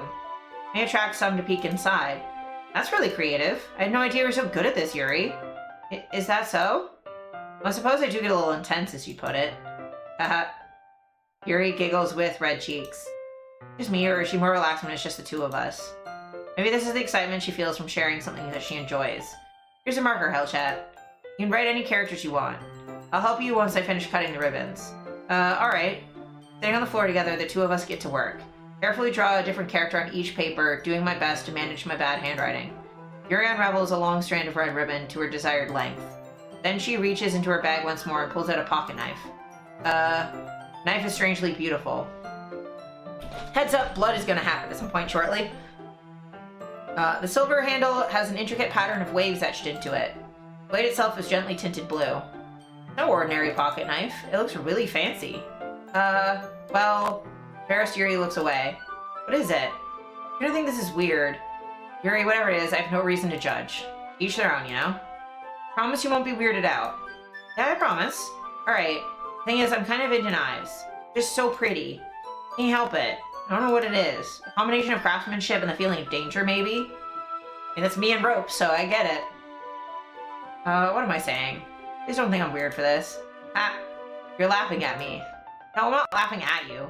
Just funny how nervous you get about sharing. It's an interesting thing to be into, I guess, but I think it kind of suits you. Suits me? Yeah, it's kind of intense.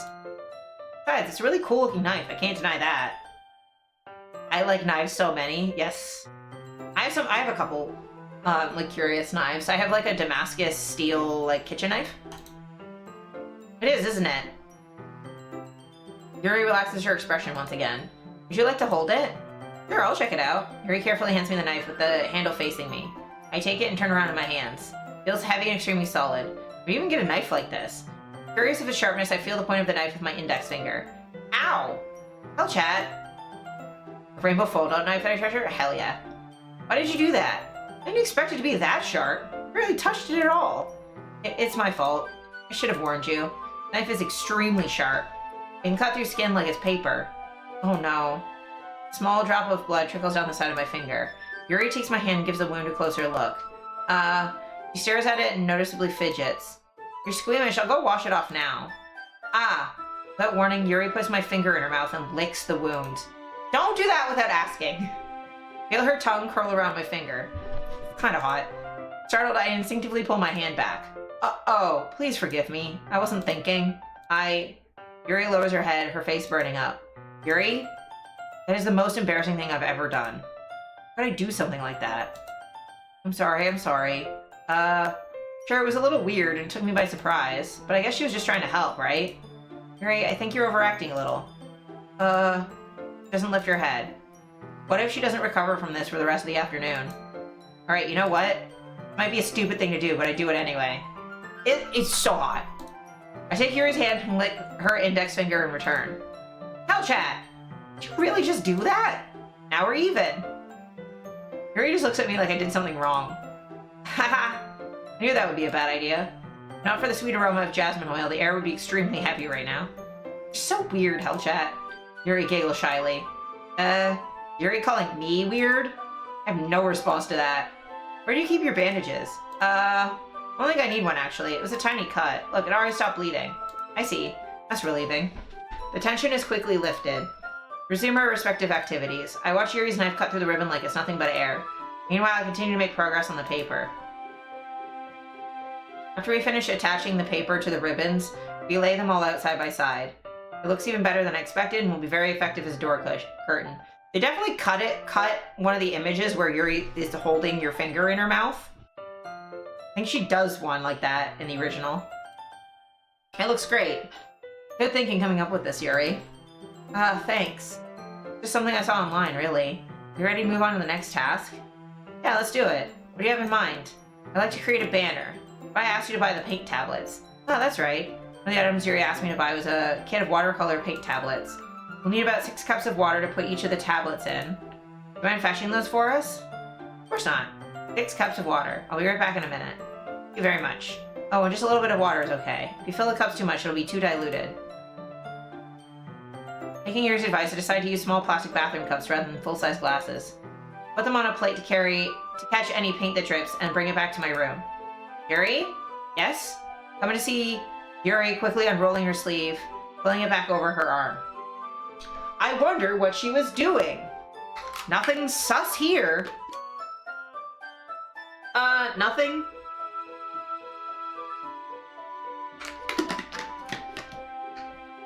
Nothing at all. Nothing at all. Stupid, sexy Yuri.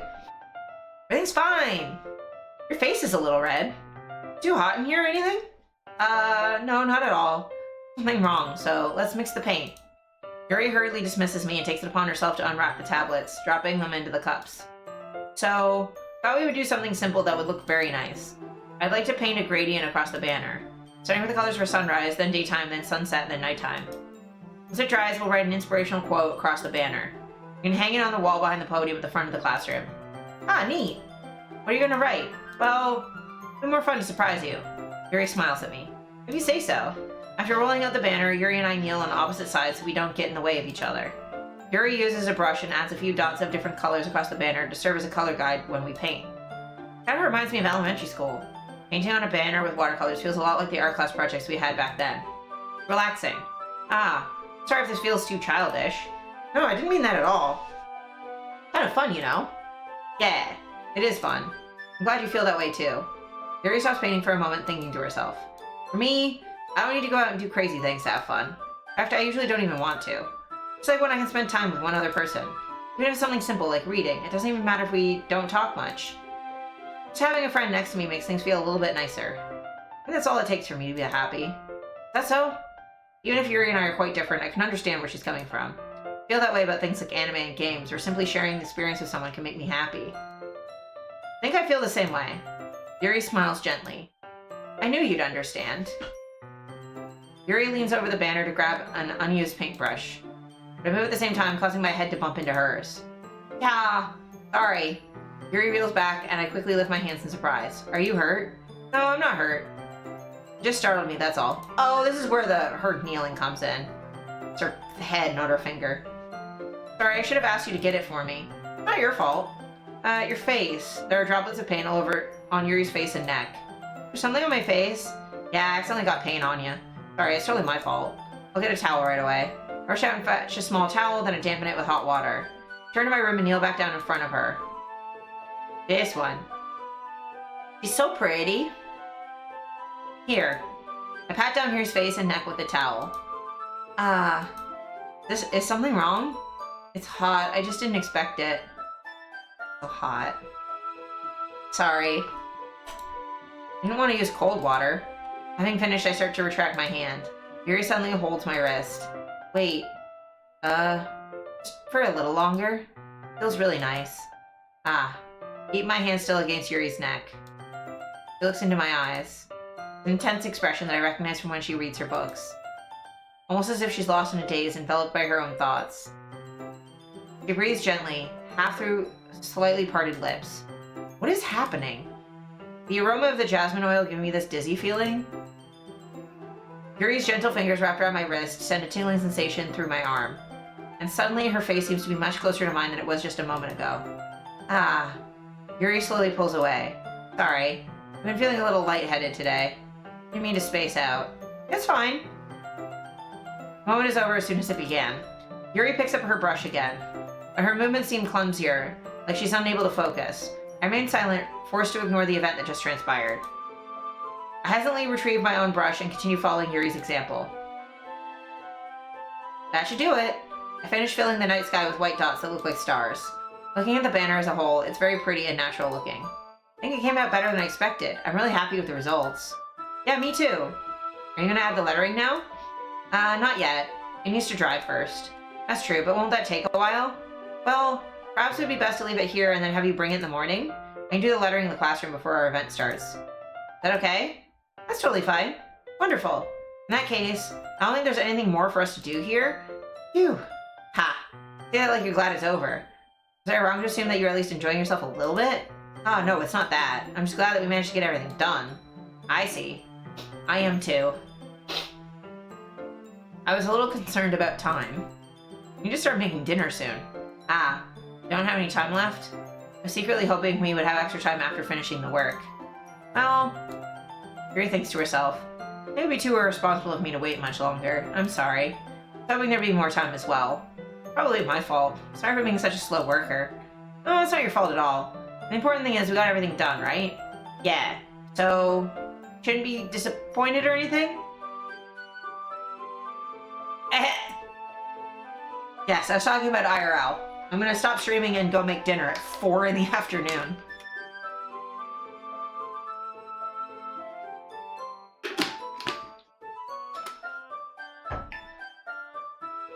Gathering all her things, Yuri seems to look a little downcast.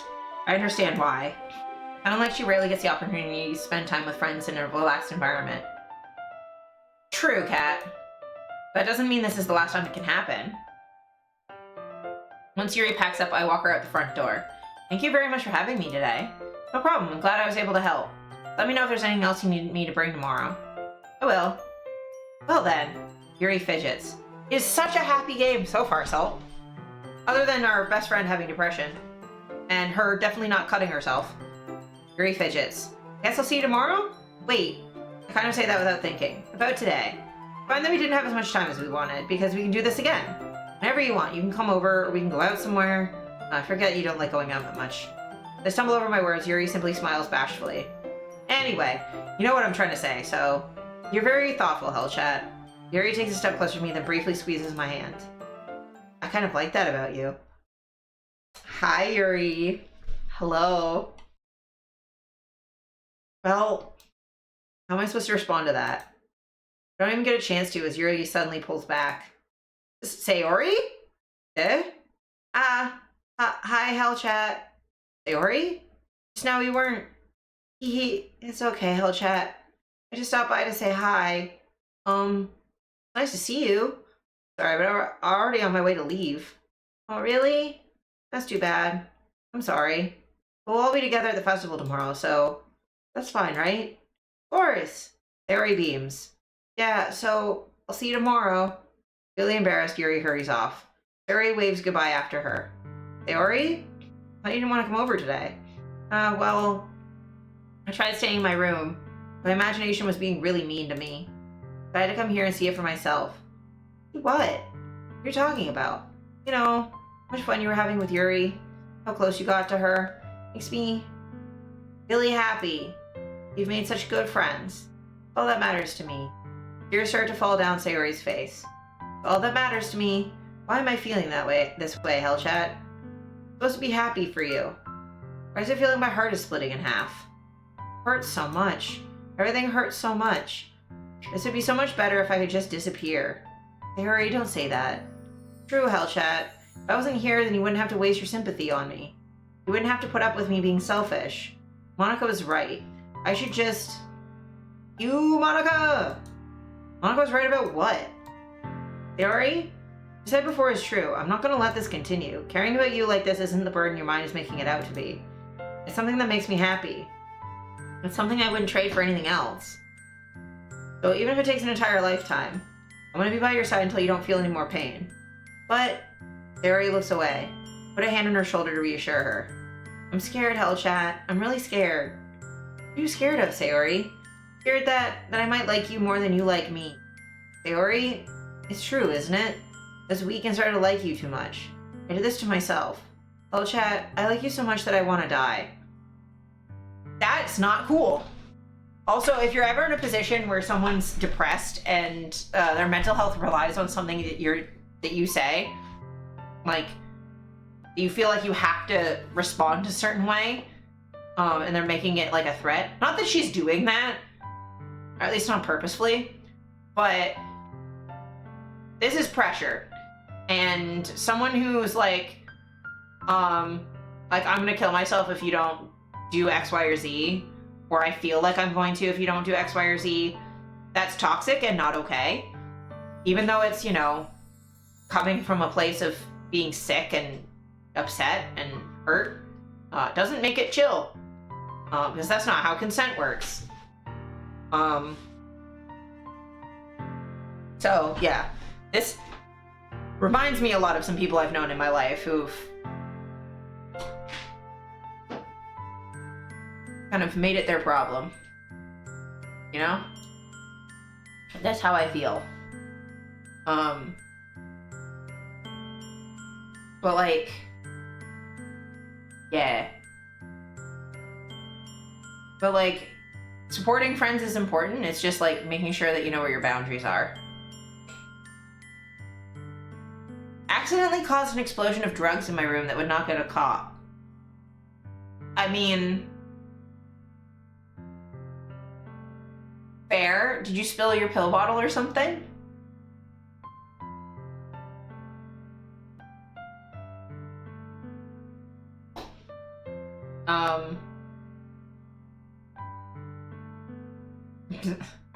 You okay? Yeah. But like in this situation, it's like, this reminds me of like exes dramatically into the air. Oh my god. Because I'm always down to be there for like friends who are depressed and stuff, who are feeling sad and upset. It's just like, you know, there's a point where it's like, okay, you need to not make your emotions 100% dependent on a person doing exactly one thing, and if they don't do exactly what you want them to do, that you're gonna weaponize that. That's kind of the problem, and she's veering very close to that. Not really on purpose, but still. That's enough, Sayori. Your friends and loved ones can't be your only source of care. Yeah, so that's why therapy is important. Mental health medication, if that's something that works for you or is accessible to you. And also having more than just one person, right? Like, there's a difference between, like, reaching out to multiple friends for support and being like, hey, I'm not feeling great, can you support me? And being like, this one person is my everything, and if they're not available, then everything falls apart, because then it makes that person feel like they can never take a break, or they can never get support because they have to always be there. So having a bigger support network is always helpful. So like, you know, reaching out to a partner or partners if you have multiple, and then also friends, and having therapists, and if you have family that's there for you, whether it's blood family or chosen family, like, just having as many people in your life as possible, and not, I mean, it's hard too, because with depression you can self-isolate a lot. I definitely did, but trying to make sure that you're not making one person your everything, and then making that one person, like, don't try and control them with your feelings.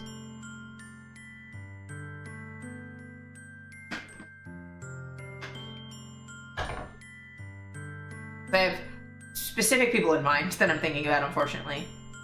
I don't want to hurt you anymore. I slide my hand down Sayori's arm and squeeze her hand in my own.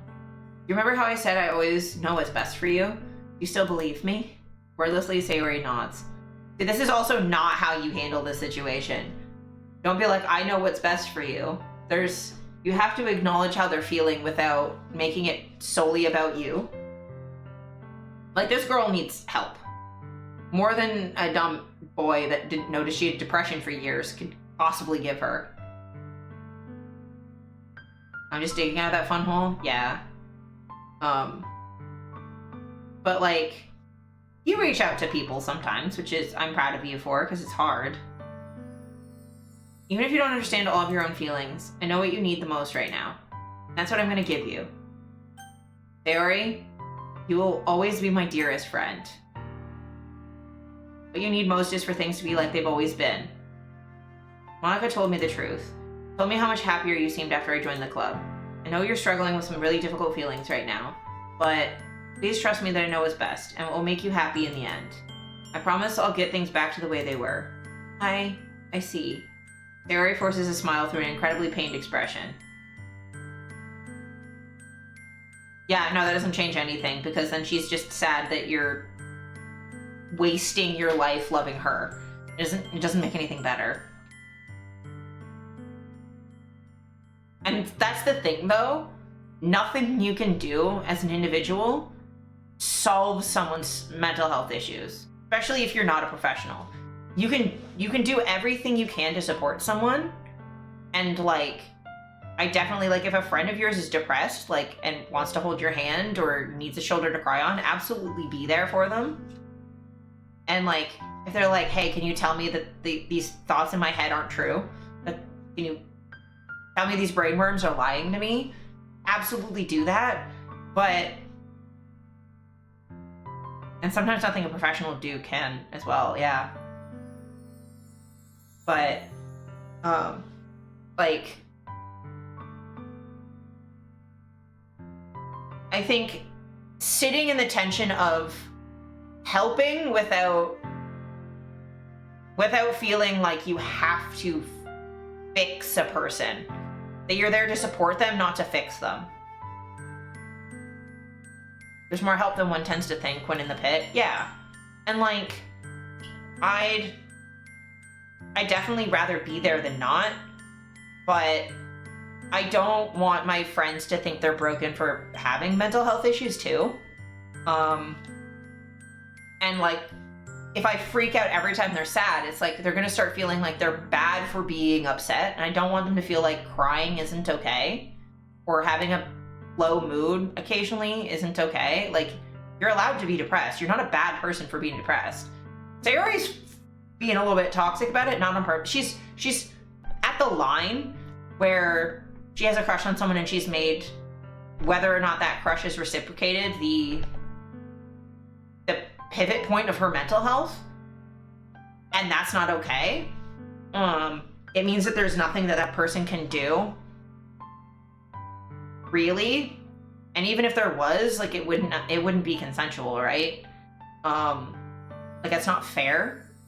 But like, helping a depressed friend is like, someone's not bad just because they're depressed and need help sometimes, or you know, whatever mental health issue they have.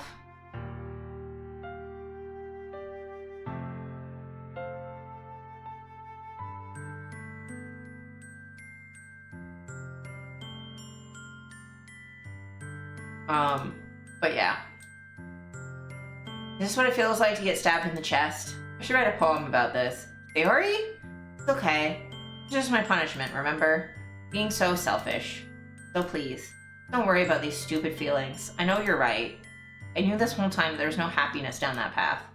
Why I came here. Just so I could get the answer I needed to hear. And the other thing, you're also right that I just want to go back to the way it was.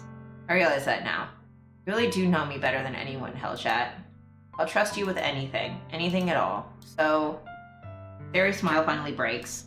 All of a sudden, she turns around and drops to her knees. And she's screaming. Touching her head with both hands, she screams as loudly as she can. Been there. So shocked that I don't know how to react. Yuri looks over her shoulder and flashes me one more weak smile before turning around and running off. Like, that is when you get immediate help. Yuri. Especially if they don't do that normally. Like, if someone has autistic meltdowns and screams like that when they're overstimulated, like, get them somewhere quiet and safe. But if they don't normally act like that, that's scary. Oh yeah, systemic struggling. But there are also, like, treatment-resistant depression as well, where, like, or, like, if the person doesn't want to get better, like, there's nothing you can do. Oh, I feel you, Kat. But yeah, there's definitely been times where, like, you know, I was depressed because I had PTSD and I was living with my abuser. Like, no one can fix that. It's not like a solvable problem. Because taking me out of that environment wouldn't have made me, like, when I was at my most depressed, I was too young. Like, where was I gonna go, right? Like, that wouldn't necessarily have been better. I just would have been differently depressed. Or I've definitely known people who are depressed because they can't afford safe housing or food. Ooh, good luck. I'm really glad you're here. Thank you. I'm also glad I'm here. I am so thankful to have the house that I live with and the friends that I have, and the communities that I have.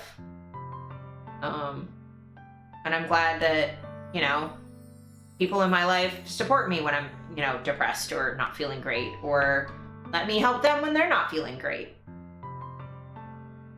Why am I feeling so horrible about this? Nothing more that I could have done. Most I can do is support Sayori through her feelings and help her on the path that's right. I'm having as much trouble understanding Sayori's feelings as she is. Even though I can comfort her, I keep wondering if I should be doing something more or something different. You're doing the best you can, buddy. You need a doctor. I know these thoughts will continue to plague me until things are back to the way they were. I'm gonna give it everything I've got. Sayori will always be my dearest friend. And I'll do whatever it takes to put a smile on her face every day. Oh, about that. The day of the festival. Of all days, I expected this to be the one where I'd be walking to school with Sayori. Sayori isn't answering her phone. I considered going to her house to wake her up, but I decided that's a little too much. Meanwhile, the preparations for the event should be nearly complete. The banner Yuri and I painted is dry, and I gently rolled it up to take with me. She sent me a pleasant text reminding me not to forget anything, and I reassured her. Funnily enough, I probably feel the same way as Natsuki about the event. I'm more excited for it to be over so I can spend time with Sayori and Yuri at the festival. But knowing Monica, I'm sure the event will be great too. The music cutting out is a warning that some triggering stuff is about to happen, so if you don't want to see really upsetting imagery, basically Sayori not coming out this morning is a bad sign. So I will give you a heads up right before it happens, and then I'll let you know when the screen is clear. You're the first one here. Thanks for being early. It's funny, I thought at least Yuri would be here by now. Monica is placing little booklets on each of the desks in the classroom. They must be the ones she prepared that have all the poems we're performing. In the end, I found a random poem online that I thought Monica would like and submitted it. That's the one I'll be performing. I'm surprised you didn't bring Sayori with you. Yeah, she overslept again. That dummy. I think on days this important she'd try a little harder. I say that, but I suddenly remember what Sayori told me yesterday. And I suddenly feel awful knowing it's not nearly that simple for her. I only said it because it's the way I'm used to thinking. But maybe you should have gone to wake her up after all. Aha, you should take a little responsibility for her, Hellchat. And especially after your exchange with her yesterday. Kind of left her hanging this morning, you know? And this is why Monica's not my favorite. That's rude. Monica is a little bit mean. Exchange. Monica, you know about that? Of course I do. I'm the club president, after all. What? I stammer, embarrassed. Did Sayori really tell her about it that quickly? About how I basically turned down her confession? It makes me seem like the bad guy here. I know all. Yeah, she said she's always listening. I'm the one who knows what's best for her, right? Jeez. I don't know the full story at all, so don't worry. Probably know a lot more than you think. Gross. Monica's being as friendly as usual, but for some reason I feel a chill down my spine after hearing that. Hey, do you want to check out the pamphlets? Buddy! They came out really nice. Yeah, sure. Grab one of the pamphlets laid out on the desks. Oh yeah, they really did. Something like this will definitely help people take the club more seriously. Yeah, I thought so too. Flip through the pages. Each member's poem is neatly printed on its own page, giving it an almost professional feel. I recognize Natsuki and Yuri's poems from the ones they performed during our practice. What's this? Flip to Sayori's poem. Different from the one she practiced. It's one I haven't read before. Very concerning. What's this? Reading the poem, I get a pit in my stomach. Hellchat? What's wrong? Nothing. The poem feels completely different from everything else Sayori's written. More than that, I changed my mind. I'm gonna go get Sayori, so, well, alright. Try not to take too long, okay? Quickly leave the classroom. Don't strain yourself. Monica calls that out after me. I quicken my pace. What was I thinking? Should have tried a little bit harder for Sayori. It's not a big deal to at least wait for her or to help her wake up. And the simple gesture of walking her to school makes her really happy. Besides, I told her yesterday that things will be the same as they've always been. All she needs and what I want to give her. I reach Sayori's house and knock on the door. I don't expect an answer since she's not picking up her phone either. Yesterday, I opened the door and let myself in. Sayori? Okay, so this is, it's literally imminent. If you don't want to see imagery of suicide, specifically hanging, look away for a little bit. And I will let you know when it's clear. I'll even give an all clear in chat as well. Sayori? She really is a heavy sleeper. I swallow.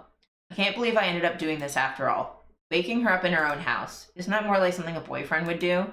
In any case, it just feels right. Outside Sayori's room, I knock on her door. Sayori? Wake up, dummy. There's no response. I really didn't want to have to enter her room like this. Isn't it kind of a breach of privacy? But she really leaves me no choice. I gently open the door. And... very sad.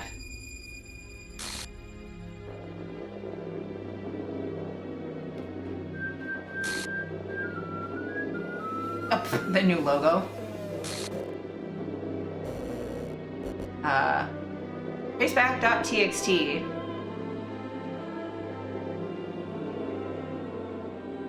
Yeah, so if I go in the game files,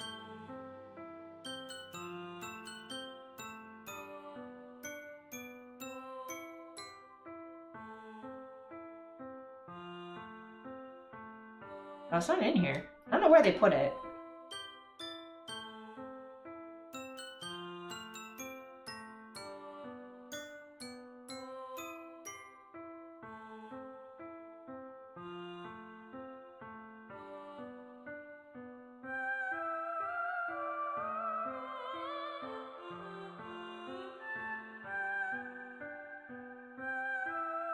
Yeah, it's not in here.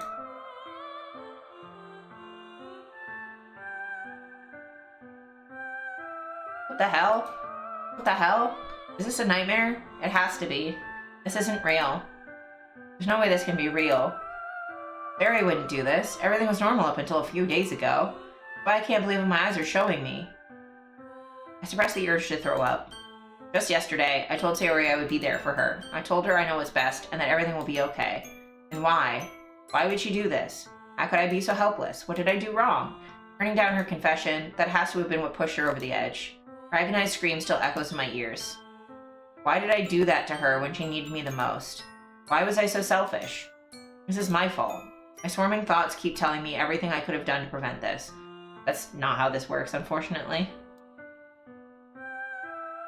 I just spent more time with her. Walked her to school, and gave her what I knew she wanted out of our relationship. And I could have prevented this. That's not how that works. I know I could have prevented this. Screw the literature club, screw the festival. I just lost my best friend. Someone I grew up with. She's gone forever now. Nothing I can do to bring her back. This isn't some game where I can reset and try something different.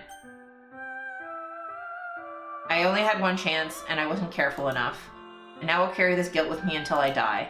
Nothing in my life is worth more than hers. I still couldn't do what she needed from me. And now, I can never take it back. Never.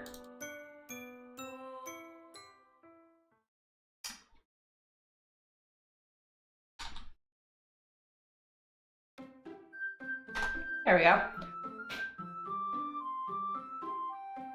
Yeah, the warning is necessary. And Sayori is missing. Hey!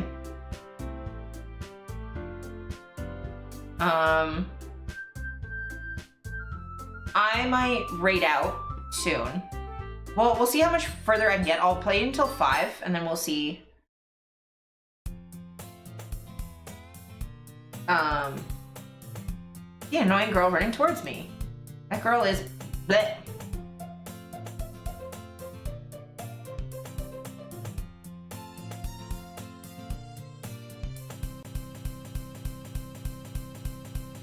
Glitchy.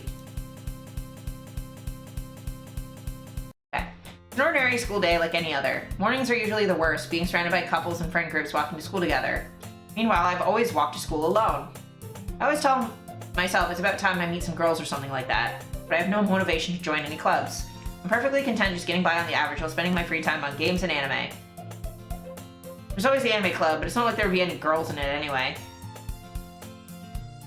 Full day is as ordinary as ever, and it's over before I know it. After I pack up my things, I stare blankly at the wall, looking for an ounce of motivation. Clubs. There really aren't any that interest me. Besides, most of them would probably be way too demanding for me to want to deal with. I guess I have no choice but to start with the anime club. Telechat? Monica? Oh my goodness, I totally didn't expect to see you here. It's been a while, right? Yeah, it has. Monica smiles sweetly. We do know each other. Well, we rarely talk, but we were in the same class last year. Monica was probably the most popular girl in class. Smart, beautiful, athletic. Basically completely out of my league. Having her smile at me so genuinely feels a little... What did you come in here for, anyway? Oh, I've just been looking for some supplies to use for my club. Know if there's any construction paper in here? Or markers? Guess you could check the closet. You're in the debate club, right? About that. I actually quit the debate club. Really? You quit? Yeah. To be honest, I can't stand all the politics around the major clubs. Feels like nothing but arguing around the budget, publicity, and how to prepare for events. I'd much rather take something I personally enjoy and make something special out of it. In that case, what club did you decide to join? Actually, I'm starting a new one. The Literature Club. Jesus. Literature? That sounds kind of dull. How many members do you have so far? It's kind of embarrassing, but there are only 3 of us so far. It's really hard to find new members for something that sounds so boring. Well, I can see that. It's really not boring at all, you know? Literature can be anything, really. Reading, writing, poetry. I mean, one of my members even keeps her manga collection in the club room. Wait, really? Yeah, it's funny, right? She always insists that manga is literature, too. I mean, she's not wrong, I guess. Besides, a member's a member, right? Monica says she. Hey, Hellchat. By any chance, are you still looking for a club to join? I mean, I guess so, but in that case, is there any chance you could do me a big favor? I won't ask you to join, but if you could at the very least visit my club, it would make me really happy. Please? Well, I guess I have no reason to refuse. Besides, how could I ever refuse someone like Monica? Sure, I guess I could check it out. Ah, awesome. You're really sweet, Hellchat, you know that. It's nothing, really. Shall we go then? I'll look for the materials another time. You're more important. Weird. And thus, today marks the day I sold my soul to Monica and her irresistible smile. I dejectedly follow Monica across the school and upstairs, section of the school I rarely visit. Monica, full of energy, swings open the classroom door. I'm back! Oh, Glitchy. Brought a guest with me. Eh? A guest? Seriously, you brought a boy? Way to kill the atmosphere. Don't be mean, Natsuki. But anyway, welcome to the club, Hellchat. All words escape me in this situation. This club is full of incredibly cute girls. I wouldn't say full, but it does have cute girls. Let me guess. You're Monica's boyfriend, right? What? No, I'm not. Natsuki. Girl with a sour attitude, whose name is apparently Natsuki, is one I don't recognize. Her small figure makes her look like a first-year student. Anyway, this is Natsuki, energetic as usual. This is Yuri, the vice president. Assuming first year of college? It's nice to meet you. Yuri, who appears comparably more mature and timid, seems to have a hard time keeping up with Natsuki. Yeah, it's nice to meet both of you. I ran into Hellchat in the classroom and decided to come check out the club. Isn't that great? Wait, Monica, didn't I tell you to let me know in advance before you brought anyone new? Well, you know. Sorry. Didn't forget that, but you just happened to run into him. In that case, I should at least make some tea, right? Yeah, that would be great. Why don't you come sit down, Hellchat? The girls have a few desks arranged to form a table. Yuri walks to the corner of the room and opens the closet. Meanwhile, Monica and Natsuki sit across from each other. Still feeling awkward, I take a seat next to Monica. So I know you didn't really plan on coming here. Well, make sure you feel right at home, okay? President of the Literature Club, it's my duty to make the club fun and exciting for everyone. I'm surprised there aren't more people in the club yet. It must be hard to start a new club. Put it that way. Not many people are very interested in putting out all the effort to start something brand new. Especially when it's something that doesn't grab your attention, like literature. You have to work hard to convince people that you're both fun and worthwhile. But it makes school events like the festival that much more important. I'm confident that we can all really grow this club before we graduate. Right, Natsuki? Well, I guess. Natsuki reluctantly agrees. Such different girls, all interested in the same goal.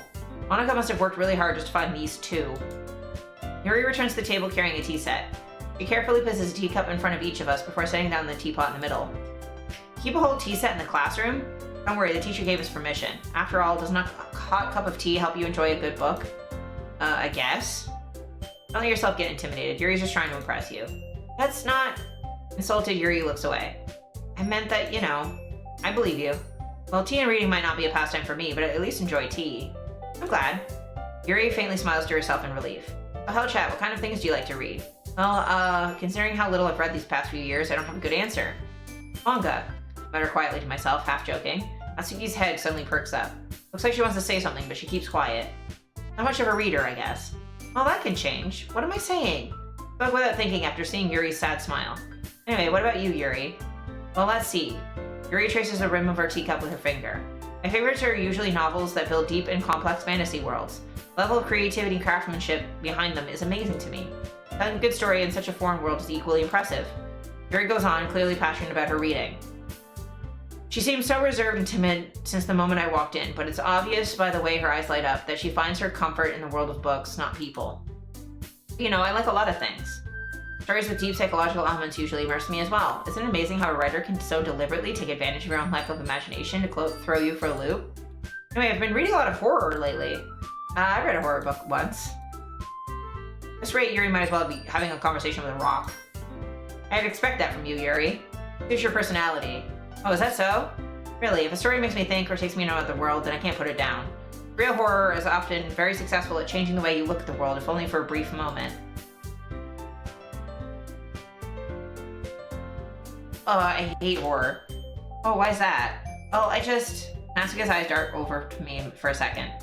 Never mind. That's right, you usually like to write about cute things, don't you, Natsuki? What? Gives you that idea? You left a piece of scrap paper behind last club meeting. Looks like you were working on a poem called Don't Say It Out Loud. Give that back. Fine. Natsuki, you write your own poems? Well, I guess sometimes. Why do you care? I think that's impressive. Why don't you share them sometime? No. Natsuki averts her eyes. You wouldn't like them. Not very confident writer yet? I understand how Natsuki feels. Sharing that level of writing takes more than just confidence. The truest form of writing is writing to oneself. You must be willing to open up to your readers, exposing your vulnerabilities, and showing even the deepest reaches of your heart.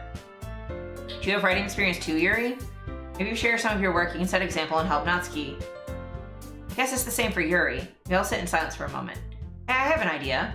How about Natsuki and Yuri look quizzically at Monica. Let's all go home and write a poem of our own. The next time we meet, we'll share them with each other. That way everyone's even. I thought it was a good idea. Well, I think you're right, Monica. We should probably start finding activities for all of us to participate in together. I did decide to take on the responsibility of vice president, after all. I need to do my best to nurture the club as well as its members. Besides, now that we have a new member, it seems like a good step for us to take. Do you agree as well, Hellchat? Hold on, there's still one problem. Now that we've reached the most important topic, I bluntly come forth with what's been on my mind. I never said I'd join. Monica convinced me to stop by, but I never made a decision. I still have other clubs to look at, and, I lose my train of thought. All three girls stare back at me with dejected eyes. But, sorry, I thought, girls exchange glances before Monica turns back to me. I guess I need to tell you the truth, Hellchat. The thing is, we don't have enough members yet to form an official club. We need 4. I've been trying really hard to find new members. If we don't find one more before the festival, I'm defenseless against these girls. How am I supposed to make a clear-headed decision when it's like this? I feel terrible for letting everyone down. Besides, the club itself seems pretty relaxed. If writing poems is the price I need to pay in order to spend every day with these beautiful girls. Right. Okay, I've decided then.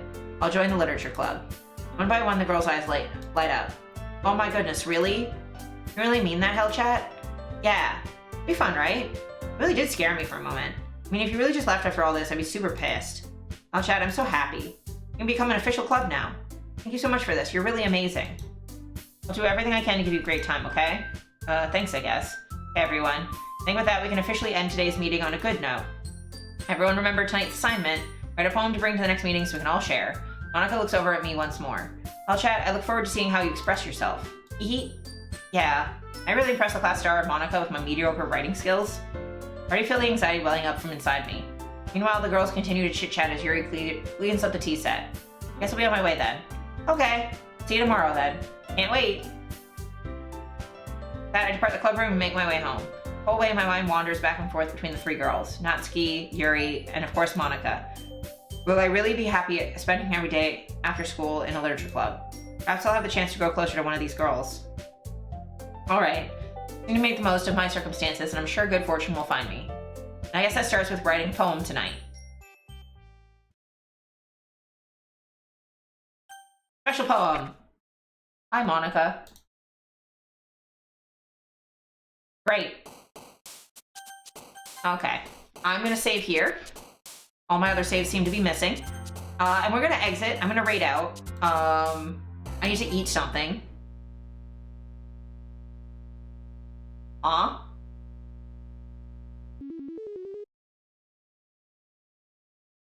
Okay.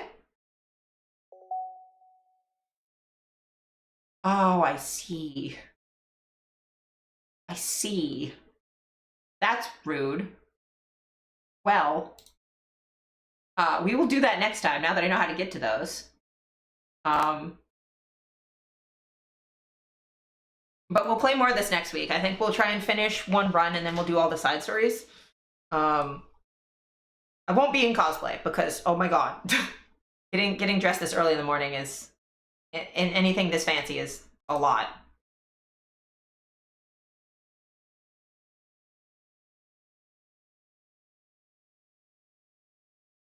So yeah, let's raid out. Thank you all for hanging out while we've been playing DDLC, and for hanging out during my 5-year affiliate anniversary. It's been lovely, especially like looking back on memories and stuff.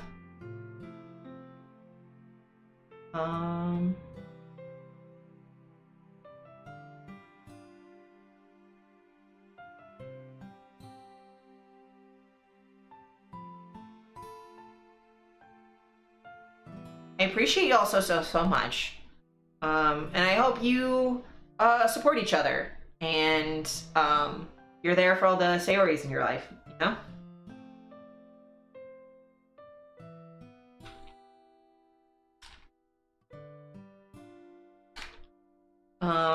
Make sure you take care of yourself as well.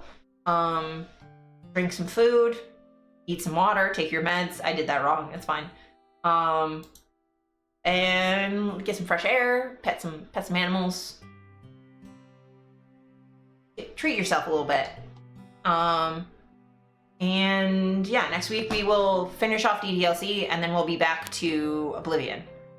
Because we're almost done the Thieves Guild, and then we have more Danger quests to do, and then we get to start the Assassin's Guild. So that'll be really fun.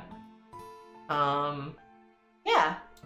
Thank you so much. Thank you for all the resubs and the stream streaks and the clippies. And I will see you all in a week. Bye!